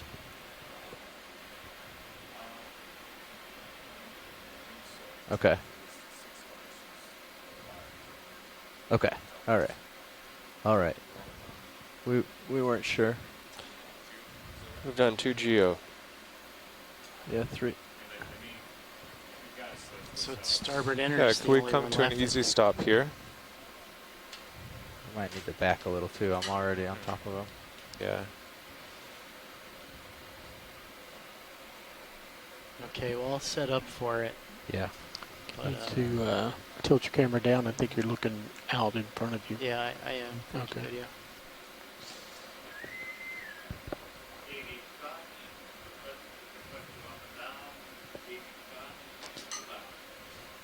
Bridge nav. So what's a good spot? Just come in straight? Yeah, I mean, Bridge nav. This is pretty much out in the open. Yeah, no easy. problem. Could we get a move So reverse of before? 15 really, meters, it's bearing actually 300 at 0.2 knots.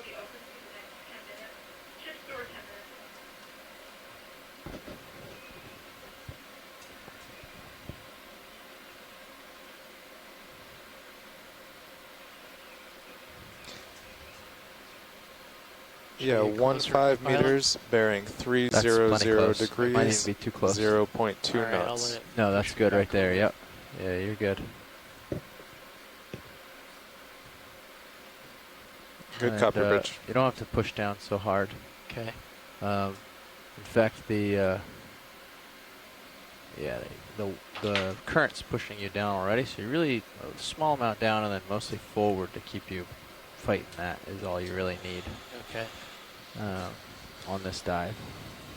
So just 10% or something down. Go ahead.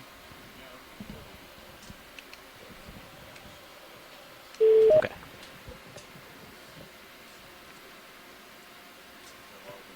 Copy that.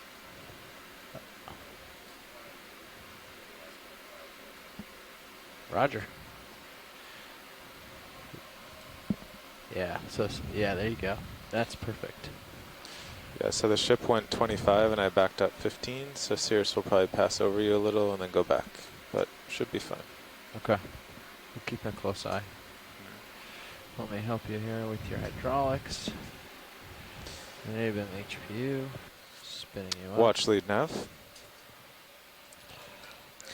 Yeah, there's a sample in 3 of the bio boxes that are the easiest to reach. Would it be okay to put it in with any of those 3 samples?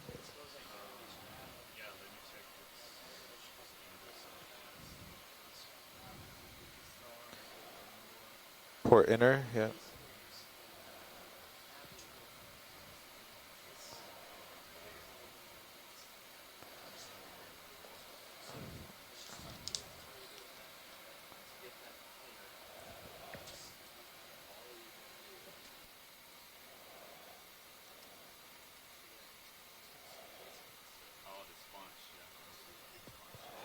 Yeah, the sponge was pretty good. Do you think it would be okay to put in with the cookie star?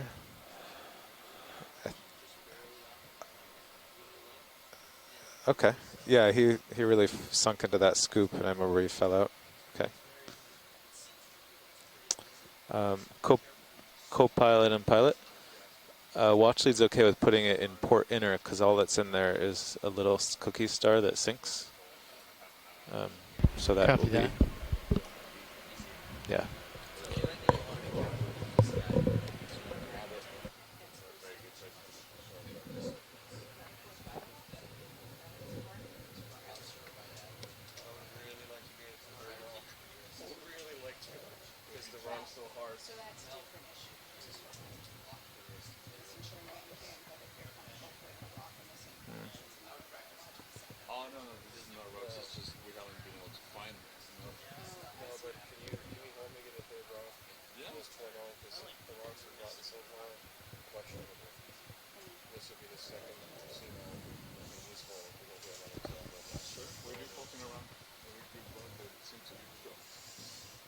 And before you collect, I want to see Sirius settle out because if I have to come up much higher, start tugging on me. I might start yanking you into that coral. Copy. So hopefully, come up a little more here. Then when you get a chance, co-pilot, would you get the mini Zeus up on your monitor? Yeah, sure thing. Hey, Santiago and Matt, could we zoom in if we're sitting here for a while and look at the crab, please? Pilot, it's okay to zoom in while we do this. We're about to shoreside requesting. About to collect. You said if we're gonna sit here a while, right? Yeah. They'll have the crab soon. I think that's what he wanted to look at. Okay, go in for a quick one then. Video. I'll rotate up. So, Carl? Sorry, RV nav, Carl. Yes, Matt? Yeah, can we, how much time do we have left on bottom? We have 1 hour and 10 minutes. 1 hour, 10 minutes. Okay. Since this is probably our last collection, unless we see something amazing, Pulling I think we'll make it there pretty easily.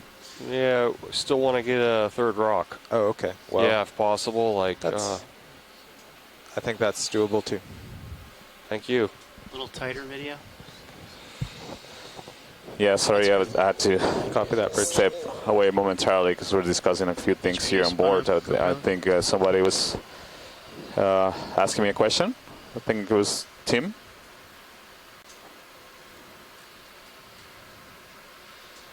Oh yeah, Santiago. I just asked if we could, if we're sitting here for a minute, we could just zoom in on the crab, the associate crab. Yeah, we can do. You guys wonder tap this right now. I know. Yeah, we did. I don't know if you saw it earlier. We did a good zoom, and actually it seemed like it had a egg mass, and under the abdomen So we can do another zoom when we have it in the claw backwards of the sample. Which usually I think we do, but it will be great to. Also, maybe we can bring it closer to the camera and get a better look at it. There you go. Yeah, that's fine. If you're planning to sample it, that's great too. I don't want to hold up the. I know we're at the end of the dive here. We got to get moving. So. Yeah. Roger. Go ahead. What's the likelihood this crab will try to get away? I don't think it will go away. To be honest, these crabs seem to be really well wrapped, or they really cling to these corals. I think most likely stay with it.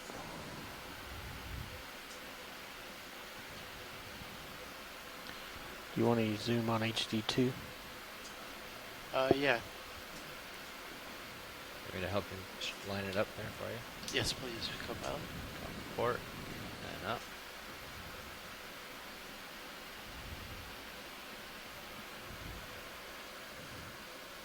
There we go. Okay. And what grip force are you on? So, pilot, this is. I 9. think it would be So good to it'll, use the that coral like cutter. I might go to like in case if you're 6 wondering. or 7 or 5. Yeah, like something you can more easily adjust the jaws with without flinging them closed and open. Probably should tilt HD2 down, son. Yeah, this. Oh, I'm lining them up on that stem. See the stem? I'm trying to center it there. You can line it up. See the stem? Yeah, good control over that. And if you're off side to side, I think it'll center itself a bit too. So.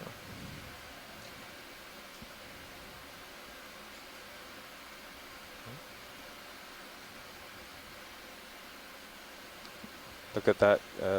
Hold on, your fingers inside of it there. So that's your. Yeah, you got it. I think you'll have to rotate your jaw around. No.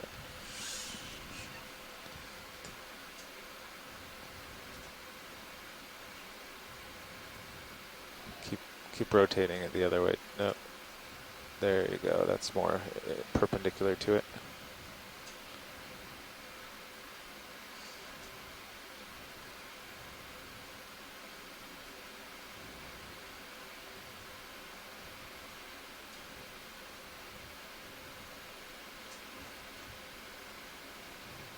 Make sure you get it in the nips rather than the finger ends. Yeah, try to pilot. Try to get it in the coral cutters because it's a flexible coral. Copy. You can press it. You can get the jaw all the way there with the jaws open. I don't think it'll hurt anything. Yeah, you don't need to get it right in the partial crack. close. Yeah, exactly.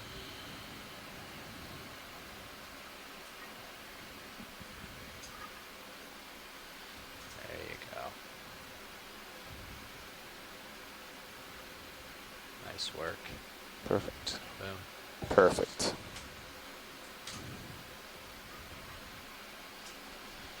Yeah, full wide on Zeus. You're full wide? Okay. Oh, full wide on this one? Following Yes, please. HD2. Come out on HD2. Yeah. Coming down on HD2 for you there.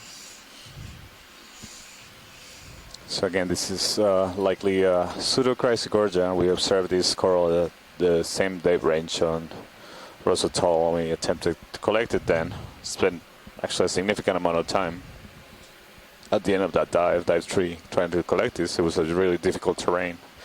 So it's really great to Video for a quick shot encounter this unusual coral again and be able to take a sample to really, we think it might be different species, it's possible, and also characterize the associated crab that lives with it. We often see these quad lobsters living with these golden corals, well, we'll see. but this might be, in terms of species, this might be a novel association. For you and see, and I can adjust the rock box if it needs to. Okay. It looks like the port side's the first thing going to collide, so we'll open it slow and see what happens. Copy. But make sure your arm's well clear first. Looks like it probably is. Okay. Full wide video on Zeus. You are wide. Copy.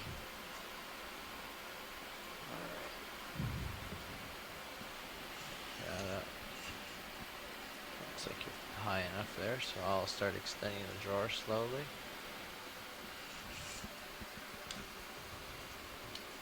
Oh, yeah, I'm pushing you off. Start wing inboard a little here. Oops, port wing inboard is what I meant.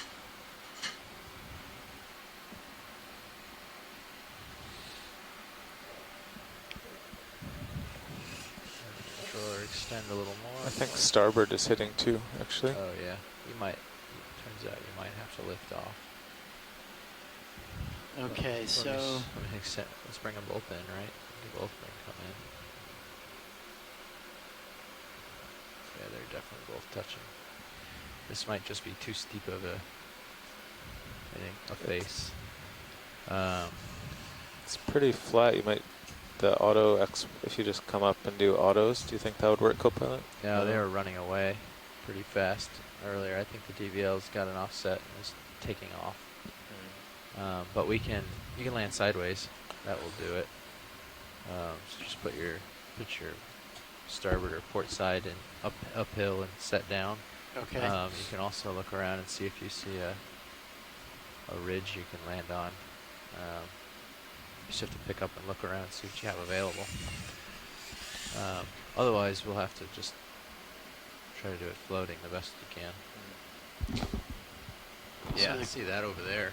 That might be a spot on your starboard. See how there's that kind of loby nose thing? So if that comes to a peak, you can land on the peak, and then oftentimes that will give you lots of room to open the drawer. Okay. So you can try that. All right. See if hopefully it's got a little peak on it. So as you're moving around, bring the drawer in and the wings back out so you don't land on them. Yeah. Sure. And should I just kind of stow the craft back over the starboard rock box, or just no, leave it's it safe as there. There's nothing more than 1 meter tall that you might bump into, so okay. I think you're pretty good. Just be careful not to hit any of the buttons on top. Yeah, there you go. Okay. Okay. I'll put up this sled view again for you for a second, so you can see yourself. Okay, would you rotate up a little bit? Rotating up. Yeah. And so see that little shadowed peak right there? That's what's coming right there. I think that's what's in your view there. I think that's going to be your. All right, so I'll go uphill a little bit of it, turn to port, and then sit down. Yeah, you'll have to look around and see a little bit maybe, but. Okay. Yeah, we're looking for a small local high that you can land on, so the drawer will come out. Okay. All right. Yeah. Sound good? Yeah. All right, here I'm coming up. Just crab's holding them pretty well, but yeah, you can see all that's good stuff to land on as long as there's no. Is everything stowed, Copilot? The drawer is in. I might have to bring the rock box back in or back out.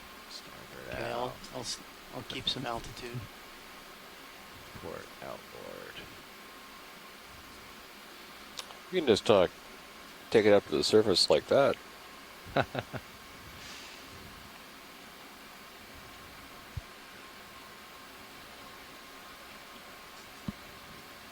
you have a lot of room ahead, so if there's nothing immediate. You're trying to reposition the so see ROV that nose, to you land your left skid on that nose facing up that way. be able to open the bow box and stow away right here below you.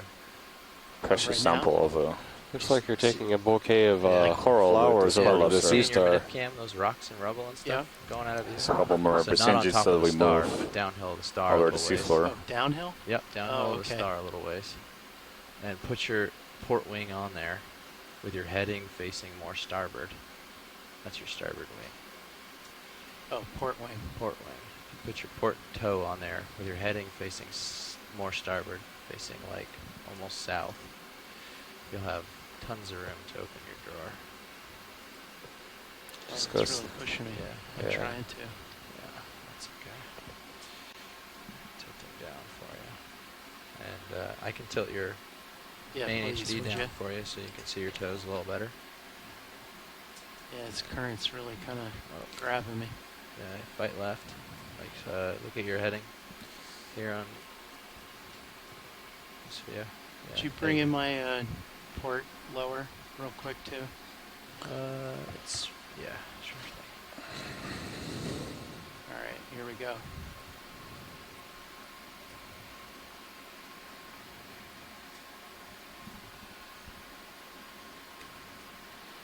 Well, that'll do it.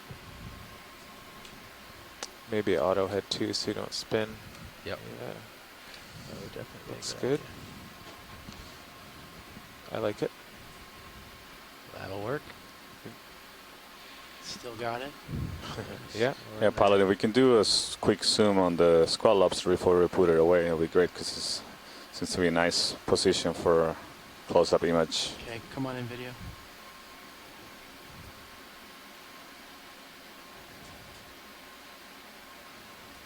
Still see the underside of the animal. So again, is the abdomen folder under. It's a characteristic.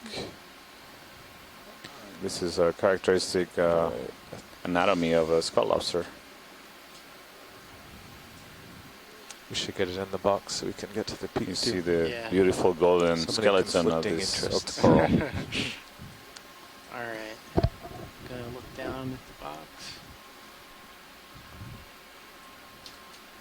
Did you get my mini Zeus on the box, Copilot? Yep. Yeah.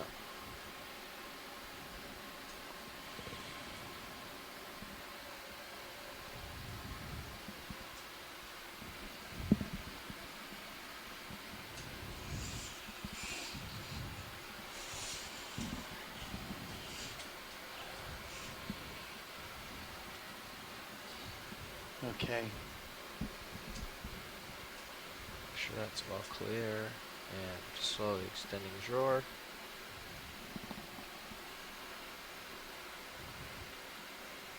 Lid's open.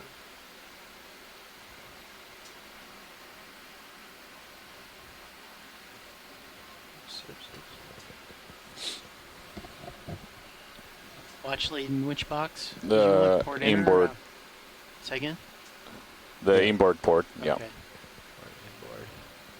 All right, so Do you want me to tilt up so you can see your arm in reference yes, for a second? please.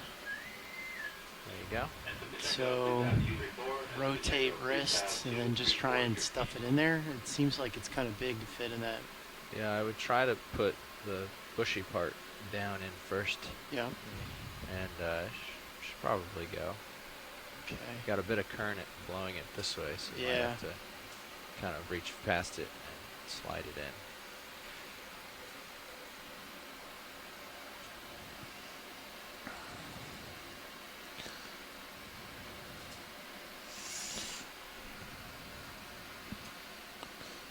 We've got a good overhead view on Mini Zeus there too.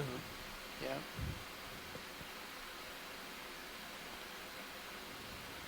I'm not sure if that's going to fit in that box. This stem may stick out a smidge, but that's okay. It'll go.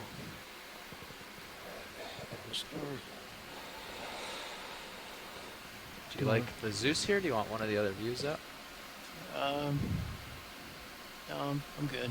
Okay. I'm really liking the port manip right now. I can throw the port manip on the main screen for you as Yeah, well. let's do that. Okay. Wire left. Manip port. There we go. as a close-up of that squat lobster. Yeah, there's a good close-up. Oh yeah, it's a nice image there. Just watch your jaws on the shilling there. Oh, thank you. Yeah, that's good.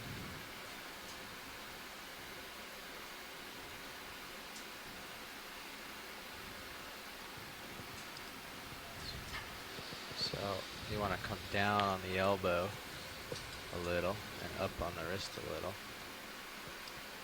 And that will start filing it away. Yeah. Nice. There you go. That's perfect. And you're in. All right, so just let it go, and then we'll close it. And Yeah, try to let the jaws go real slow, because you don't want to slam them into the edge of the box there, but otherwise, yeah. okay. Oh. Like that. There you go. There you go. Clear. Looks like the arm's clear, so I'll retract the drawer. Retract. And the stem will get wedged, but that's alright. The rest of it's All right. in the box. The sample went into the port inboard bio box at a depth of 2,373 meters.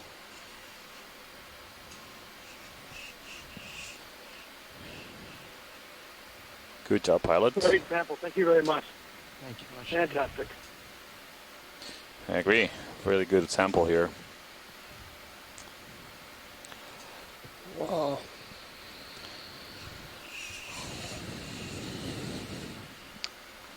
Okay, so we have approximately just over 40 minutes remaining on the dive, so really want to make it to the top part of the Seamount.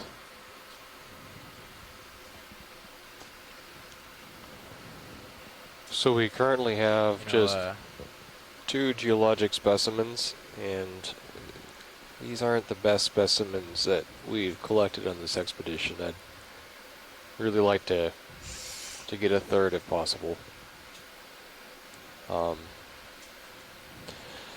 So please be on the lookout for any kind of Does that look good? That's good. loose, Yeah, angular let's rock. Up back in normal configuration so that we're not so nervous anymore. Make sure you kill the arm, the butt next to the base. Just killed. Thank you. To spin it down hydraulics, disabling HPU. Okay. And yeah, let me get you all the right views again here. There you go. Okay, coming off bottom, and then I'm gonna turn to port and start heading uphill.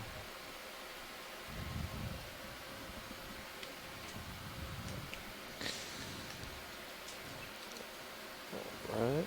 So in Sirius sonar, it looks like uphill is a little to port, maybe 10 degrees to port, which will help us also keep going east.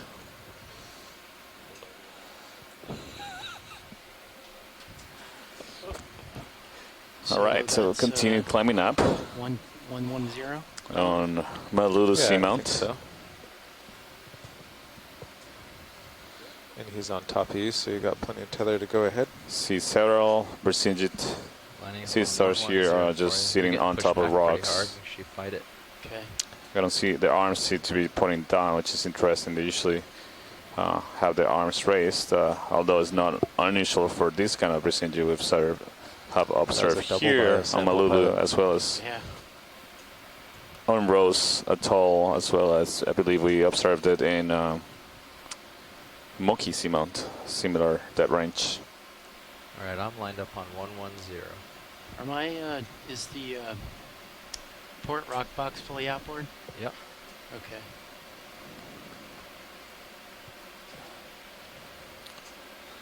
ROV pilot, Go ahead, Watchley.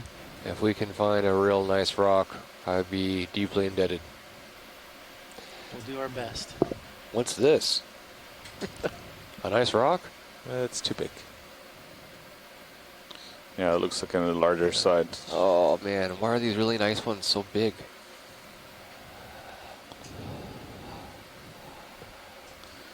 see a whip coral. Looks like the same bamboo that we observed earlier. We can do a snap zoom. I haven't moved it yet because he was looking down, but I will. If you keep cruising along, I'll start getting it ready. Yeah, I think I'm in a good spot right here. To catch up with the move here. I see pilot tilt a little bit to the left. This is a Brisingit, trying to figure out what's in the center there, in the middle between those two. Did you want to take a look, watch lead? Or Yeah, could you do a quick snap on that? It's just on what, that sponge? Or? Yeah, the one that's at the bottom part of the screen, right there. Come in partial video. Oh, actually the one below. Oh, below? Yeah, that's, it looks like a dead sponge. So this one right here. Oh, I think it's another of those black corals. Yeah. Okay, that's good. Thank you. Where you can continue.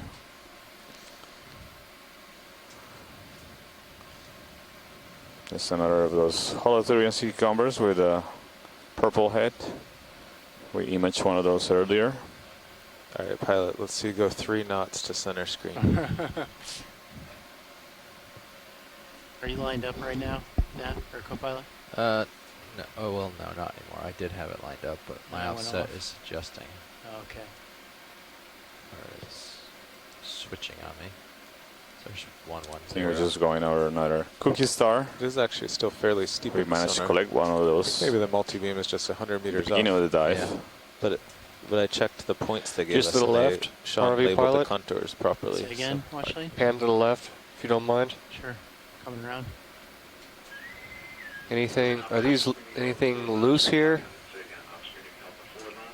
No, I don't think so. Okay. Anything. Yep. Keep going. I apologize. No worries. Yeah, this has been Hey, a looking desperate pretty good. day I'll call that for moving. You guys rocks comfortable? down here. Yep. Getting there. They're too big to pick up, or they're just the right size and they're welded to the bottom. Co-pilot? This is the problem with the I'm kind of stretched out, aren't I? ferromanganese bridge now. 2.6. Deposits on the seafloor. There you go. A lot more sponges here. 30 meters, bearing 110 Same, degrees at Bolsoma. 0.2 knots. Everything like this and right weather But here you go. and weld There's your center screen. all the rocks at the 3.6, bottom. yeah. Okay. I think you're in a pretty good spot right now. Pilot, can we... Let's take a look at that coral, the fan one on the right. Good copy, bridge. On the right? Is that, are you stretching the tether or do you have room? I think we have a little bit, but we're getting there. Maybe we can do zoom if you're a little far. Just to make this, just the morphology looks a bit different, but it might be the same Plurogorgia kind of coral we've seen earlier. So yeah, it looks like the same one. Thank you, that's fine. And I see another one of those pseudo-chrysogorgids. Pseudo-chrysogorgia on the right that we collected just now.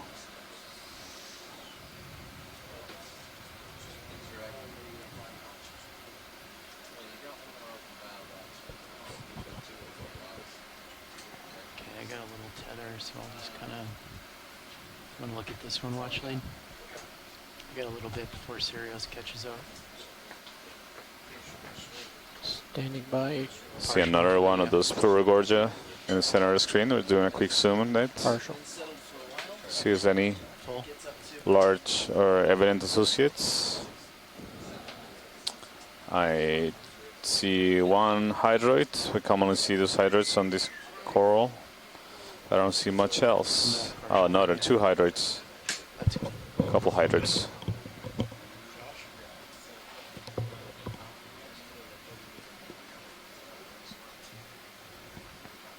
Full wide.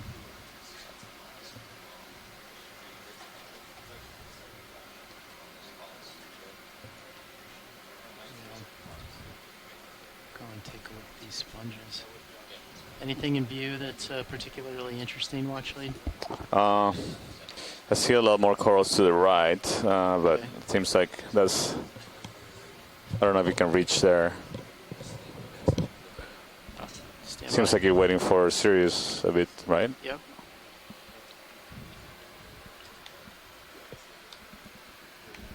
see several more dead coral sponge stalks in the view with ophiurids wrapped around them.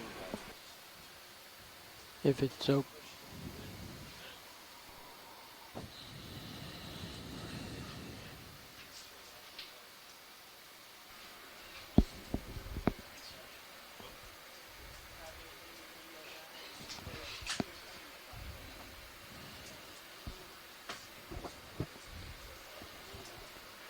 We just had a change in pilots.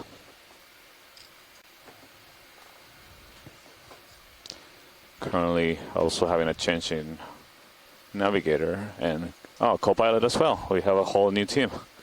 Maybe you guys want to introduce yourselves really quick before we continue, or as we continue moving up to the top of the Seamount, which is the current goal. We only have about half an hour left in this dive, so really want to see the top of the Seamount. You guys want to do your intros? You're up on camera explore. on stream 3.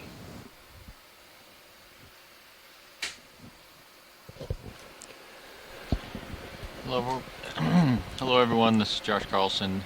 To my left is Bobby Moore. To my right is Don and Roland. And then in the back row is Bob, and we're all part of the Global Foundation for Ocean Exploration, which is a nonprofit that maintains and operates the Deep Discoverer and Sirius ROVs for NOAA's Office of Ocean Exploration and Research.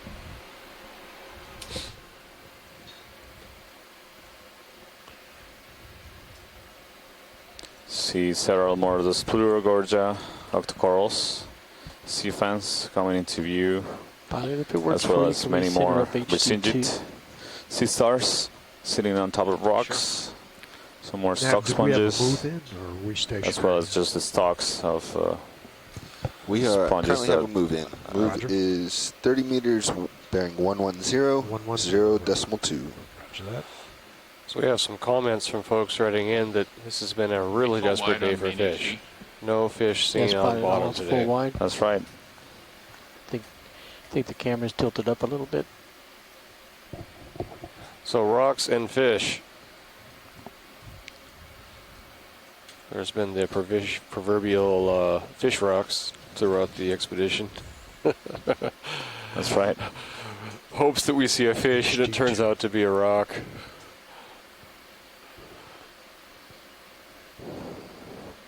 Or the shadow fish, the shadows that look like fish, they're just shadows. Yeah, it's been a lot of yes. Yeah, roger that. cases where we confuse patches of sediment with animals or rocks with fish or different organisms. It's interesting what the topography and the light can do. There's a cookie star in the center. Where are we? Just down. We don't have to. So we collected one of these earlier pilots. So we just continue. Oh, there we go. Okay. You can just do a snap zoom as we go by. Come on in, Roland. It's similar to what we collected earlier, isn't it? Yeah, it looks like the same one. That's good. All right, come on out. Thank you. Yeah, let's continue. Make it to the top. I'll let you know if you see something unusual. And let's just continue, please, pilot. Yeah, roger that. See more of the stock sponges. The pan stocks. left, pilot. Panning left. Oh, more. Is this loose? What's this? It's a rock. Sorry. Well, yeah, I'm not sure. Top center. It's the only big rock in the field of view. I apologize. That looks cemented in. Okay. I can give it a poke though. Several more dead coral skeleton, sponge skeletons. The ones that look like vertebrae or spinal cord of a vertebrate. They are in fact dead sponge stalks that have been encrusted with manganese, iron manganese. So again, speaking to how old they are,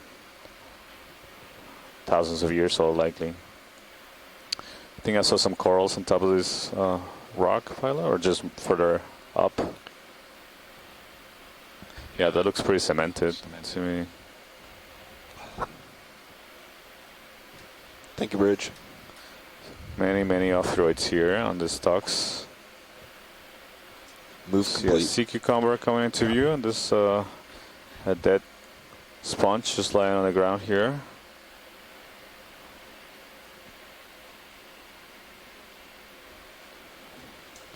Co-pilot, are these your notes sitting over here? No, sir. Okay. A lot of stocks here. There's another black coral, the bathypathis kind, the yellow morph that we observed throughout the dive. See a really nice view here from the top of several of those stalks with the ophiroids and plurigorgic octocorals and Brisingid stars. To the left, we have a rock panning left. It's larger. I can never tell if it's too large. Straight ahead. Right below the lasers. Which one? Moving straight ahead. Pan up a little bit.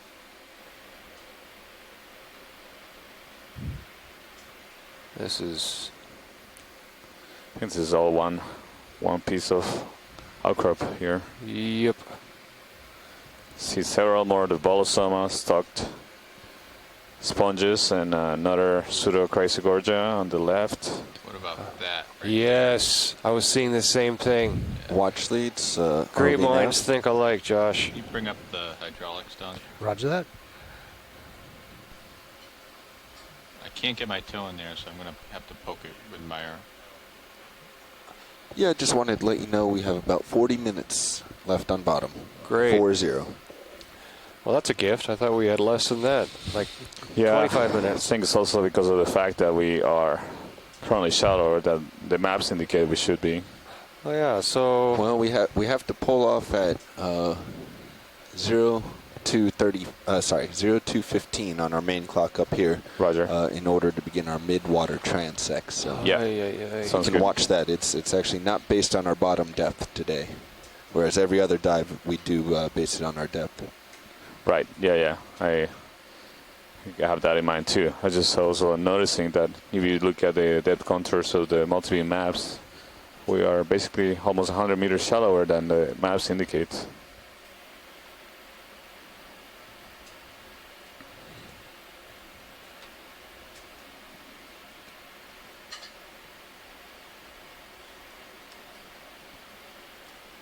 What's that, Roland? They look good right now.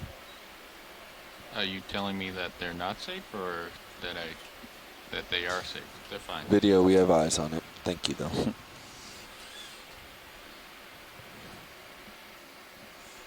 Hydraulics up? Hydraulics are up. Copy that.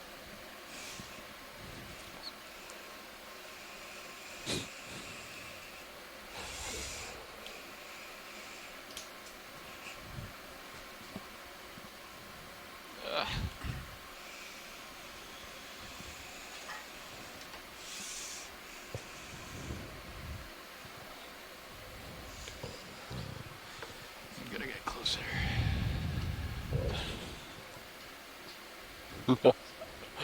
I'm telling you, this seamount may very well be cursed for rocks and fish.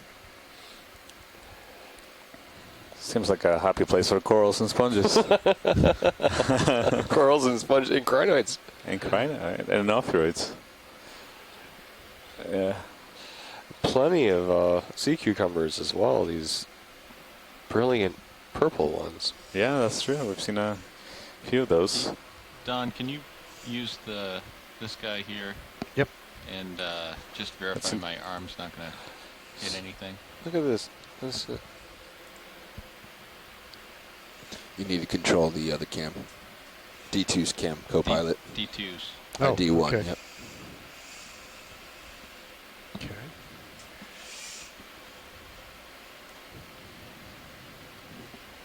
Bring it right some. You want to see the right side of the arm. It's not moving. No. Not moving. No. Looks like Wrong all rock I've got again. is That's a tilt. beautiful rock. No pan function again? It's not. Just- yeah, pan is not working. Roger that. Just tilt. This is... Okay, let's Yeah. note it. That problem's come back. No. Thank you. That's one's pretty firmly down there. So, Josh, I appreciate it. Yeah, sorry, Matt. Have zoom. I think Josh could probably Tilt. catch flies with those claws. So I have. But not rocks. Looks like it was trying. But when those rocks are glued down. I think that was just movement of the vehicle. Yeah, we can bring back your camera down. Okay, roger that.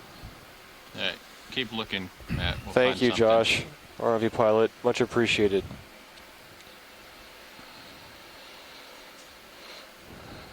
Sediment is always deceptive on these seamounts. Everything looks loose until you, because it's just surrounded by sediment. So we have a rougher terrain now. We're getting up to either a false summit, workshop nav, or near, or yeah. The bathymetry shows we should be right on the ridge that goes up to the peak now. So the topographic lines are pretty far apart. So it should be a much more gentle slope proceeding. Workshop nav. We'll see. Several more sponges here.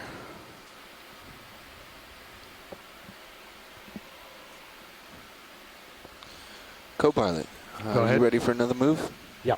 Where do you see us uphill? Looks like for pilot. Looks like. That might be local, but yeah, it's looking like Bit of few 7-0 outcrops here. maybe? Everything looks really well Oh, I've got targets on both sides there. So, cemented together, or covered by a we'll split the Iron difference manganese there and crust. continue at Very clean rocks here too. 090. and not a lot of sediment. 090. Yeah, the You got rocks it. seem scoured. of pilot. sediment. Okay with 20 meters? Sure. See Well, more Bolsoma sponges coming into view. All right, co-pilot, your move will be 20 meters due east Roger. at 0.2. What do we have over here? Anything British loose? ROV nav. No. Yes, can I request a ship move, please?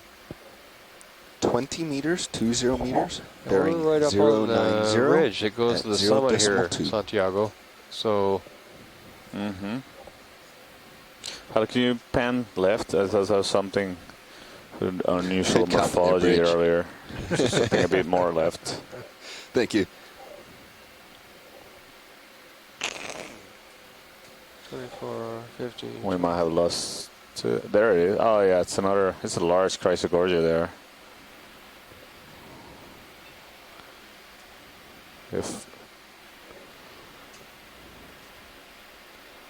so, that's maybe 40 to 60 centimeters Co-pilot, tall. I'm not sure if it was passed to you, but the goal here is to kind of keep heading easterly until come on in, Roland. until we believe we're at the top of this ridge. And then we're Okay. going to turn on the ridge and head towards waypoint 3. So once you think See you've kind of one squat lobster made the in highest there. point, let me know, please. Roger that. Maybe two. Copy, bridge.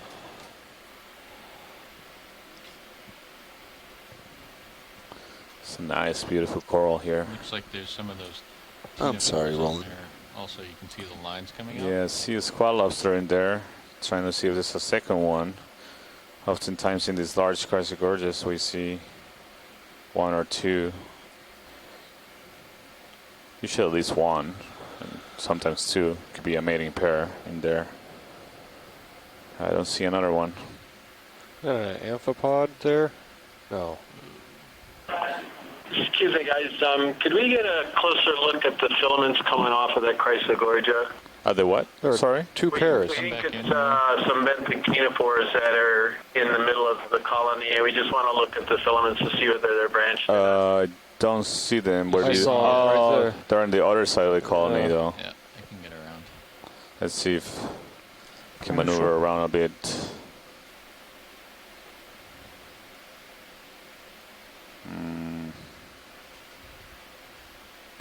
I don't see them.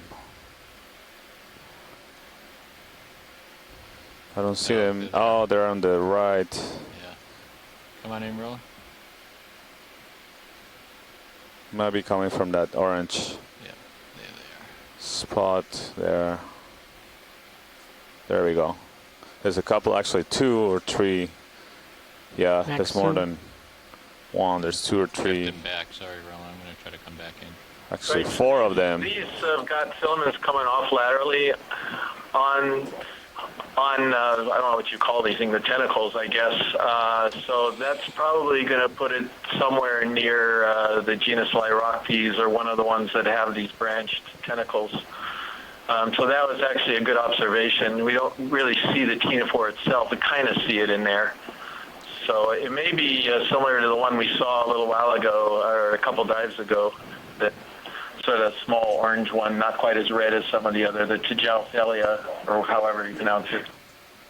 Yeah, it's really interesting. I don't recall seeing 3 or 4 right next to each other. Usually you see one on one coral or a sponge every once in a while. But there's 3 right next to each other, and if you pan down, there's another one. Oh. It's hard to see what they're attached to. They might seem like they're attached to the polyp, actually. Yeah, that's the other one.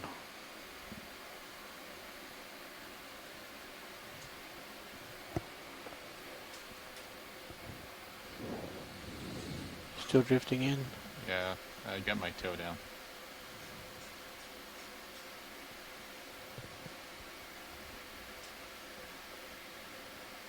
That current is pretty intense. I don't know I don't know if you guys could see at home, but that lower one seemed to have much closer branching points than the upper ones.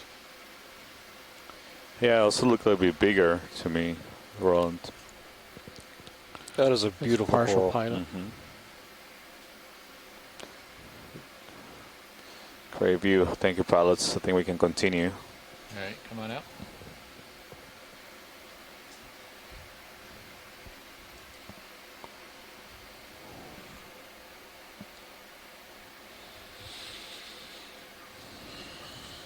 How big are the rocks that we have? Are they big rocks? I think we're essentially... Didn't see 'em, I don't know. I can't Yes, hear you. they are. Yeah, no, I know. I'm just wondering if it's more current or if it's the rocks. Basically, Earlier, the pilot I was talking suspect about it's the current current, was because pushing there's no them, sediment up down here. and It's backwards. just scoured. Yeah, you can see the See, we're particles coming at you there over that rise. heading All right, into co-pilot, let's the, direct them back to 090. the topmost part of this reach of the Seamount, of the summit of the Seamount, and we're going to continue moving northeast to reach what Like at least what the map shows to be the Roger highest that. point of the Seamount. So we have about half an hour, a little bit less than half an hour left on the bottom. And then we'll have a mid-water transects to characterize the biological Pilot, we're looking for a communities here in the mid-water and above once the you think Seamount, you've reached your Malulu, tallest point, let us within know. the Rose Atoll National Marine Marine National Monument. Slopes up more that way. We just passed another of those pseudo-chrysogorges, and we've seen the main characters to of the end today's there. dive as Brisingit, Thank you, Bridge. Sea Stars, Co-pilot, ready for another? Bolosoma, Yeah, might as well. We're going to keep moving and get there in the Bridge. next half hour. RV now. glass sponges, as well Yes, as can you repeat many that move, please? stalks 20 of meters, bed sponges bearing 090, with also 0.2. brittle stars wrapped around them. I see another pseudo Did they collect one of these chrysogorgia sponges? coming into view in the back. Yes, they collected a One of smaller, those stalked ones. Yeah. smaller, and I think yellow.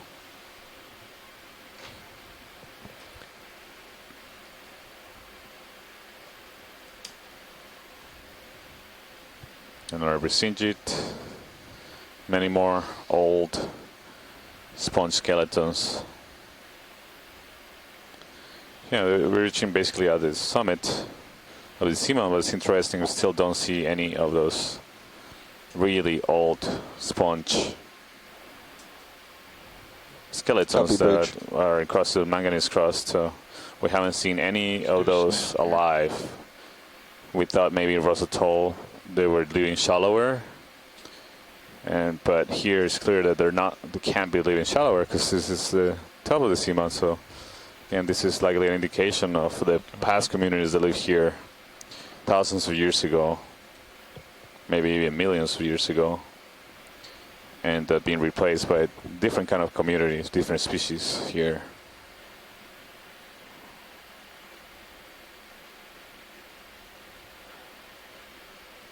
Any loose rocks in front of us there? This one might be loose. I'm not sure, but are my hydraulics still up, Don? They are, yes. I'm just gonna poke it real quick.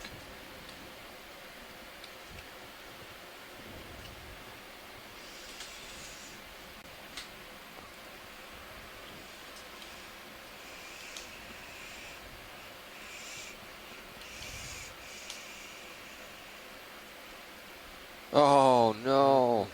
I think it's just no loose rocks here, Matt. I don't know how many rocks we tried today. I've lost count already. Oh, it moved! I saw it move. It did? Yeah, it moved. I saw the ROV move. I didn't see the rock move. I think the rock moved. Wishful thinking. Yes! Oh. Yes! All right. You want me to Well, squeeze if this that one? was wishful thinking, I'm going to keep on wishing. Do you want me to squeeze this one, Matt? Yeah, squeeze it. I think at this point I just want to grab it too. We can't be too picky here.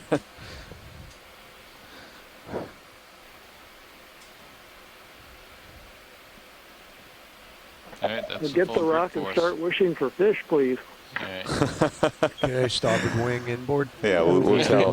Well, wishful thinking might work for fish. Roland, what did you Wishful say? fish thinking. That would be a good one to image before we put it away because We don't have a lot of timing. The ship is moving. broke it loose on the bottom. We'll take it. Yeah, we're gonna take it. So, all right. You want the come on out. starboard wing in? Yeah. Starboard wing. Excellent effort, ROV team. Thank you.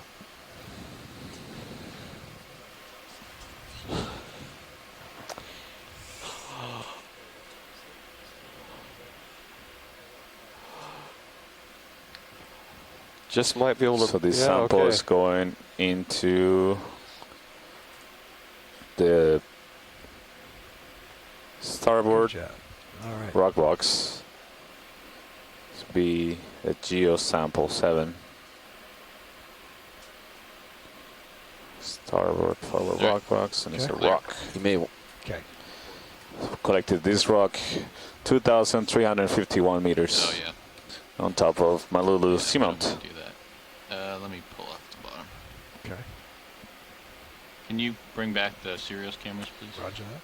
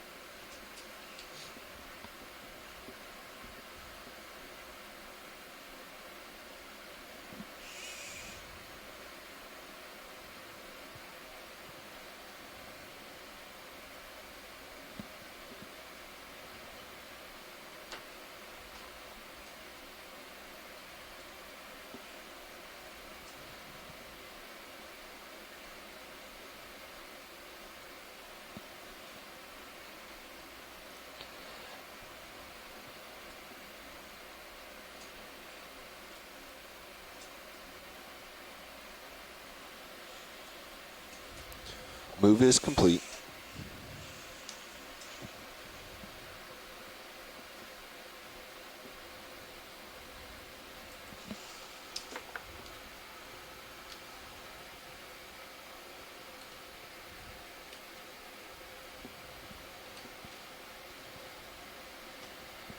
Right, let's continue.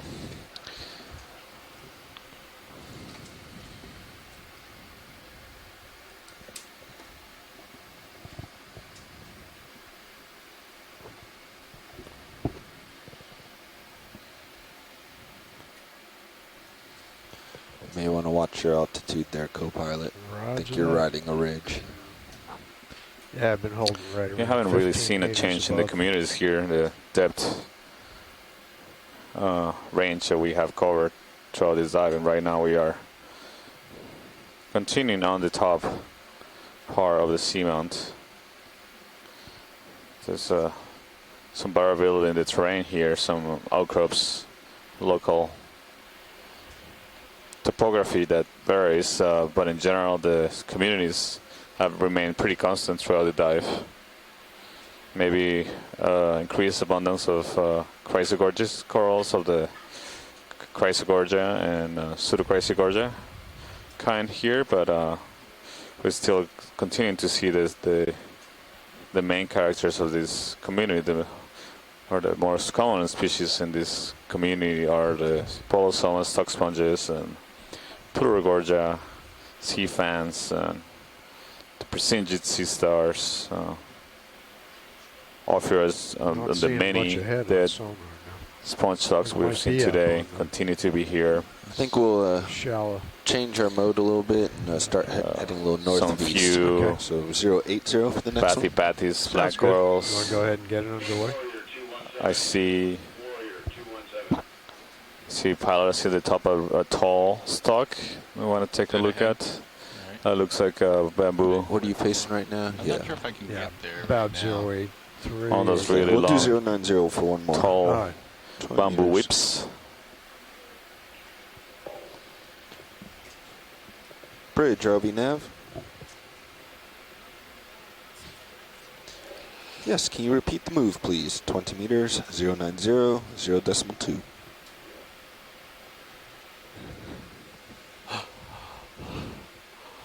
Good copy, thank you, Bridge. 12 kilos. Hey, come on in, Roland.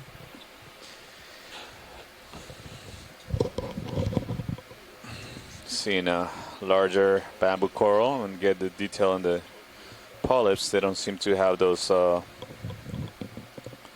needle structures sticking out of the polyps, so the sclerates made of calcium carbonate.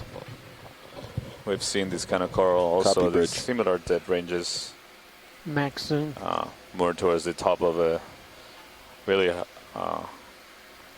remember seeing it at the top of, I think it was like the Moki Seamount. Gonna check my notes, but yeah, this is the bamboo whip, similar to one we observed, with no clear indication of large sclerites in the polyps or sticking out of the polyps either. You see the nice black nodes alternating between the much longer parts of the skeleton that are white.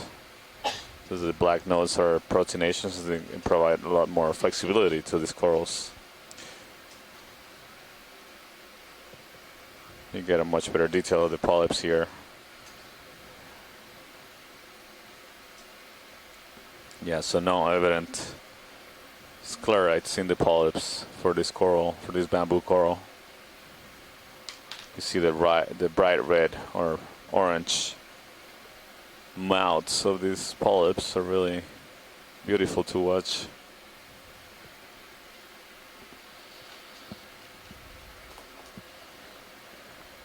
All right, pilot, thank you. We can, I think we can zoom out, and we get the lasers on. We can get an estimate of the size of this coral. Yeah, copy that. Are you clear video? Video's clear. Yeah, coming up.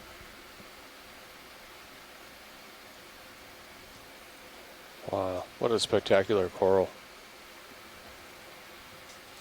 Yeah, so in fact we did observe this same kind of bamboo on the Moki Seamount, so same depth range again. Yeah, hold that. Good to get a look at the base here, yeah. Oh, that's a thick base. Alright, come on This out. is about an inch wide of the attachment, a couple centimeters. And this may be, you know, easy, again, 2 meters tall or more. So more than 6 or 7 feet tall. D2, just to give you. It's taller than D2, yeah. So Look at that.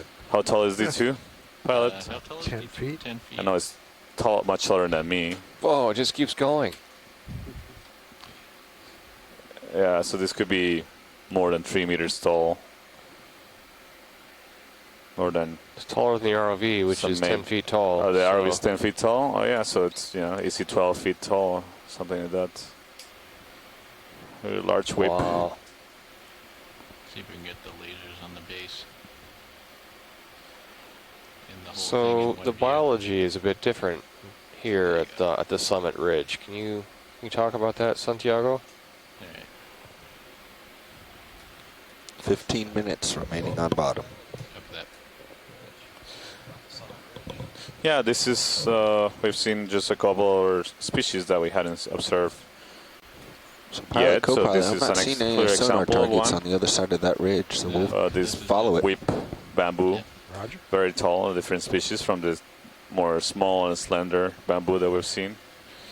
There's a sea cucumber coming into view, but this we can do a snap zoom. But I think this looks like the one we observed, Co-pilot seen a looks like couple times 090 in the should dive. bring you eventually right on more top of of a it, blue right? color. The others have been more purple. Yeah, it does. Let's do a snap zoom video. There was a purple one, but the head, yeah, it looks the mouth part looks purple. I think that we've seen like 4 or 5 of these ones this dive. At least they look very similar to me. Thank you, Bridge. Co-pilot moves Yeah, so this complete, is so I'll give you likely, another 20. well, it's That's still 090. active, and it's likely in the genus Hentenotheria. At least that's what we think it is, since none of these have been collected so far. But just the length of the pseudopodia on the back is, if they have shorter ones, Bridge, then we RV typically nav. go to that, the default ID. Yeah, similar thing. Let's do 30 meters this time at 090, 0.2.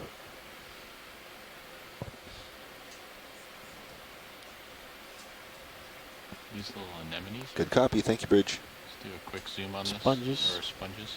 Okay. Yeah, hold that. Yeah, that's a small. That looks like a Your small. move is the 30 Bolosoma meters this one, time, so we same heading and speed.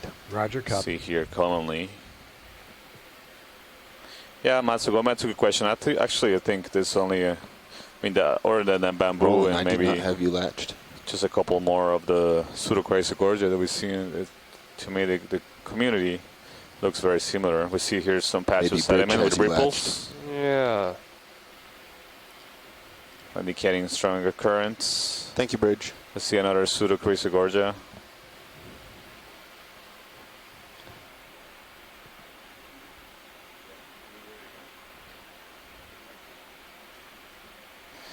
See more of those here in the closer field of view. You see the patch of sediment with ripples, again indicating significant currents moving over the top of Malulu Seamount. I'm guessing left or right is the current motion instead of right. Oh, so right to left instead of left to right, because everything is scoured off the top. Right, so that's consistent with the current coming from the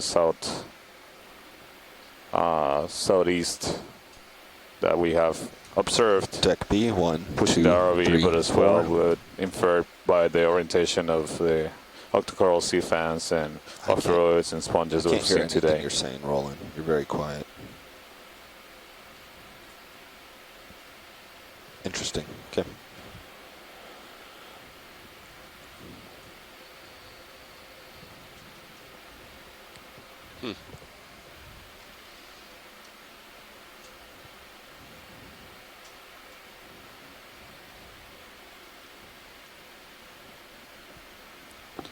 Yeah, so as we expected, is the top part of the seamount of this ridge is much more flat, but likely due to the currents here, there's not a lot of sediment cover. Sorry to interrupt, Sanjay. We have a request. We got quite a large group here in the UHECC for the water column part of this dive, and we had a request whether it'd be possible or not to pull up and display maybe on camera 3 at some point the CTD profile as the ROV was descending. Is that a possibility? Yeah, I think so. We can't do it while the ROV is descending, but we can do it during ascent. No, you can show the descent. Yeah, but I don't think. You said you could do it during you could do a real-time CTD display. Is that correct? If you put up ROV CTD. Yeah, it's continuously making a profile, so just plotting the data, the ROV CTD. So I don't think it will vary too much what you see from the descent, from the ascent. We can get rolling. I think you can probably pull it on and the display tree. Yeah, that's crazy. Whatever. They're particularly interested in of course, the water column portion of the CTD. So if there's any way to display that during the descent before it got down to the bottom, that would be great. So do you want to see it now, Chris? We can put it up now. Yeah, sure. If you could show it on maybe camera 3, that would be great. Sure. Yeah, Roland, if you want to. All right, stand by. I've got to make a couple computer switches. Thanks. You gotta let me know when I'm tugging you down. Yeah. I think we need to change our heading. Stay up on this ridge. It's going more to the northeast than east. Expected it to change. Are you coming over it about now? No, I'm still out over the edge, I believe. Yeah, it's still on your starboard side? No, it's on my port. The high ground is on my port side. You think you passed over the high ground already? The edge Is right here. Yeah, it's right there. Yeah, you look like you're on the edge right now, so for your next move, we'll adjust it. Adjust it more like Exactly. 060 or something like that. You got it? Yep. Look at that current.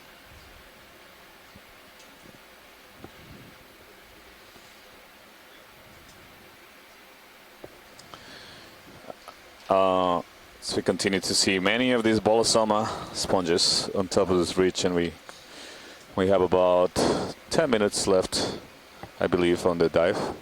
Is that correct, Nav? Yeah, I get a nod. Several bolosoma sponges here. I see 2 sponges that are actually growing really close to each other. Let's do a quick zoom at the base, Earl. Yeah, it'll be great to see the base. Bridge, it's only separated a few centimeters. It's about an inch.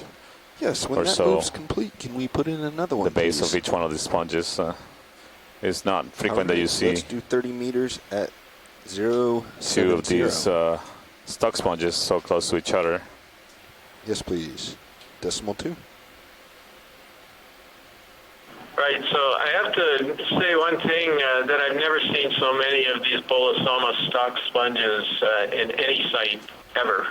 I'm astonished by they seem to be the dominant fauna here at this particular seamount, So I think you which is pretty interesting. And again, this seems to be a slightly different species than bolosoma species B. Mm-hmm. But yeah, this is just remarkable. I remember the first time I saw one of these sponges in Hawaii. I thought it looked like a giant yellow lollipop, and that's how I described them. They do certainly look like that from a distance. Thank you, Bridge. Yeah, I agree with you, Chris. This is the dominant species on this summit and near the summit of the Malulu Seamount. Even though we did 2 dives at similar depths in Rose Atoll as well as Moki Seamount. Go ahead. We didn't observe this abundance of this kind of sponges. In fact, I don't We think have we about 8 observed this minutes on particular bottom. kind of sponge in those previous dives, which is really interesting. The ROV CTD is now on stream 3. Thank you, Roland. So you should be able to see the CTD so that actually there's 2 profiles being continuously plotted with the regular CTD data, the salinity temperature plotted against depth, as well as there's measurements of oxygen and turbidity and oxidation reduction potential. Although I don't think that's particularly informative for water column.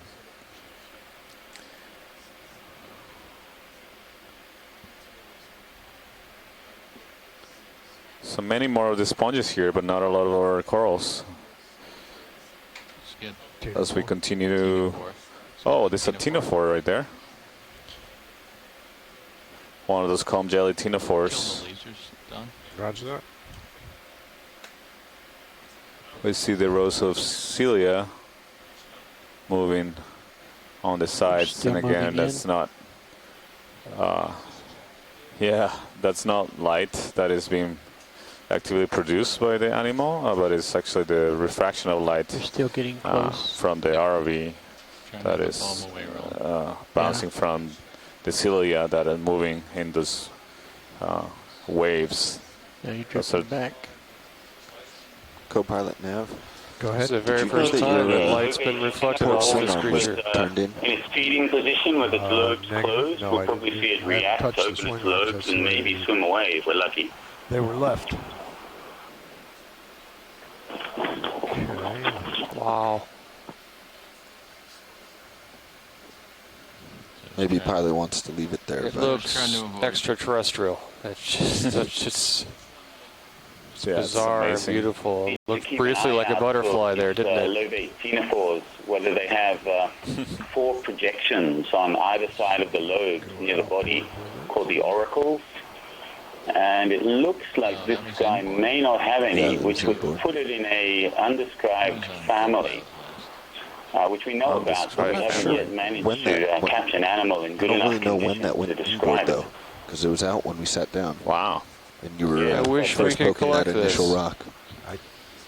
I didn't touch it though. Oh, wow, look at the gut on that. It did not adjust. Now Oh, my this goodness. is an underwater crystal ball right here. This is the disco ball, the underwater disco ball, Santiago. This is spectacular. Wow. Here comes the money shot. Focus on the middle of the animal so we can see the gut there. Oh, look at those lobes coming out. Wow, that's weird. Look at that. Professional taxonomic opinion, that's weird.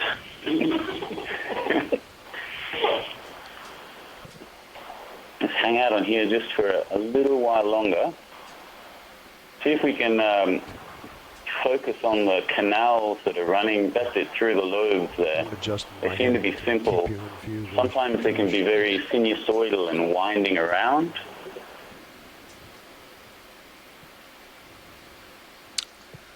Look at that. Doesn't seem to be the case, at least in the feed we're getting here on land. Can you see any sinusoidal canal winding there? What's the size of this, Santiago? I don't know. We had to zoom out and have the lasers on. Oh, pilots say about 15 centimeters wide. Grapefruit, something around there. Wow, that gut structure is amazing. Co-pilot's 90 degrees around. Roger. Co-pilot's 90 degrees around. So it seems like we're transitioning to midwater. Heading ahead of you. This is naturally, we have only like about I think it's time 2 to or let 3 it go, minutes pilot. left of the sea bottom component of this dive, and Yeah, this has been a really good dive. this is I the think kind it's of time to let animals it we go. expect to Co-pilot's turned around. observe and for he's the now next 90 degrees off heading, looking at you. couple We're on the hours. top of a ridge. He's heading up slope still. But your call. Too bad we don't have a slurp. But we have nice cameras. We do, yeah. All right, let's let them go. A new family. 25 meters Full off wide. the bottom. No sonar contacts. Well, this is a promising opening to what we will see ahead. That was great. Yeah. Nice video there. It seems like it is that family that we know about but haven't yet described. But it seems to be a different species, possibly even a different genus to any I've seen before. The gut structure is indicative. It's completely different to any of the other species in the group that I've seen. Given that the group itself is still I undescribed guess, as well. do you want to leave the swing Very arms out, exciting. Bobby? What do you want? It is. It's great to the have you. we don't want swing arms all out for the the, transects.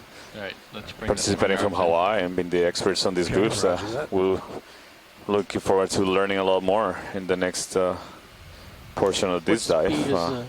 What speed is We'll the just like transect take coming a at? last few views of the seafloor. Okay, port side. As we low are and all the getting way really close to the outboard topmost part of the and Seamount, going at least from the bathymetry map data. But again, we've seen that this map Okay. today has been a little off on the depths. I'm just Starboard, curious to see, lower. wondering why that may be. There might be some artifact of the multi-unit data that we should look into. And still. You see that further upslope on this really top of the ridge morphology on the Seamount summit, we continue to see a great abundance of bolosoma sponges.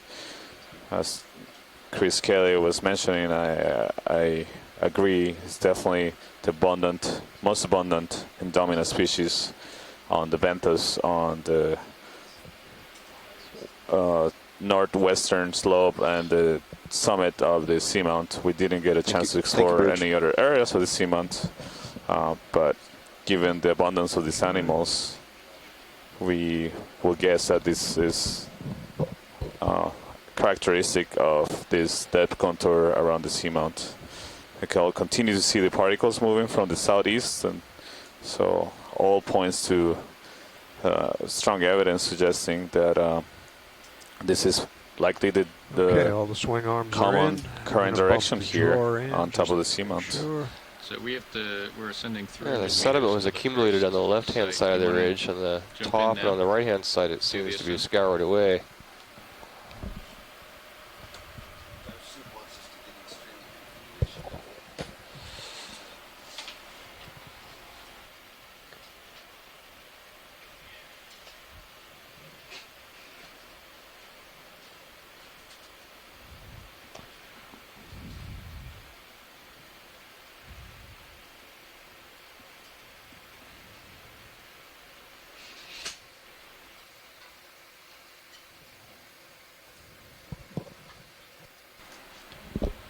All right, co-pilot.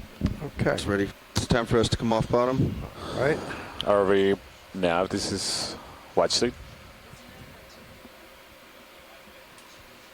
Dive super. Go ahead, watch lead. So I'm assuming that the time on bottom Dive is super has basically requested. over. And Yeah, you we're guys starting to to standard configuration mode.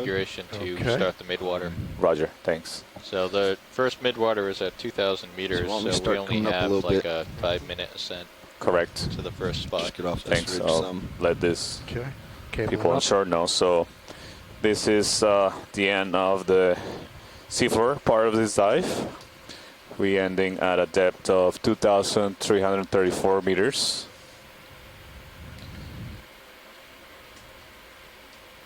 On top of the Malulu Seamount here within the Rose Atoll Marine National Monument. And we are currently getting ready to begin the midwater portion of this dive. So hold your upward. the first depth we're going to target to make observations of pelagic organisms is going to be 2,000 meters deep. That's going to take us about 5 minutes to get to that depth, given that we are very close to it. So there will be 7 transects being done of 10 minutes at a speed of 0.1 knots with the ROV at different depths, starting at 2,000 meters.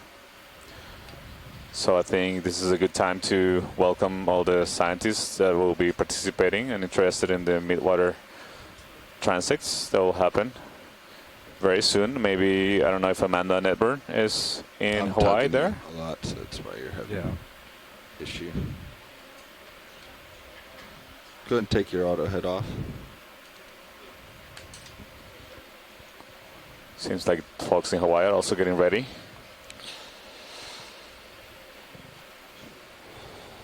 So, San Diego, this is...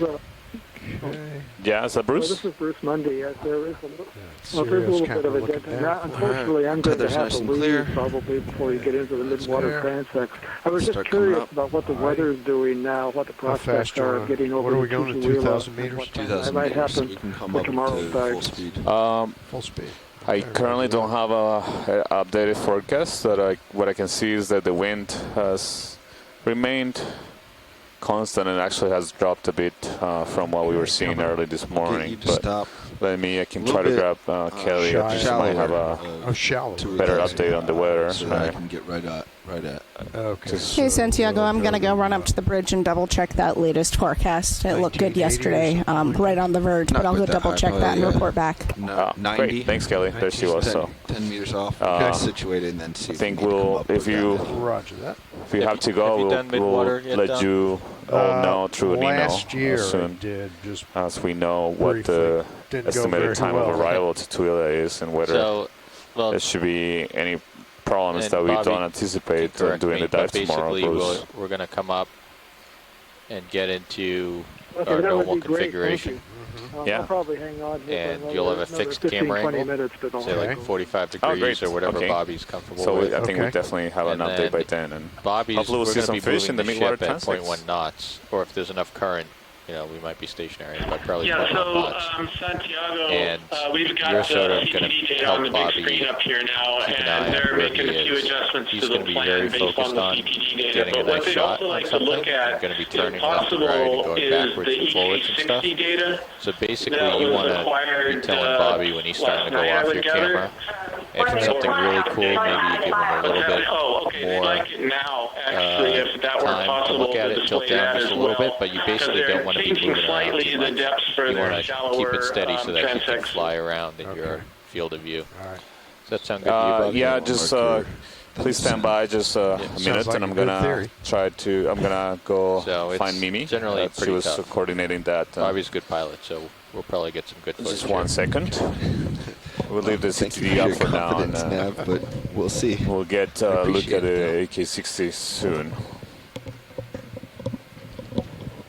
It's tough because you can't tell how far away things are. A lot of it comes from the NAVs, or the video seat over there. Shoreside Really being able to pull while out those Santiago translucent- goes and checks on that, just FYI, the only two computers that I only have two selectable computers that I can display other than some fixed. The other option I so find, HiPAC to is be a my fixed friend, computer, Multibeam is a fixed computer. So the two screens you see on the pirouette top right and the bottom right are gives you a pure speed options to that I can maintain modify. With that constant force to said, command your thrusters, I believe you'll probably it's want to see the ROV pilot constant command on your screen thrusters. along with one other Find that computer, smooths out the motion. either the EK60 or Do you know what direction you want to head, Bobby? this They don't- current one there's at the no bottom, the ROV any CTD. direction you want, basically. I would say ship ahead is probably easiest. Yeah, okay. I'm okay with that if they are. I mean, we might, I don't know, would it be easier going understand into that, the Chris? current if there's any current? Or going back against the current? I'm sorry, Roland. There was a discussion going on in here. Could you repeat that for everybody? And I turned up the volume so they can hear their Go options. ahead, video. This guy's sticking with us, of course. As soon So- as we assume he's going to leave. We've always found that So what I was saying, Chris, is that going down I and have the floating option up of through the two mid-water column is the best way. screen. Less Put you back on disturbance from the multi-view. thrusters And until on you the see right-hand something, then side, you go in. okay. top That's right is the ROV pilot screen, and the bottom right is The way we the sort of tackle that is by ROV making forward CTD. progress. Those are the Kinda only, lock I in only on have depth those and- two But then if you see something right away, displays you've that got I to can back change, so I can then you've got I can turbulence. put something You else skip on the the ROV first pilot screen, 10 or I seconds, can and put then something at that else point on you that look for one that's anything currently showing the out ROV there. CTD. But I can't, if I take away the ROV computer, then you won't have the depth information visually displayed during CTD the has transect depth, portion. So what I'm sort of getting at These is I transects can will only, be like 10 minutes you only have the long, so- choice Yeah. of two separate computers. Hey, Roland, Besides CTD HiPAC. shows depth. Roger that. Stand by for a second, Roland, and we'll just discuss this and give you what they want. All right, and pilots inform me that the ROV CTD computer does display the depth.